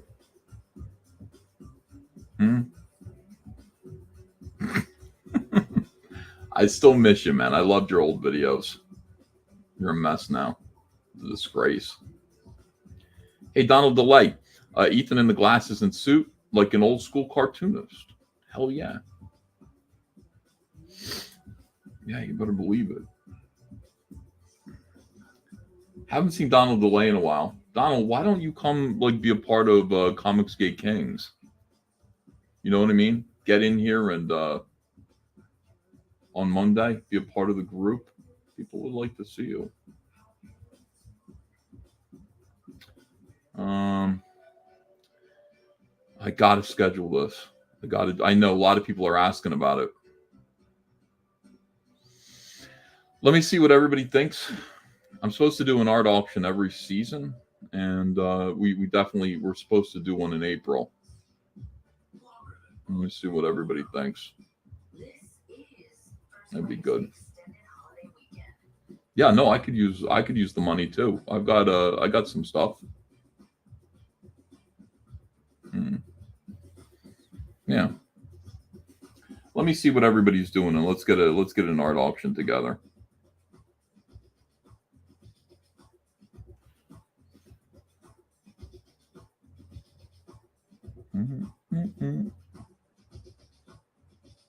It's past your bedtime.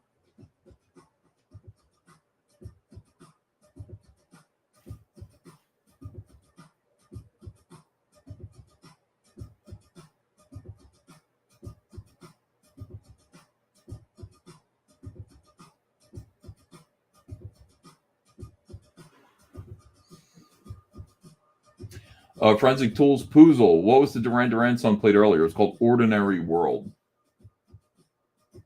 Yeah, that whole album, it's called the Wedding Album. It is worth, if you want to download that from iTunes, if you like Duran Duran, you will like that album, I think. I liked it. I like Duran Duran.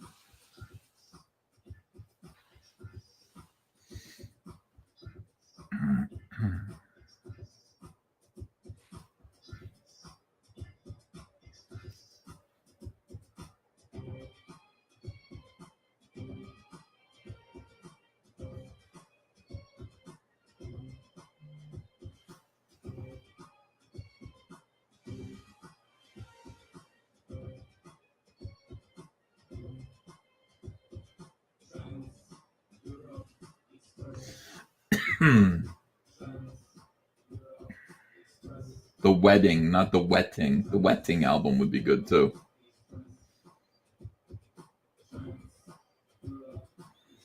Duran Duran's uncensored Girls on Film video. Bless them for that.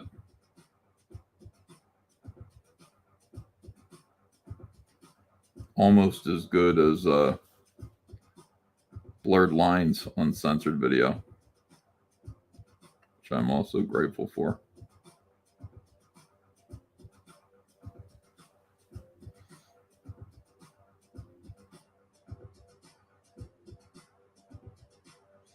Yeah.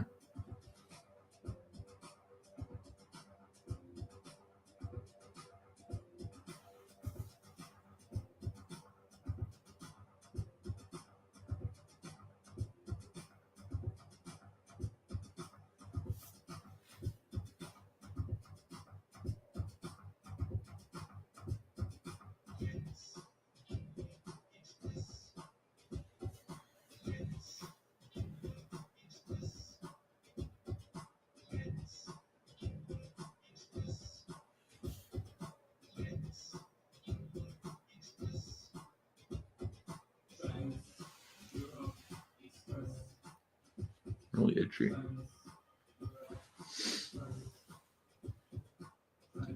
Hey, thanks, Matthew Fowler. That leap is an iconic shot. Yeah, maybe I could do this like bigger. Maybe I could take this pose and change it a little and then do something that could become a cover or something. Pretty neat. Sometimes it just happens, you know. Sometimes you just get something good.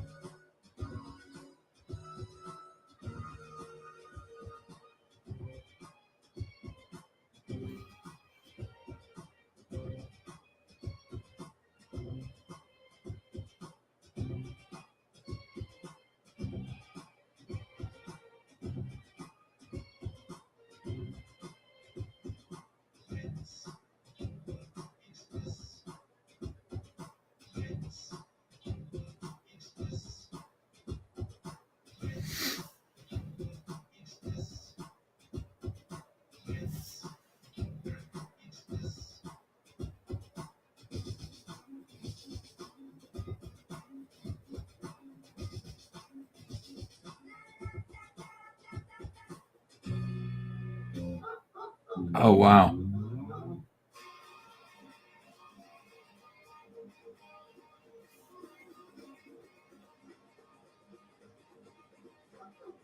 Has this been caught stealing?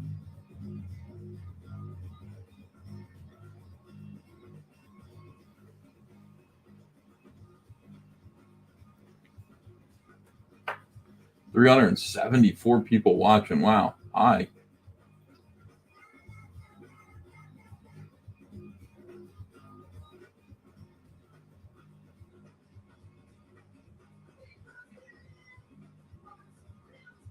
God, this song kicks ass.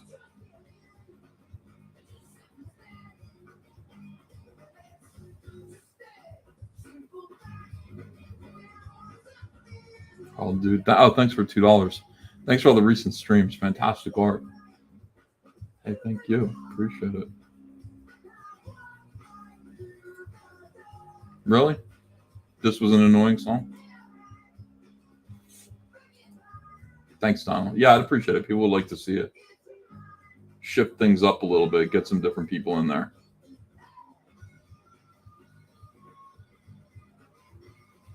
Jane's Addiction.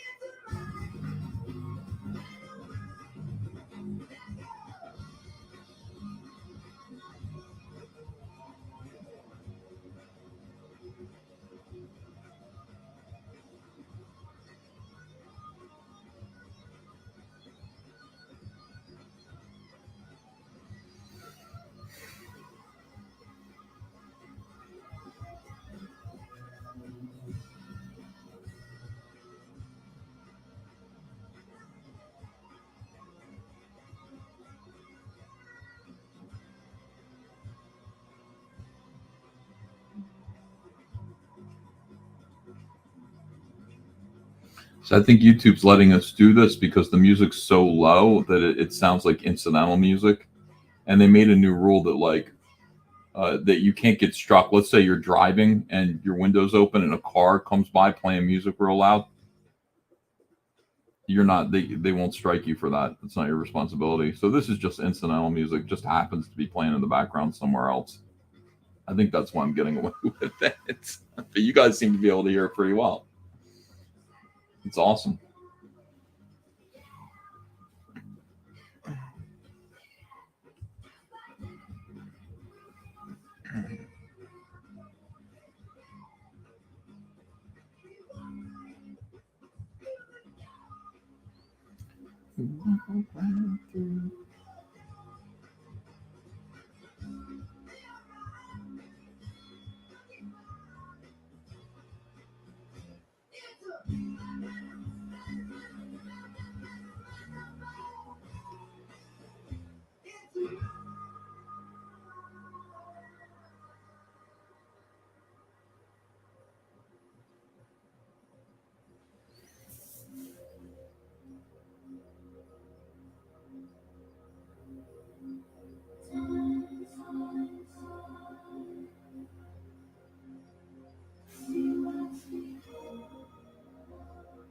Wow, who considers the Bangles new wave?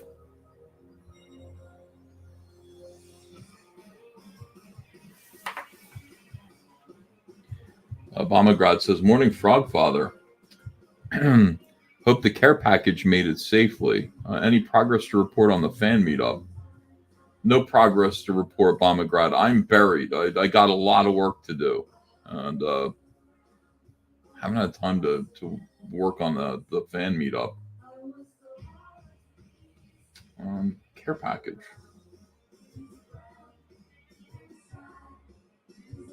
What was the care package?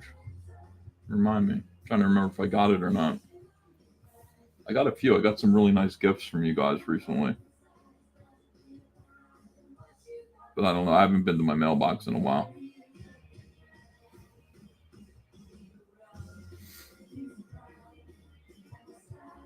Yeah, Susanna Hoffs is like 64 years old. Same age as Madonna. I think she's even older than Madonna. And she looks incredible. It doesn't look like she's had any work done to herself. She's just let herself age really well. You can tell she does like hot yoga and stuff, like stuff that women should do. She looks great. Past Masterton says, "I don't care." All right. No reason to be like that, though. I mean,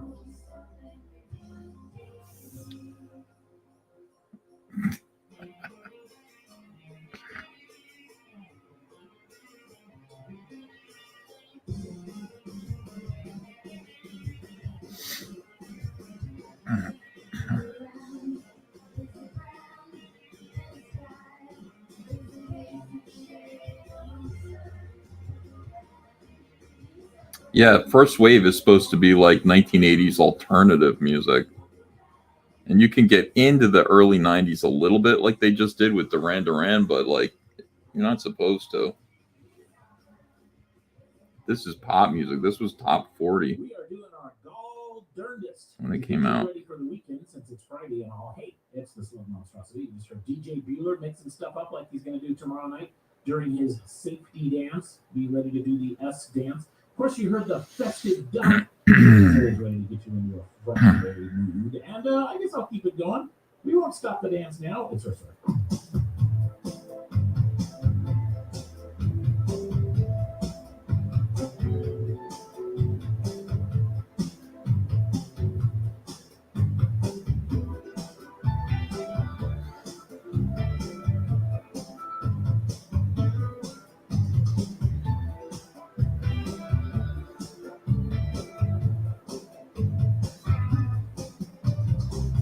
Mama says the truth.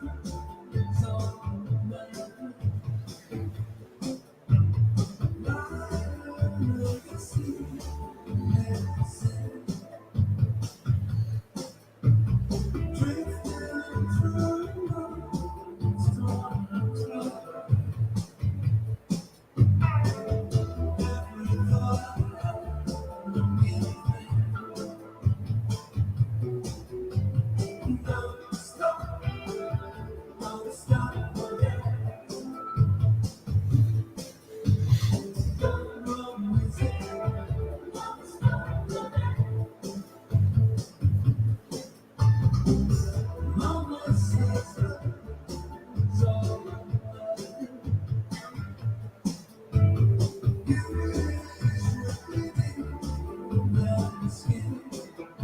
Yeah, I might go see Roxy Music. They're coming around too, and it's like a big show in Philly. It's really they're playing at one of the big stadiums. I didn't know Roxy Music was that big.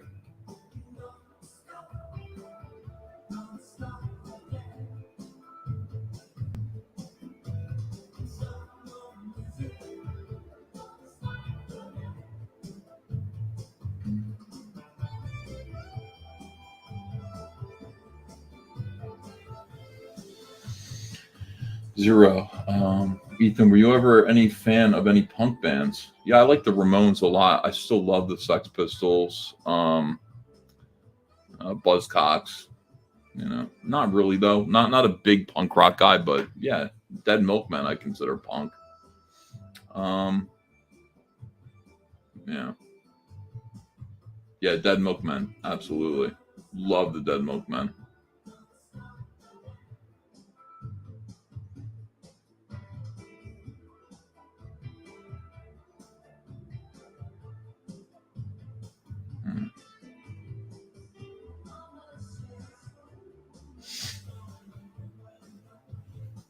Hey, good night, Skip Edwards.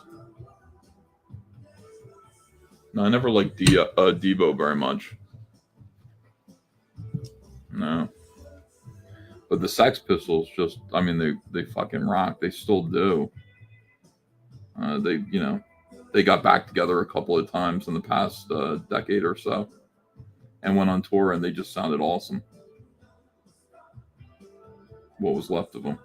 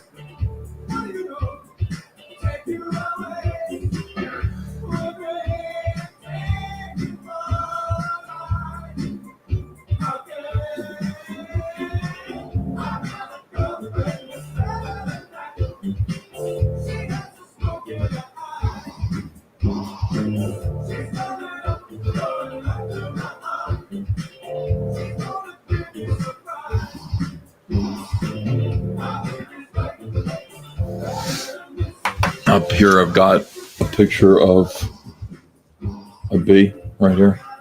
Picture of a wasp.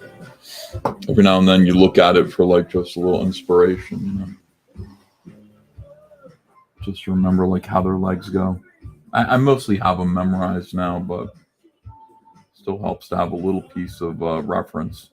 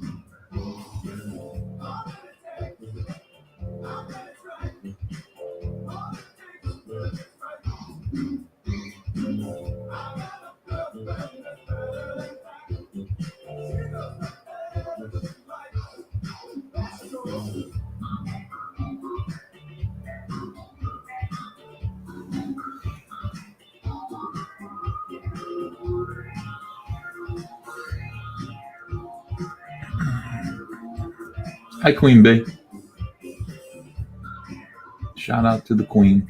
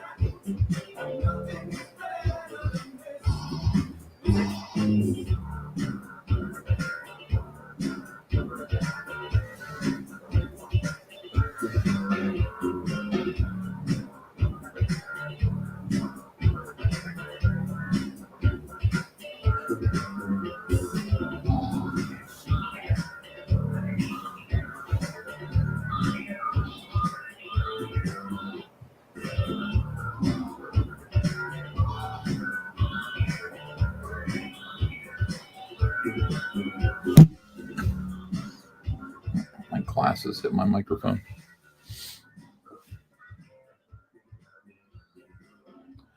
Joan Sontag, hail Ethan, always a pleasure watching you draw. Hey, thanks for $5. Appreciate it. Getting tips. Yeah, hope you guys are chilled out. 357 people watching right now. I always think that like nobody wants to watch draw streams. So I don't do them very often. I'm really grateful for people who are hanging out.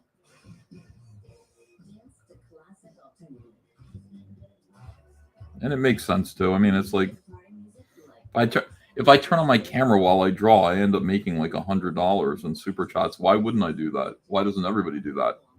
That's $100 that you wouldn't have otherwise. It's silly. I will spend it on gum and pie and candy, coffee, pie.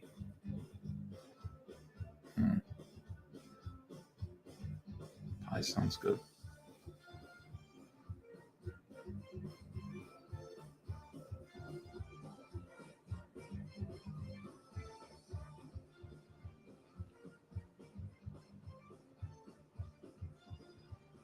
The Cure. I've never seen The Cure live either. I would love to go see them.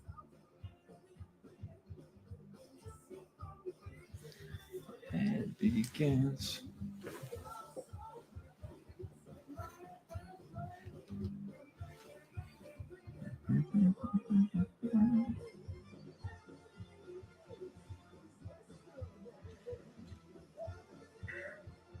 No, I really do need my glasses. I really do. I sit there and I look down and it's blurry.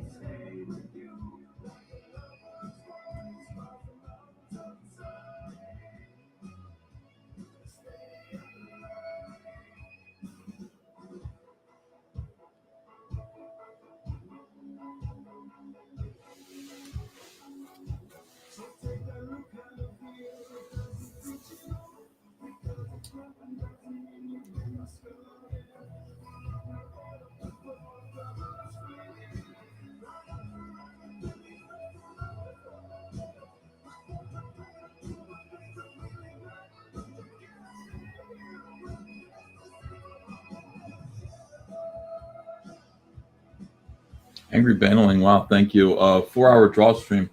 You better not private this, Uncle Lee. I want to watch all of it. Praise the sun. Oh, maybe watch it in like fast forward.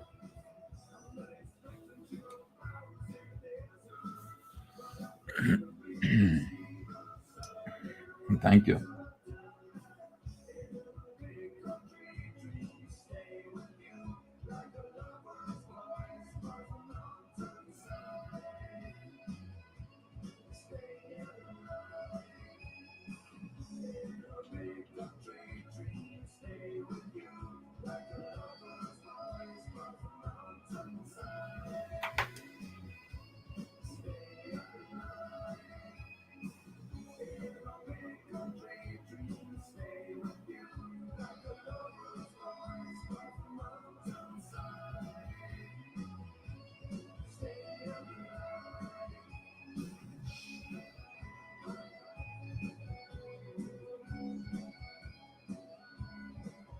Really nothing that ties these two songs together. That one there from Big Country and this next one I'm about to play at you. But they always sort of sat next to each other on the shelf in my mind. They always sort of reminded me one of the other.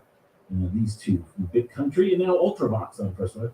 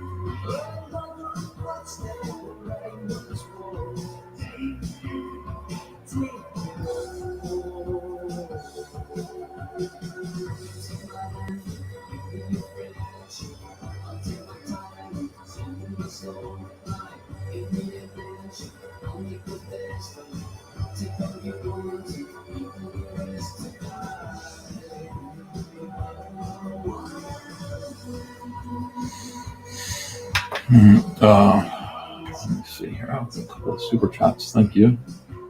Really, thank you for super chats. By the way, EVS, you look like Obadiah Stane from Iron Man.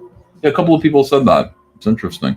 Mr. Joker 1128 says, how much info did you give Bill Willingham before he started writing? Are him and Dale collaborating on story, or is Dale just drawing his script? So Dale Keown and I came up with the story. And then it's a simple story with a lot of action in it, 20 pages. Bill Willingham will do the scripting over Dale Keown's pages. He'll know the plot, and he will do the final scripting of it. That's kind of how it's going to work. Like, Willingham Keown could be great. Let me see. This is pre-recorded. Ethan is in the Bahamas, and he hired some Brazilian to finish the book. What song is this? Ultravox, Reap the Wild Wind. Ultravox. I've never heard it either.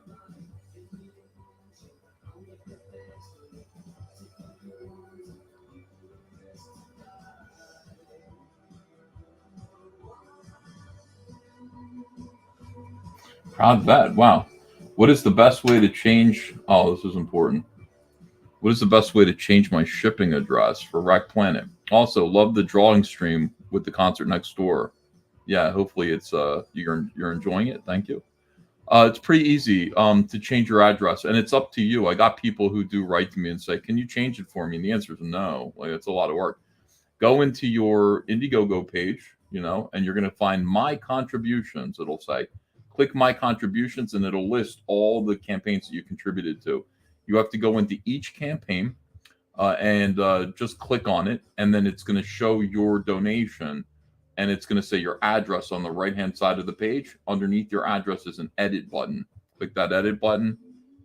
Easy. You can do it as many times as you want. And thank you for $10. Proud vet. Thank you for your service. Appreciate that.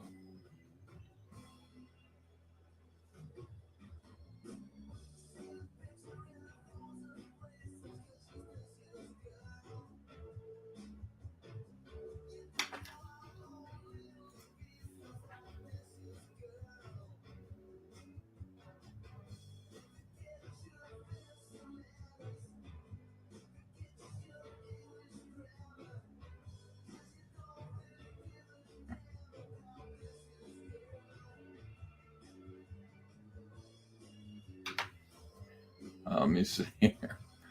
G-Funk Palace 1. I love the draw streams. I really love when you review your fans' artwork and give them tips and advice. I learned from those streams and videos. Thank you very much. I appreciate that. Yeah. All right. So we'll do more of that.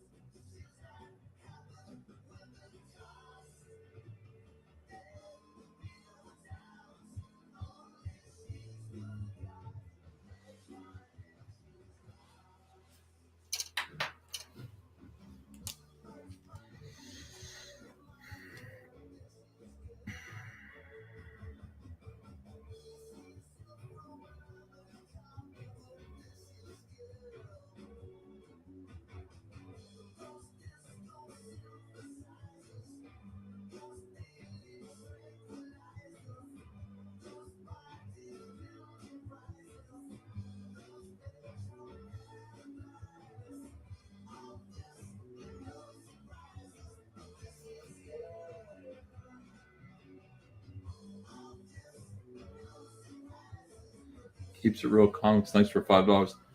How do you stay inspired fighting SJWs besides the obvious? I actually felt bad for them the other day for being mentally delayed. I don't know. I've stopped letting them get to me, but it is. I pick my battles carefully. I want to get in and out for the most part. There are some times when SJWs, I feel like using what they're saying to me on Twitter to retweet and talk about Comicsgate. I'm never really talking to them. I'm talking to you. I'm talking to everybody else about what Comicsgate is to me. And so I'll use them for that. But yeah, I don't know. I have fun. You gotta kind of be happy.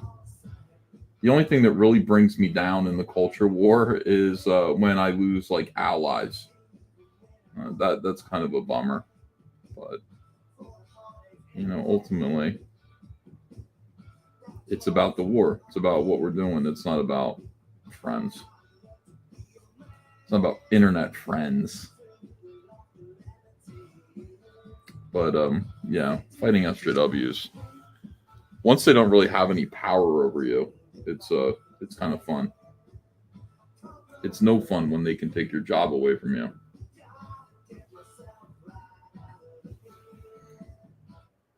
Say goodbye to the kitty cat. Oh no.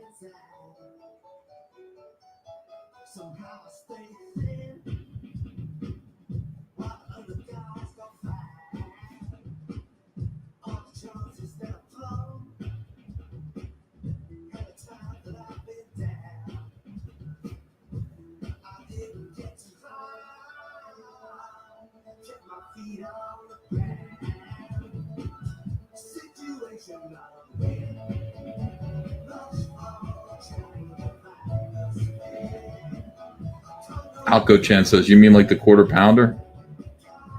No, I never considered him an ally. I was just like, I considered him like,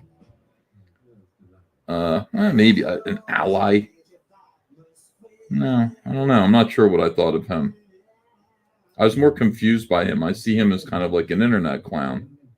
And,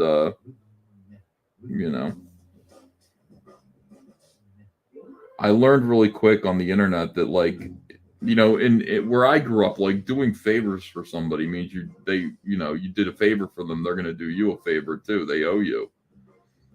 Not on the internet. On the internet, there's this completely homosexual, completely effeminate thing. Like, I don't owe you. What am I, in your debt forever because you raised the $100,000 for me? That's not how I go, bro. Listen, loyalty is not fealty. I'm not gonna fucking. To me, like, that is so fucking gay. Like, I just went, all right, that's how the internet is. When I heard somebody say, "What do I have to owe you for the rest of my life?" How about just not be an asshole and, sabotage me? That would be nice. Monster Mania. Good morning, E. Going to a Phil's game this weekend? Ooh. Yeah, that's right. It's opening weekend, isn't it? Are you? I got my tickets for the 24th. I'm going to see them play the Brewers. But, boy, I wouldn't mind going to see them this weekend.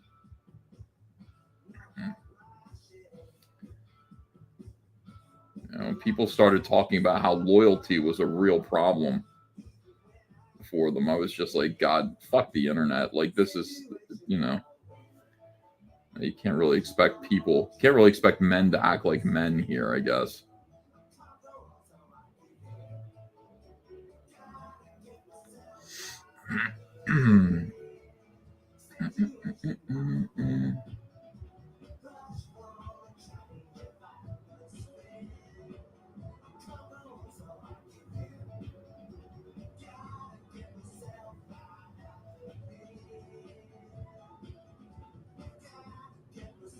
You might go tomorrow, Monster Mania. They're playing the Mets. Who are they playing? Well, I'd really like to go. It depends on the weather too, though. Right now is not a good. I woke up; it was pretty rainy out.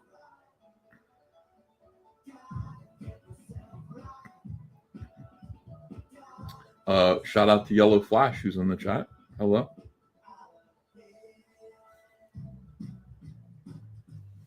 Let me get the whole frame in the whole piece in the frame. The A's, okay. Let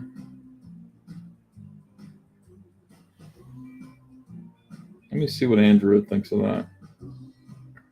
I want to catch a lot of Phillies games if I can, at least one a month, which is a lot for me. Last year I only went about 4 or 5 times.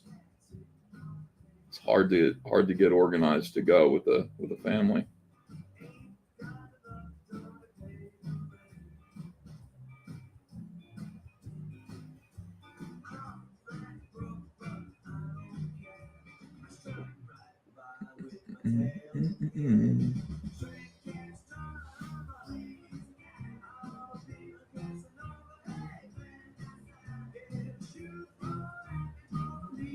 Phillies look good this year. I watched some of the spring training games. Pretty excited.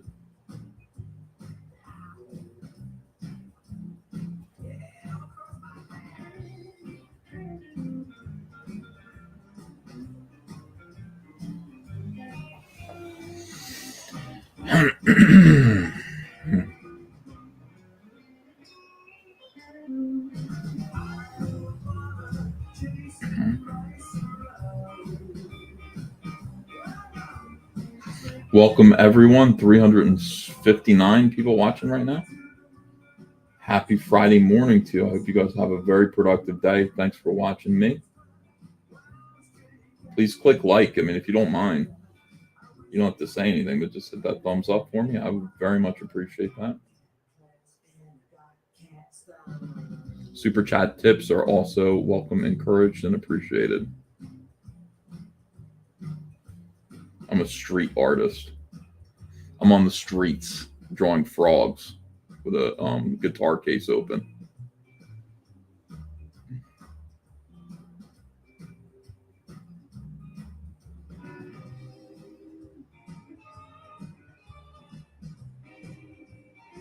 Likes are looking good. I can't see them.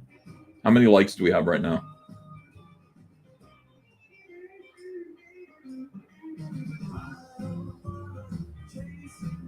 Oh, thanks, Yellow Flash.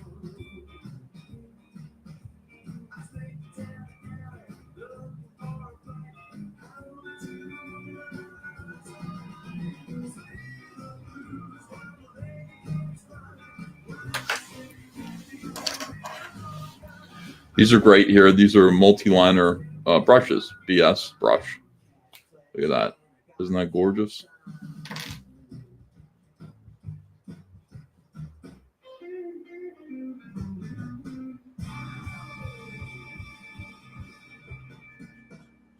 So here's what I'm thinking. You have a 80s movie assignment from First Wave to get to before Sunday night at midnight. And, you know, what are you doing right now? I mean, that's not so important. I'm looking at your screen. Meh, you can do without it. And yes, I'm looking through the screen. You're driving, you know, you're out there on the road. Yeah, you know what? Pull over and watch some Adventures in Babysitting. That's your 80s movie assignment. You need to get that. How many pages have you hidden sex in? Says Angry Baneling. 0. I haven't done that. I only did that once, really. I think. I had to think back.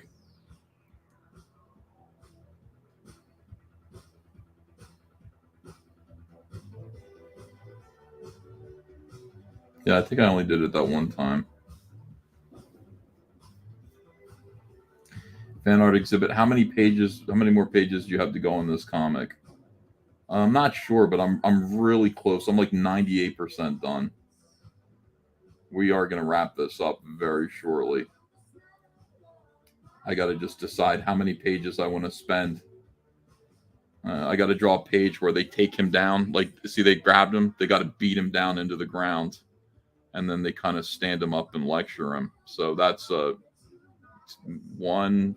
I could do it in one page. I could do that in one page.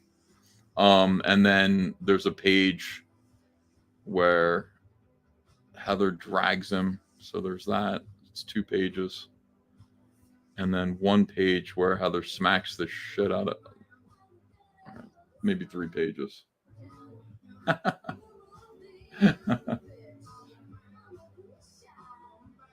Yeah, sorry. Joshua Lamb says, love Kyle's colors. Any chance there will be a black and white Wreck Planet Trained Edition? Listen, I want to, yes, of course. Like, we exploit the hell out of our work, you know. Getting a book done when you own it, when you own your own work, is so much different than anything else. It's like, it's now your IP, it's your property. So you want to, you know, do as many like special editions and things like that as you can. Reprint it. All stuff that I learned from Robert Kirkman of Walking Dead. He's like, you know how many times I've reprinted Walking Dead #1?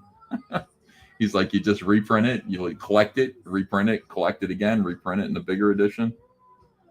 That guy was like a millionaire in mainstream comics, which is not easy to do. I was like, So, I mean, I've got all my 90s comics. I own all the rights to them. I've got the files for them. I've got the files for Unforgettable Tales, Blood Honey, everything that I've done. Wreck Planet, yeah, I'm sure we'll release a black and white edition. You know, we'll make sure that there's always Cyberfrog product out there for collectors and newcomers to check out. But I worked so hard on this book. I really did. This book is good.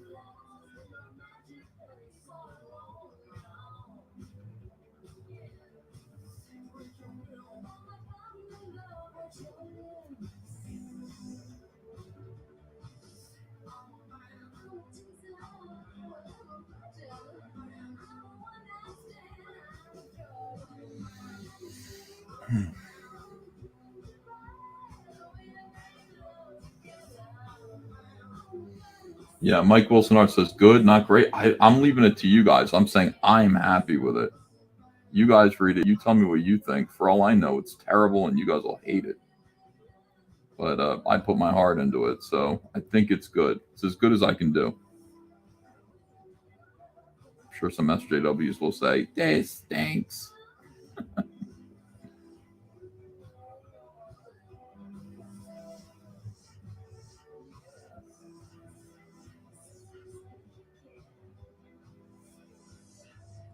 But they'd be lying.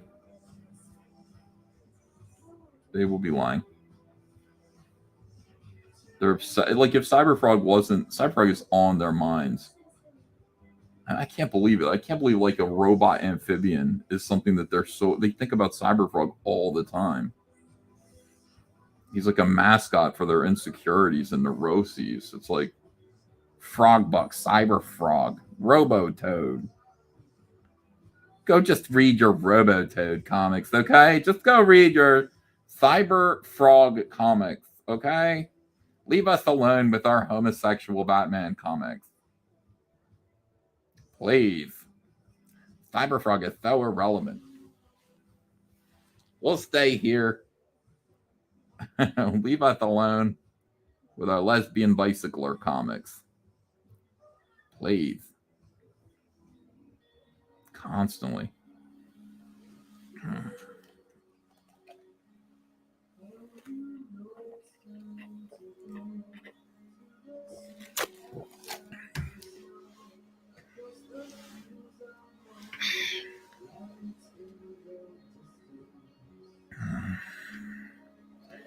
Yeah, by the way, this is it right here. Like, this is the reason. Cyberfrog's very existence mocks the control they seek over media content. That's all this is. That's all this is. It's not easy to write. I'm sorry. Hey, SJWs, this is good. This is, I mean, look, you might not be like interested in frogs versus bees, but kids would be. And this is good, guys. And you couldn't stop me from making it. You're not going to be able to stop me from making the third one or the fourth one. You're not going to be able to stop people from enjoying it. You can lie about it, but you're going to believe. Are they going to believe you or their own two eyes? We can still do this, and we can make good stuff. Nobody needs your permission. Anybody can go out and do good comics and make money by themselves. Hashtag Comicsgate. Doesn't mean everything's going to be good. They get very excited when they find a project that's not very good. Look at Comicsgate. I guess these people are going to save comics. Yeah, because even people who, are not particularly skilled at comics should still be able to do comics without having to ask your fucking permission. So those brave souls who are doing comics, who aren't exactly 100% skilled yet and have a little ways to go in terms of practice and experience, they are going to save comics. They are. There has to be another way, because if there isn't another way, the industry will sink. There will be no incentive for anyone to do comics anymore because there will be no money in it. Nobody wants this. It's up to everybody.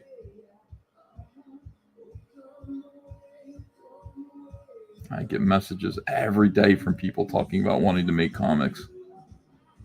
Every day.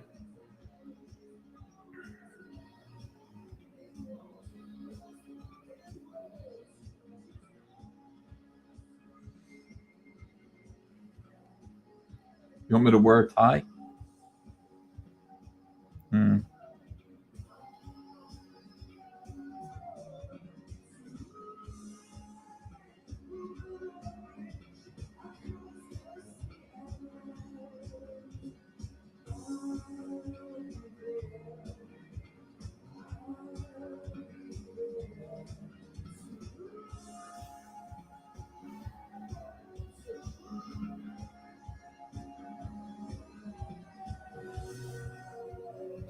Umbrella Guy broke $86,400 this morning. I'm telling you, dude. Skating on your way to another six-figure book. You and Littlest Umbrella, your daughter, you guys, quite a team. You have a lot to be proud of. Most mainstream professionals couldn't dream of doing what you two are doing as a father and daughter team. Very proud of you.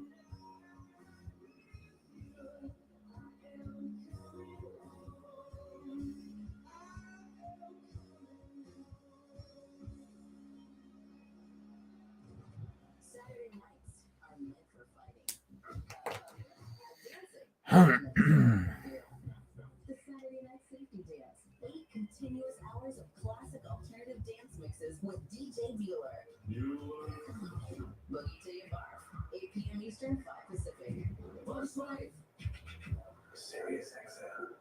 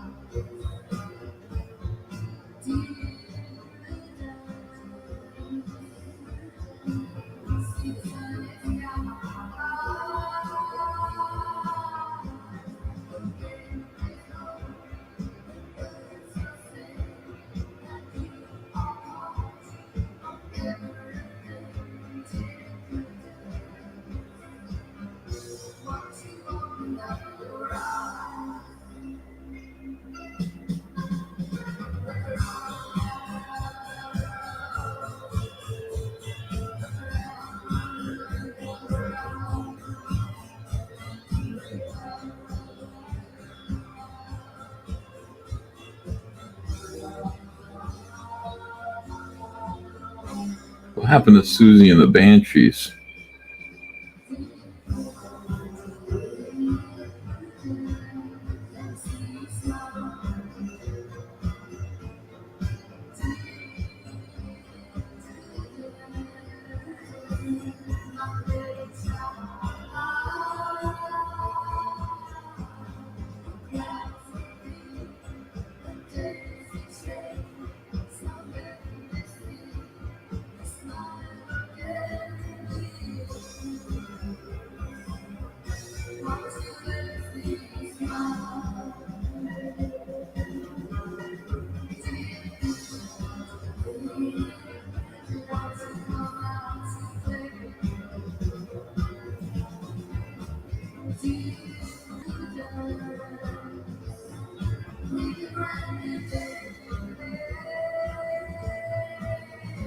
Yeah. She's not performing anymore, 3D Robin. I mean, I imagine she's very wealthy, but, you know, Robert Smith still performs. I would love to go see her.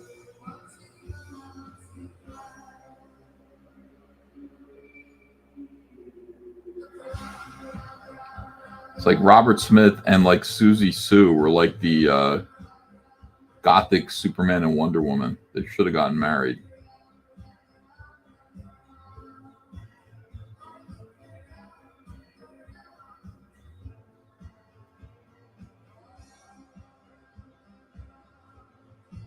They just belong together.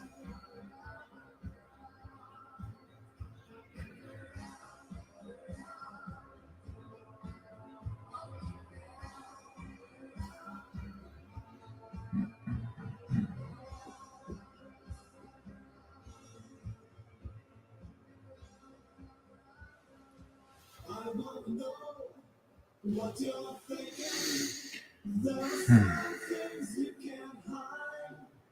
I wanna know what you're feeling.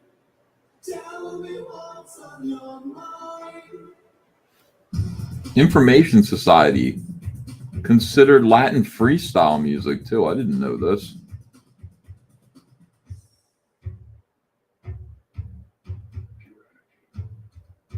I always thought they were kind of new wave.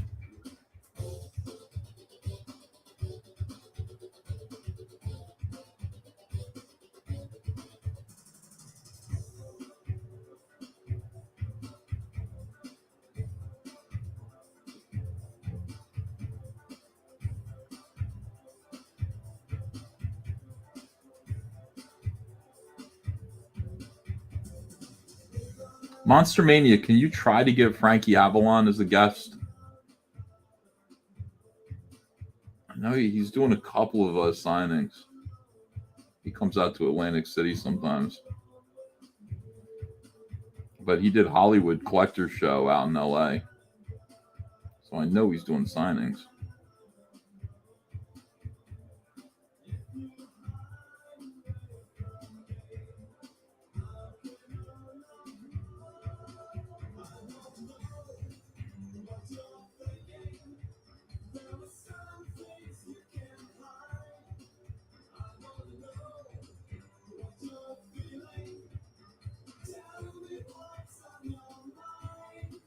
Thanks. Yeah, I'd like to get his autograph. I don't know if he's been in any horror movies, but I mean, Beach Blanket Bingo, it's pretty fucking horrible. Check it out. Thank you. I appreciate it.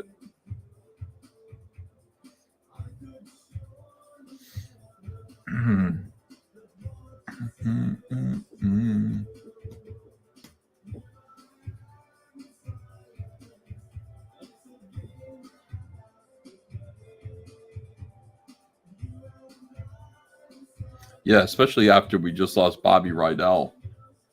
I got to get Frankie Avalon's autograph.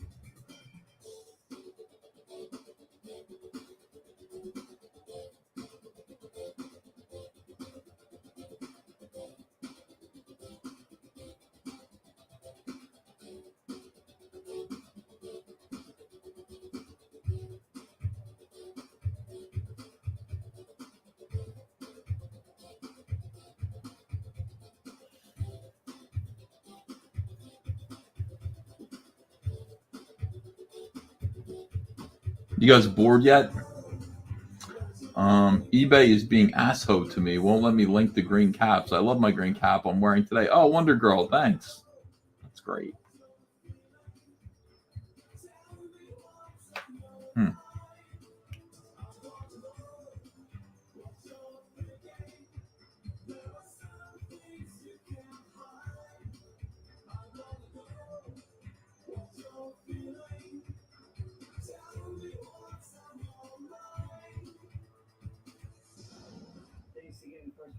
The memories alive. Classic 80s alternative. It introduced me to a whole new genre. I love your station. That's what got me hooked on bands like The Cure, R.E.M., and Erasure. Sirius XM, first wave.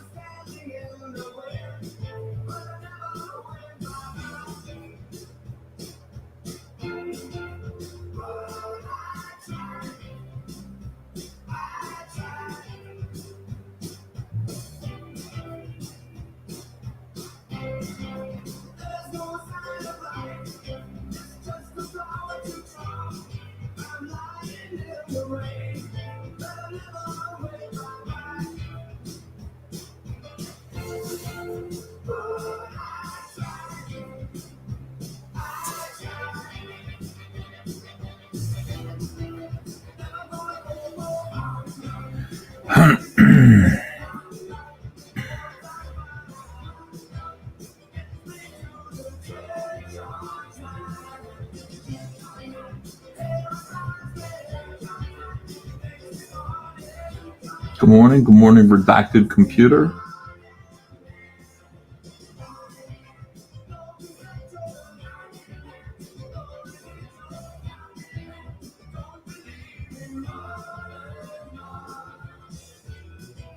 Good morning, Agent Zero.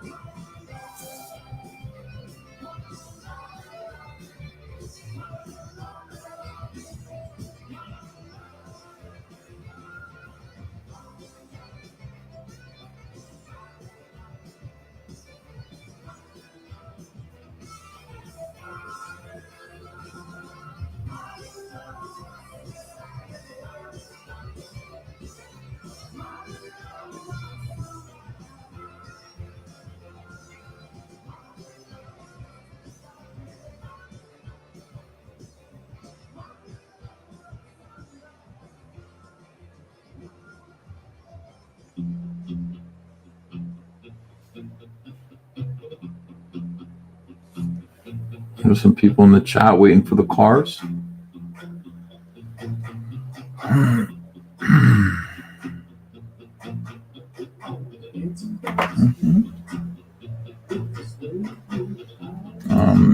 Ethan, do you play cafe or jazz music at times when you draw?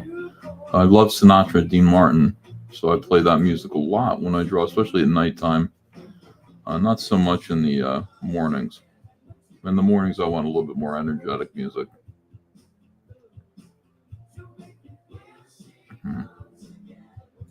We having trouble with YouTube? YouTube reviewed my like 2 hours ago. I hit the thumbs up. Yeah. Interesting.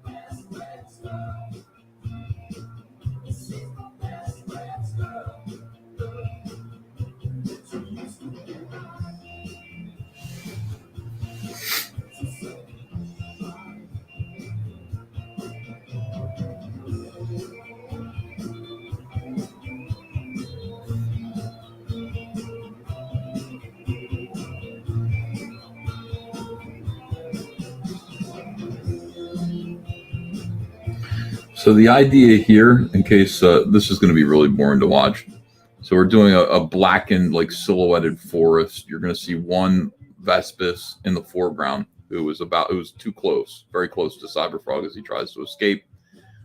It's going to be virtually black. So you just want to, draw the tree trunks in, and then we do some branches, and then some more detail, maybe some trees that still have green on them in the background here until it's almost completely black with just a few spots. It's nighttime when this is happening.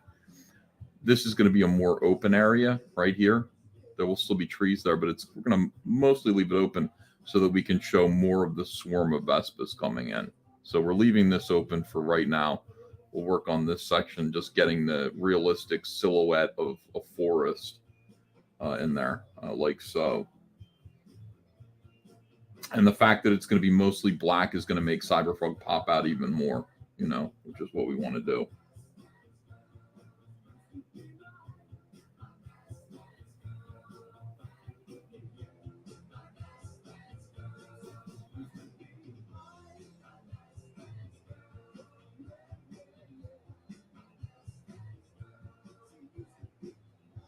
Hey, so are you back to watching Better Call Saul now that it's back on? Seemed like just the longest hiatus in the history of the Royal Way editorial from that series and Breaking Bad. Man. Superstore, Dina's dad. And was that just one episode? That was so awesome. Really cool. Happy birthday to Dean Norris, Robin Wright, As You Wish, Princess Bride, getting a little bit older, and Patricia Arquette, who's proving to be. Oh man, I love Severance. I can't wait to. Holy cow, we've been going for 6 hours. In that show, Patricia celebrating her birthday today as well. And Adam Mole from one of my absolute favorite, way too underrated, not played enough in the world, PWEI, Pop Will Eat Itself, celebrating birthday today. Happy birthday to you. If the 8 of 4 is yours from First Bite.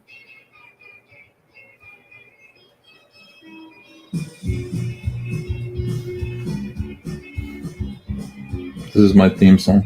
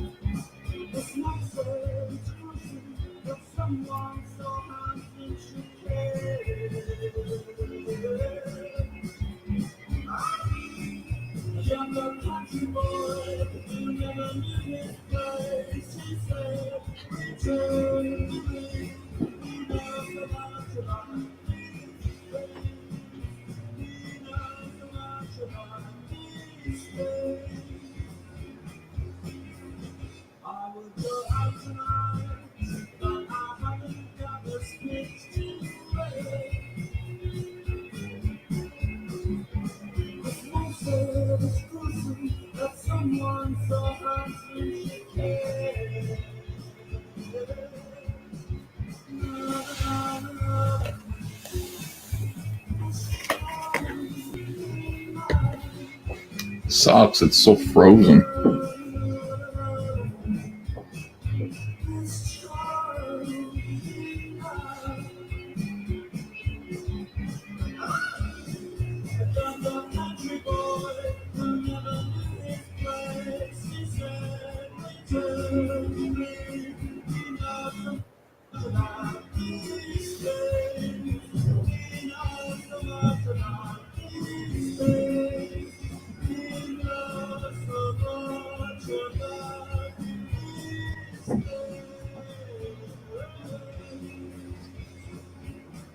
Wow, I've still got 300, like almost 400 people watching. Again, want to thank you guys. Thanks for your support. Thanks for watching the show. Thanks for supporting the channel and everything that you guys do. I appreciate so many people in here to watch me draw. That's not something I really ever expect. Project Done Poorly, thanks for $5. When will Shane fight Cecil? Shane seems to be avoiding Cecil. I think one cage fight will help them make it a regulated fight with rules and refs. I'm not really paying attention to what's going on there. Is it coming close to violence, in your opinion?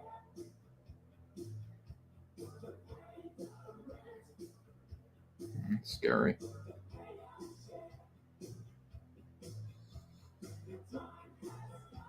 Yeah, all the links to my stuff that's for sale in the description. So you can go to my eBay store. You can pick up copies of Cyberfrog comics and merch. And of course, back the campaigns. If you haven't backed the campaigns, I need your support. The Blood Honey box is shipping right now. Do not miss out on that.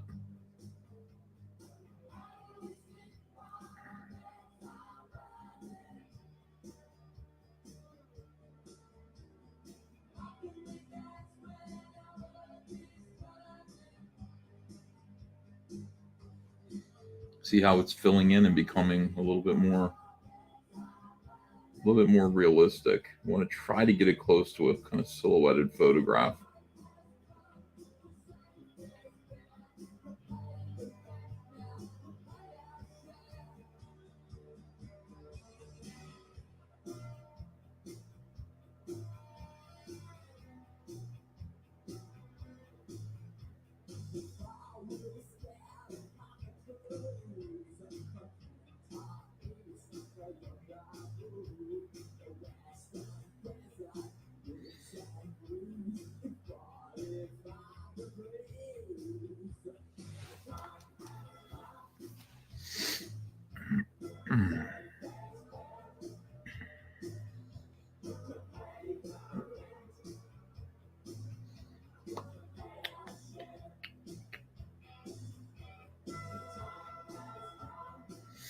Projects Done Poorly again for $5. People in chat are right. Cecil and Shane need to Turkish oil wrestle instead, and they should do it for the fans best. I think I'd rather die than see that. That's just my opinion, though.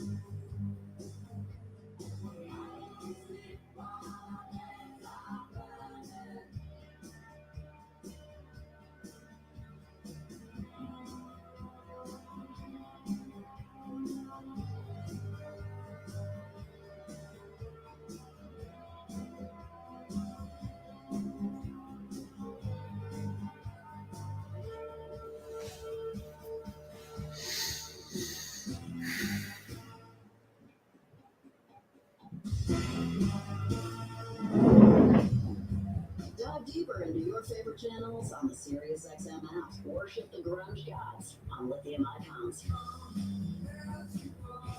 And relive underground 80s on first wave deep cuts. Or kick back to throwbacks on classic Joe. New channels, more choices. Only on the SiriusXM app. Nice. Here's Depeche Mode.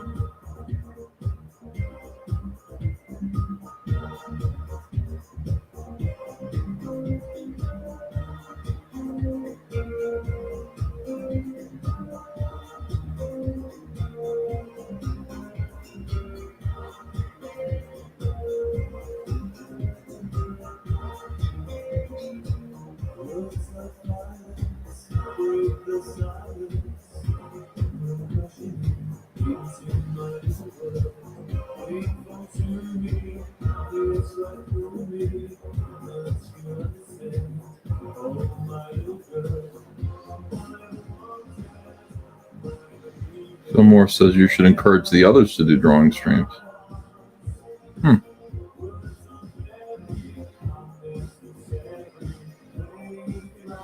I mean, the impression that I think people have is that drawing streams are really boring to watch.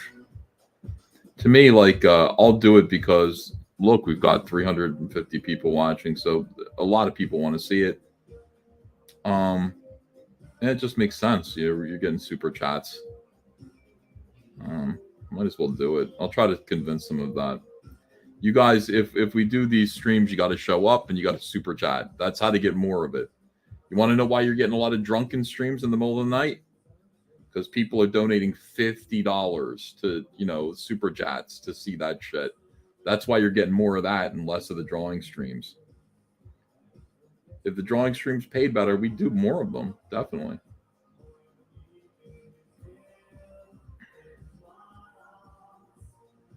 Most artists like to just like their privacy. You do this in private and,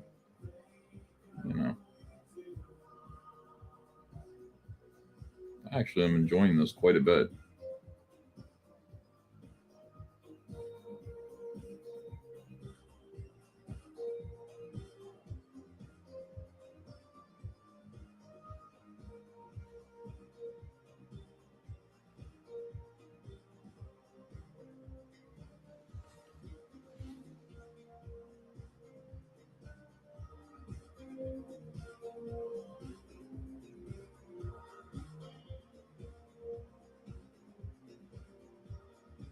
The music helps too.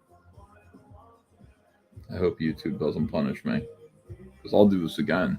I'll just play the music quieter.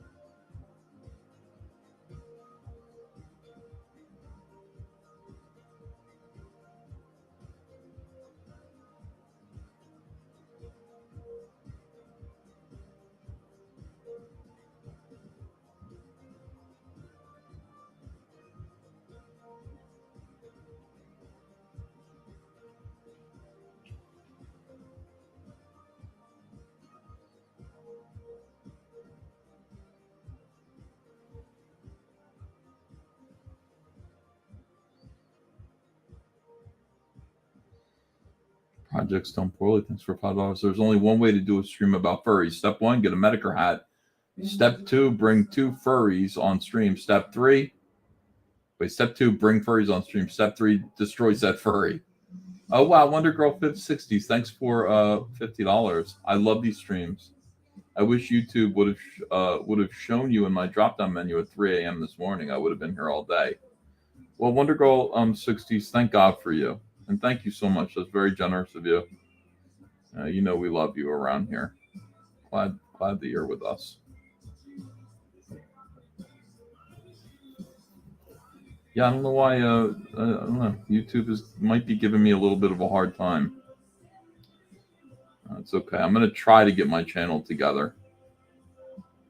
I deleted a bunch of. I didn't delete them. I privated a bunch of old live streams, like kind of recent ones, and see what I can do to get back in the good graces of YouTube. Just means making more clickbait videos.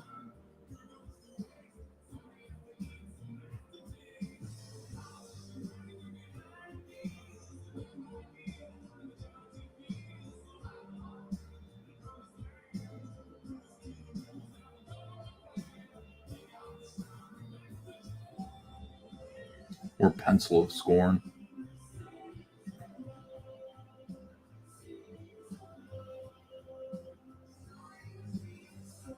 Is Smiller in here or no?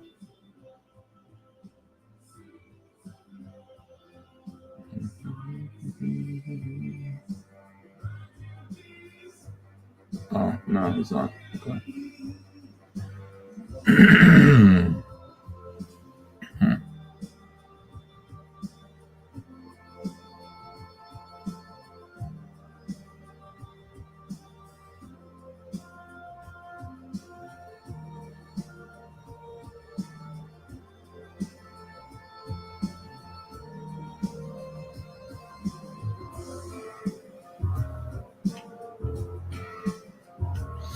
Oh, itchy. Really itchy today. I don't know if it's really dry in the basement or what.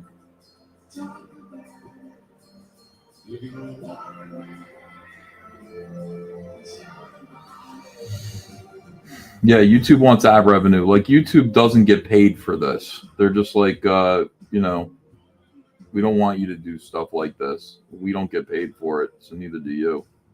And I'm like, fooled you. I get super chats. And then YouTube goes, oh, yeah, well, F you. So they want me to make videos that are going to get ad revenue that they can promote. And I'm good at those. I can do them. But,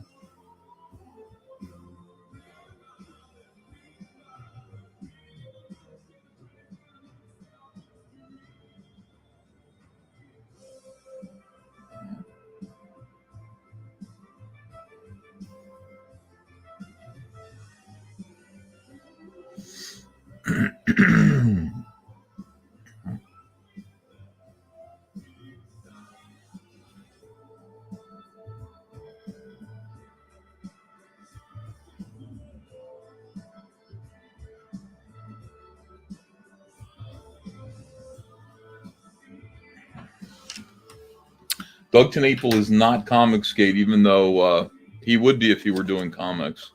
He hates Comicsgate. He thinks it is anti-Christian. That's what he said. Because we don't take a hard stand against like gay marriage and things like that. We're not actually fighting the rainbow, as he calls it. He called us anti-Christian and went his separate way.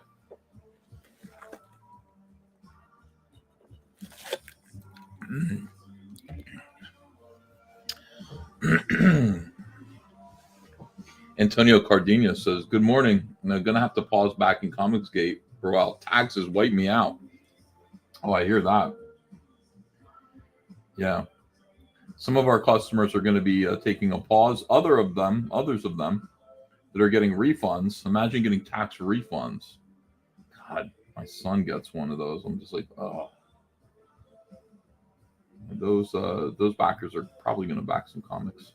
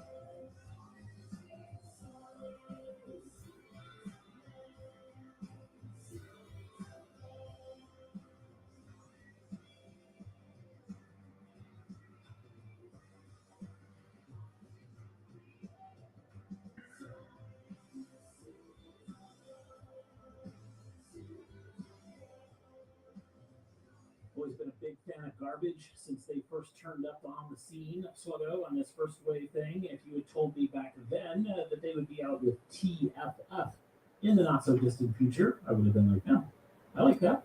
Just a little less than a couple of months away before Tears for Fears, Allison Moyer, and Garbage all take to the road for the Tipping Point World Tour of this year. It's first round.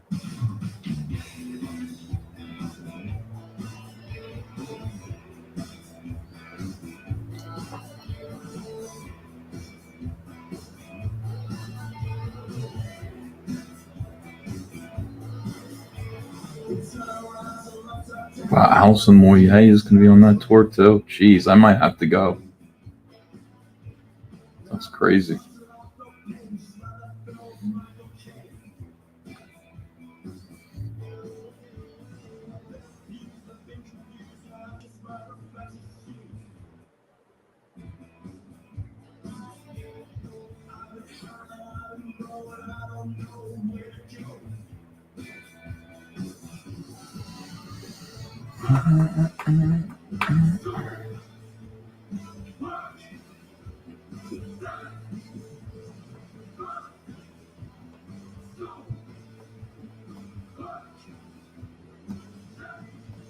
Shout out to Matt Barr in the chat. Hello, artist of Rock and Roll Ninja.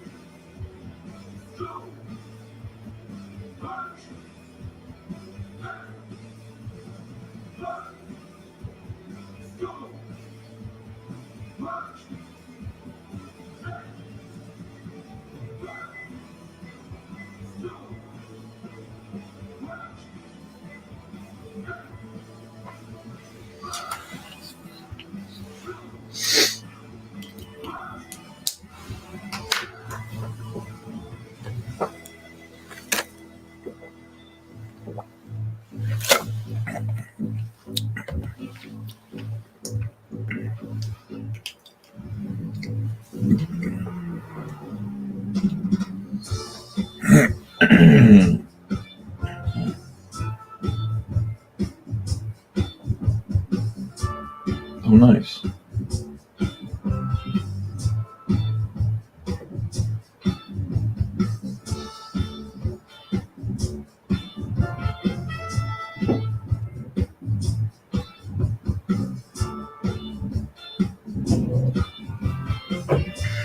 I think Michelle's upstairs.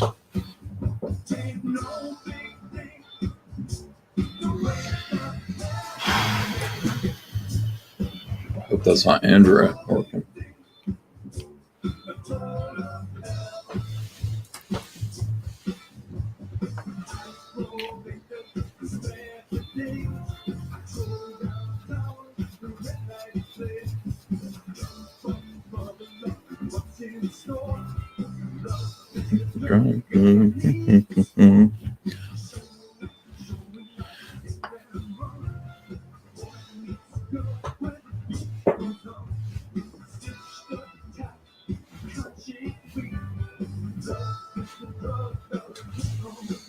Jimmy Owens, $5. Thanks for helping me through a rough night, Ethan. Love you, man.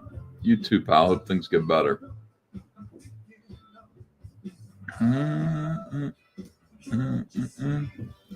Love is a drug for me.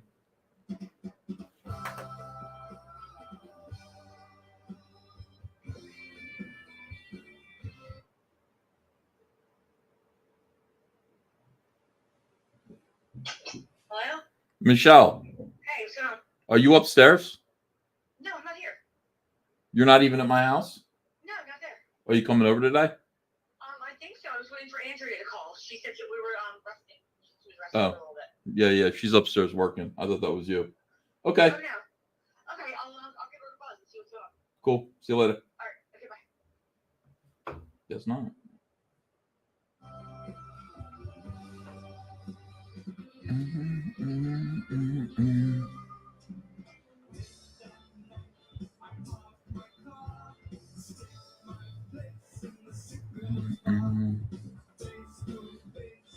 Toe to toe as we hit the floor, a limbo down.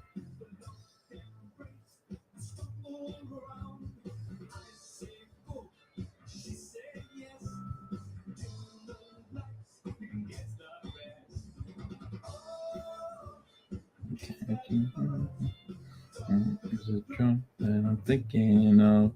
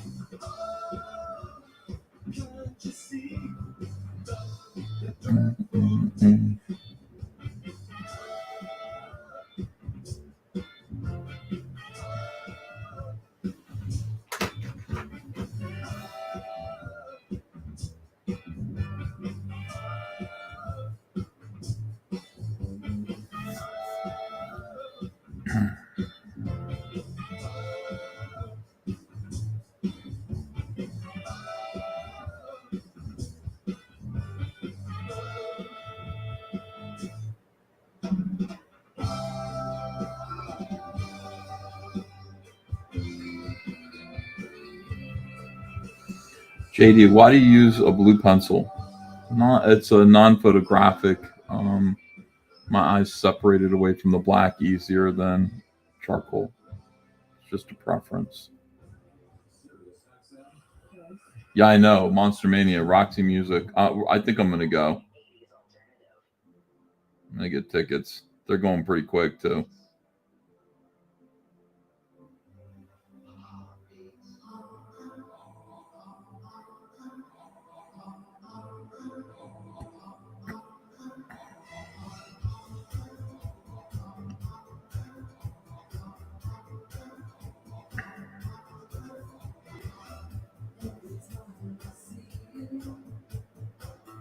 Something happens to me.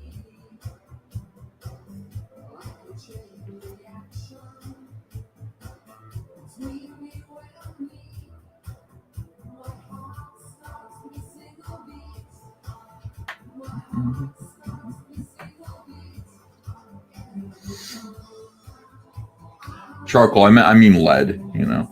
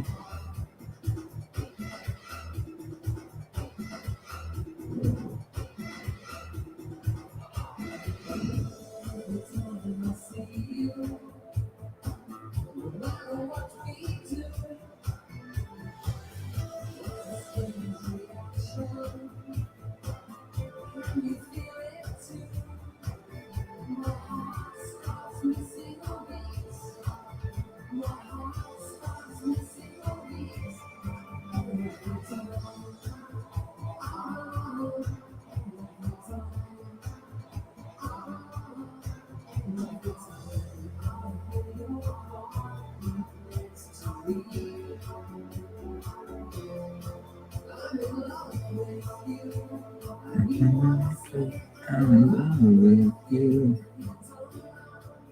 It means to be with you.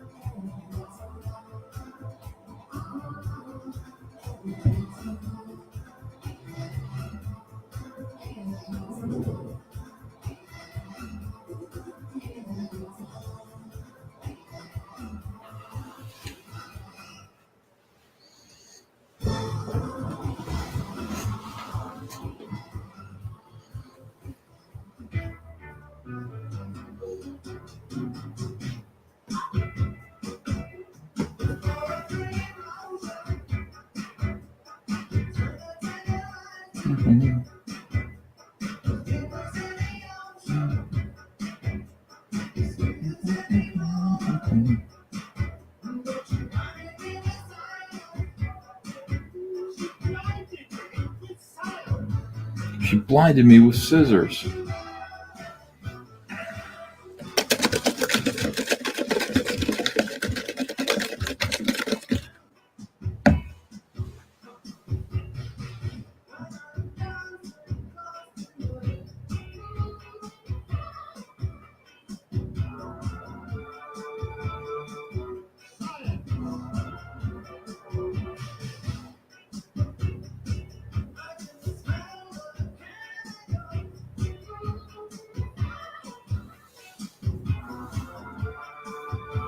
Timothy Fitzgerald, have you drawn Death Sting? Is it the same style as Cyberfrog? Yep, but it's not as wasn't as difficult. A lot of it is the origin of Scorpion. That's in there. You'll dig it.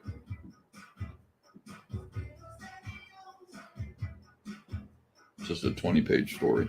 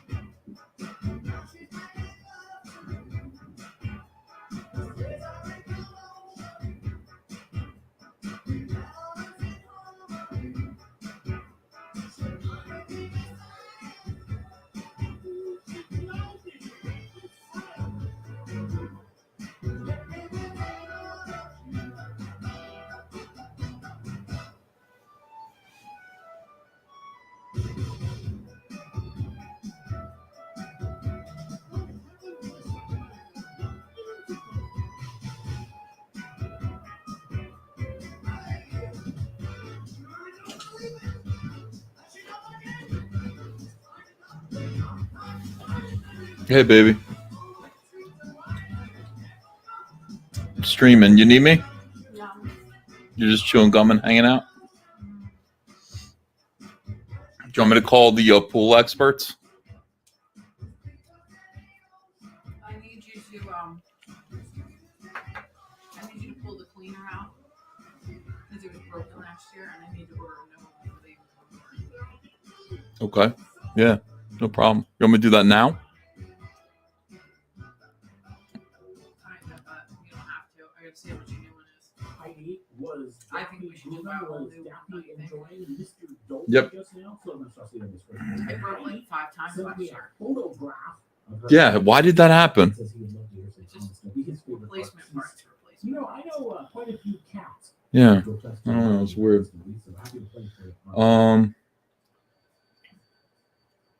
Yeah. What are you doing up there? I heard you walking around. Why aren't you asleep?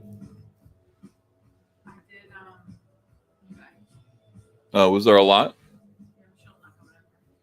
I just called her. I was like, what are you doing up there? She changed her mind that fast. She said, I'll be over later. I'm going to call Andrew. And she said, no. Okay. We don't really need her, though, today.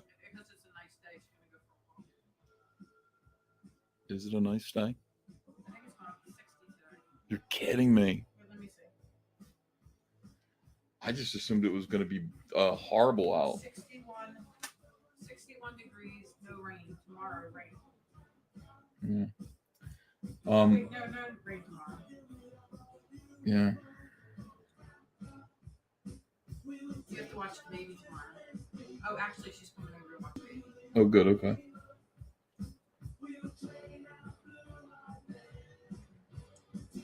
I'll call Michelle back and yell at her. 5 seconds ago, you said you were coming here. Yeah, but then she realized it was going to be 60. 61.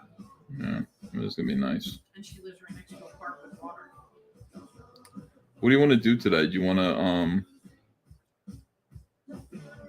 what do you want to do? Go get Easter stuff. You want to shop for Easter baskets today? Do you? Okay. Oh, you want to go to Merchantville? Oh, yeah. All right.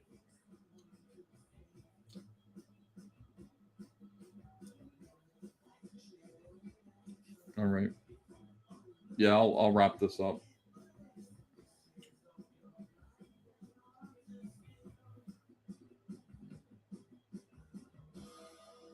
Let's finish this 1B.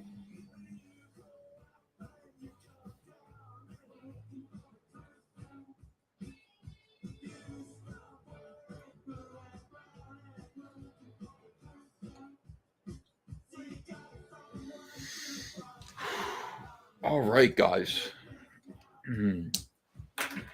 What an amazing live stream.